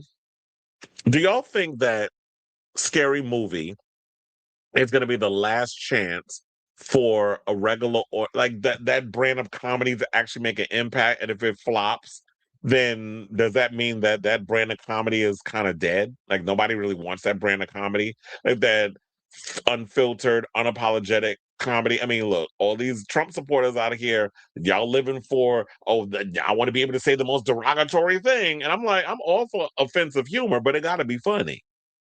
You can't just be like, well, you can't tell me I can't say certain words. And then I'm sitting there like, okay, but where's the joke? So there's a difference. And I did find some parts of Scary Movie. When I watched the trailer, I did cackle quite a bit at some of the stuff. I'm going to watch a gay spoof film, but not with Ginger. Not Tubi. I'm going to try to be nice and say Hulu. You said Tubi. Anyway, okay. So now let's get into our final topic. And let's talk about Jane Don't. So yeah, this was the gay gasp heard around the world because apparently people were shocked that Jane Don't was eliminated. But I'm gonna tell you, I was not shocked because I already knew she was going home, and I'm gonna tell you why. Because remember, in the last time we did an episode, I told you y'all about to be pissed with this upcoming episode. And then when I watched it, because I couldn't remember if this was the week, but then I wasn't sure. But then when I started reading the comments online and people was being vague, I said, "Oh God, I think this episode Jane went home." So I couldn't remember if she went home this week or next week. But I remember, but I was having a conversation with a friend of mine who works with a lot of the Drag Race girls, and they told me they was like, "Yeah, Jane don't make the top 4." So I had to keep it. I was like, and I'm not gonna say nothing because I know some of y'all watch the show and y'all be getting mad when I be doing spoilers in the middle of the thing without warning. So that's why I said y'all gonna be mad when y'all watch this upcoming episode. And it seemed like a lot of y'all was pissed. So Jane did an interview. She did an interview with Out, and she also did an interview with Blavity. And I'm going to pull from both. So that way, because there was a lot of pretty interesting things that she said. Now, they said, while most queens are eliminated from RuPaul's Drag Race knowing exactly what they did wrong, the season 18 frontrunner was shockingly told to sashay away without much intel as to why. Yeah, because I have to say, the judging this season has been a chop. I don't understand. There's been a lot of inconsistencies. No shade, but I do not understand how the hell Darlene Mitchell and Juicy Love Dion are in the top 4. They should have been chopped weeks ago.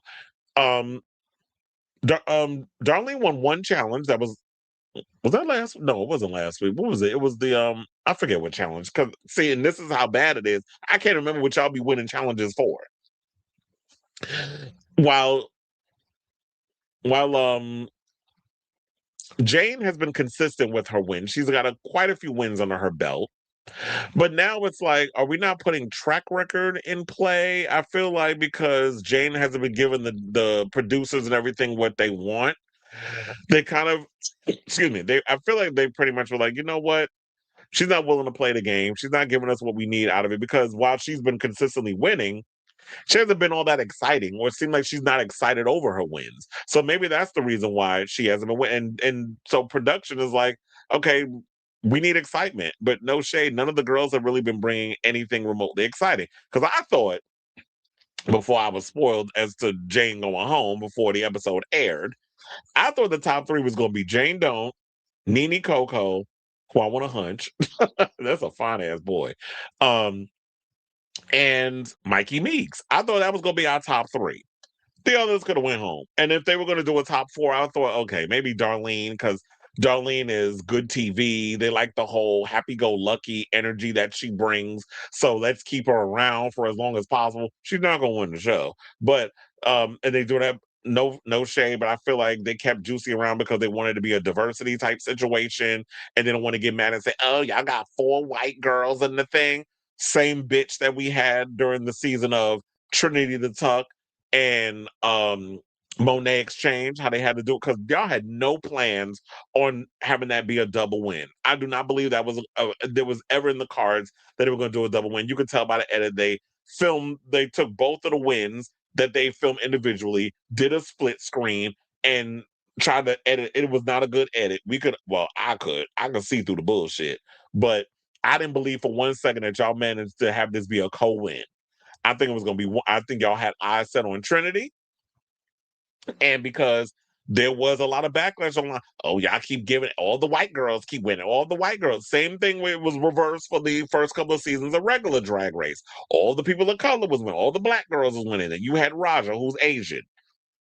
They had all the people of color win. No white girls is winning. How about people win based off of their merit and their talent and their track record and not because of their race or the color of their skin? How about we do that? But it's too much bullshit in politics and fan interference that have been sabotaging and manipulating and maneuvering the show to vote a certain way.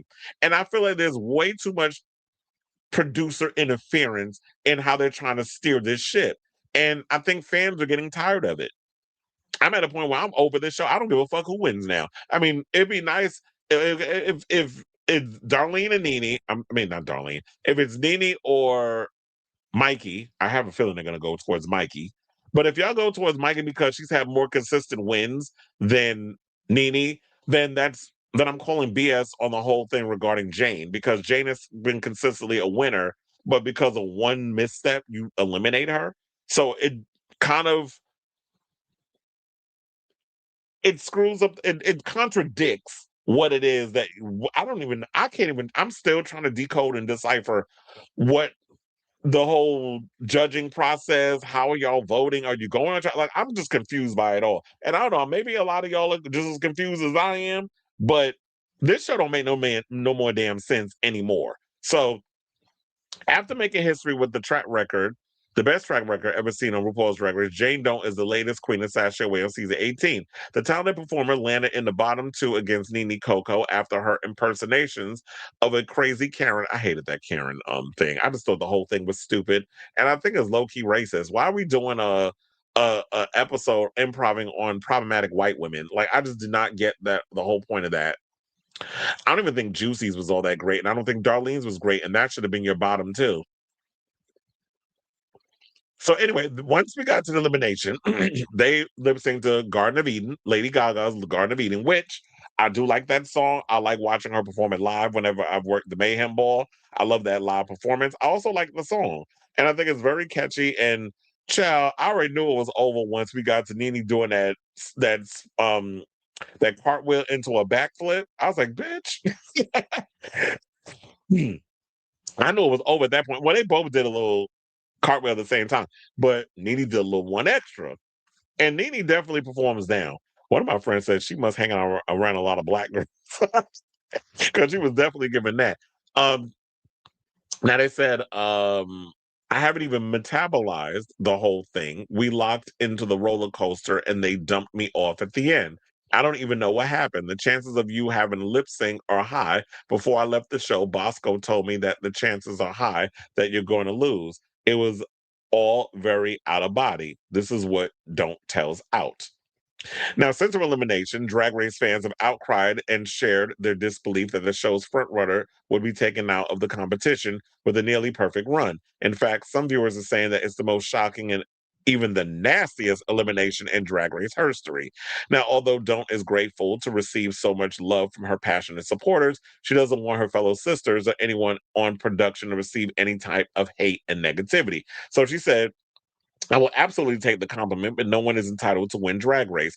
Mikey won the challenge. At the end of the day, I went home. It is what it is. I really appreciate if people feel strongly about me leaving. If you like what I do, it's more helpful to me, and it does for me as a performer if you buy a t-shirt or come to a show. I'd rather you buy a ticket to my show than scream on the internet that one of my sisters should have gone home instead of me. Now, besides this week's outcome, Drag Race fans were also upset that the iconic puppet challenge. Oh yeah, that was the worst puppet challenge. I don't know what was worse, Snatch Game or the puppet challenge. Like we had some. I mean, I'm talking about the season of Snatch Game with Willow Pill, where there was only one person that won that challenge, and that was Miss Thing that did Lil Jon. That was the only person that came out alive in that whole situation. Everybody flopped that, but this one, it was like the production crew had to split the money because everybody was bad. Well, everybody loved puppets until that episode. Now we hate them. I wouldn't have did that whole puppet challenge with the people that, according to a certain queen, that said that a lot of y'all, plain Jane, say y'all don't have star quality. And it's no shame, but y'all really starting to prove that Plain was right. So I do agree with that. That if you want to support, buy her merch, go support her shows, whatever show she's performing at, whatever place she's performing at, go support her there. Don't sit and shade these other queens. That's not their fault. That's production. That's the show. It's a reality show. They just, reality show first, drag competition second. That's literally what Drag Race is. So yeah, don't get mad at Mikey. Don't get mad at all these other people. They ain't had nothing to do with the situation. That's the producers. But I guess because they don't have a face, it's not. It's hard for y'all to pick on the people that's working behind the scenes that's making these decisions. Now, to add fuel to the fire, speaking of Plain Jane, professional rage baiter Plain Jane tripled down on her prior statements that there are no stars on season 18 of Drag Race. Say anybody who has taken Plain Jane seriously in the year of 2026 is a fool. I love my sisters so much. We have all given this woman far too much free promo. It's plain. She loves to upset people. Plain Jane is not in control of all media. Who is she? A studio head from the 1950s? Who cares? I think it's funny. She's just talking to talk. And I agree with that. But now, with her interview over there on Blavity, she said not to be the serious person at a clown show. And I'm not making any kind of excuses about my performance on the challenge. It's just what it was, regardless of the topic. But I guess to my mind, I just don't think those Karen videos are fun or funny. I think that they're symptomatic of a lot of ish that I don't really like. I don't think it's funny. I don't think that white people being nasty, racist, and underhanded is funny. Look, RuPaul the same one that gave Shirley Q. Liquor a platform. Y'all should not be surprised that this will be a challenge. And they also said, I said that part. That wasn't Jane. I just don't think that white women being entitled and crazy is necessary. I don't watch them and laugh. They just make me uncomfortable. Yeah, what is so funny about white women losing their mind and acting like a Karen and getting whatever? Like, whoever thought this challenge should have the shit slapped out of them? No shade. Just saying. Metaphorically, not literally. And it's I don't watch them and laugh. They just make me uncomfortable. It's difficult for me to go into the challenge and try to find a lot of humor in it, which is why I took the direction that I did, which was sort of make her like the almost a Christopher Guest kind of character. I don't know. Karens are not interesting to me. I don't mean to condescend to the material that we're given, but it just doesn't resonate with me. But now here's the question. Did you voice this when you were on the show? Because if you did, and you know how some of these people feel, oh, you're not gonna comply. You're gonna kind of go against the challenge that we created. Oh, you're gonna make things difficult. Oh, we're gonna show you. We're gonna make an example out of you. You're not gonna play the game. Now we're gonna give you the chop. So it kind of makes me wonder if that's what may have happened. Because she's saying like, that's why I took the approach because I just don't find Karens to be entertaining. Maybe that was some off-camera stuff that she said, or maybe it was something that she said on camera that they edited out and the producers got wind of it and decided to make an example of, because you're not going to be willing to do the Tide challenges that we come up with, these mid-ass challenges. So now we not going to give you the crown. And that's fine. I feel like this is the most exciting thing that's happened this whole season. And maybe what will happen now is that Jane will become more successful because she didn't win.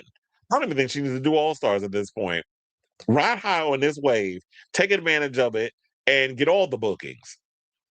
Because with this whole controversial thing that came down, you're definitely going to be able to get a lot of bookings because of it. Then she also went on to say, when you think about how those videos rose to prominence, the first Karen videos I really remember happening were the ones that was surfacing during 2020 and George Floyd and his time of real racial reckoning in the country. It just feels so steeped in so much stuff that I don't know how we make this fun. I just don't, it just doesn't feel lighthearted and fun to me to be like, oh my gosh, this lady yelling at these kids who are barbecuing in a park. No, that's effed up. And it also talks about her track record. Y'all can go and read the rest of the article. But here's the thing that she said was next for her. She said she wants to try Broadway. She said, I'm so open to so many things. I want to write a lot more. I want to do bigger, more produced work. If we're manifesting Broadway, give me a call. Off Broadway, give me a call. The M&M store in Times Square, give me wait, is the M&M store still around? I didn't even know that was still around. She said, I want to do more writing, more comedy. I would love to do TV and move into more mainstream kind of comedy space. I'm very heartened by what's happening with O'Mary in the couple of years that's happened with Alex Newell winning the Tony. I think there's like an appetite for queer work in the public consciousness in a really demonstrable way right now that I would love to be a part of that. And I definitely could see Jane Don't being on Broadway because that would be the perfect place for her to go, in my opinion. Because like I was saying, well, she just mentioned um O'Mary, which I definitely think that would be great to put more drag queens in that type of situation. They had Jinx Monsoon, perfect example. Jinx Monsoon was someone who manifested wanting to go on Broadway. It happened, and she's been out here killing it. We also have the Rocky Horror Picture Show or the Rocky Horror Show that just premiered on Broadway with Luke Evans. We got Michaela J. Rodriguez and a bunch of other queer celebrities who are in this show. If they want to do that and broaden it up and get more drag queens to do Broadway, because I definitely feel like there is an appetite for seeing more drag artists on Broadway, and why we can't get more of those type of shows. That'd be the perfect place to go instead of it just being Vegas. I definitely think Broadway needs to broaden its horizons and get more queer art. We just had a show called an off-Broadway show called Drag the Musical, which I happened to go see. Alaska's in it. Her fiance actually got me and a friend of mine. We both went, had a great table, had a great time. This is the one I told you where Frankie Grande was also at that same show and loved the show. It was a great show. Seeing a lot of these drag performers up there singing and dancing and giving a whole Broadway shtick, even though it was on Broadway.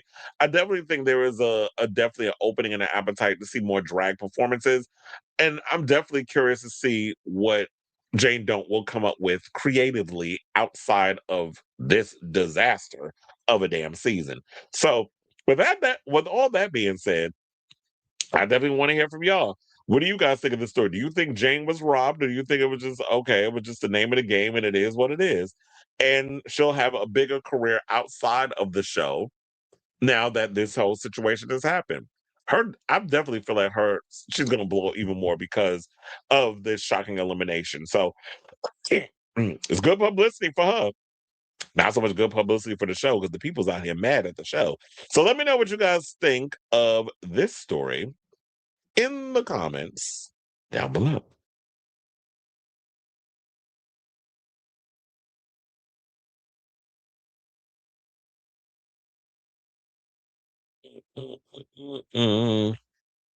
Any thoughts on Miley Cyrus being awarded with the Giving Me Lifetime Achievement Award? Oh, what? Girl, you're not old enough to get any kind of lifetime. I don't understand people giving lifetime achievement to people in their 30s. Like, if you was Shaka Khan age, if you was in your 70s or Cher age or whatever the case is, I could understand a lifetime achievement. But ma'am, just because you started making, you started your career in your teens and now you're in your 30s, and yeah, I guess in Hollywood terms, it has been a lifetime. Don't necessarily mean you should be getting a lifetime achievement. Who's giving her this mess? The top two lip sync will also be to the Miley song with Naomi Campbell. I do not care to learn the title. Neither do I, nor do I. He said, hate to say it, but Juicy is definitely still there to fill the. I mean, I said it. My friend said it to me, and I was like, oh, that's kind of hard, but I kind of agree. But I explain why. It's because we don't want to hear all. Oh, look, and this is why the other side has been able to weaponize this whole DEI thing because the way y'all are approaching it. If you've been bringing it throughout the season. We should have a top 4 based on talent and merit and all the other stuff. It shouldn't just be, oh well. And that's how I kind of felt about Lexi Love. Lexi Love, I do not feel like should have made it as far as she did during her season. But because we don't want to hear the argument about, oh, y'all not gonna keep a trans girl in the thing. But the trans girl gotta bring it like it needs to be brought. Like Sasha Colby. Sasha was bringing, although her destiny was written from the beginning. You already set that show up for her to win. But at the same time, if you really bringing it with the talent and the performances and the challenges and stuff, that's why you should be there. Not because you're the only brown girl left, because we done chopped all the other ones. If you, as a brown girl's not bringing it, then your ass goes home. So to be on the safe side, we already know that Juicy's not going to win the show. She'll make top 4, which she has made top 4. She might be the first or the second one to go if there's an elimination next week. I think it is. It's going to be a top 3. Maybe they'll do a twist and bring somebody back. Can you imagine they did that? And they was like, oh, we made a mistake. Let's bring somebody back.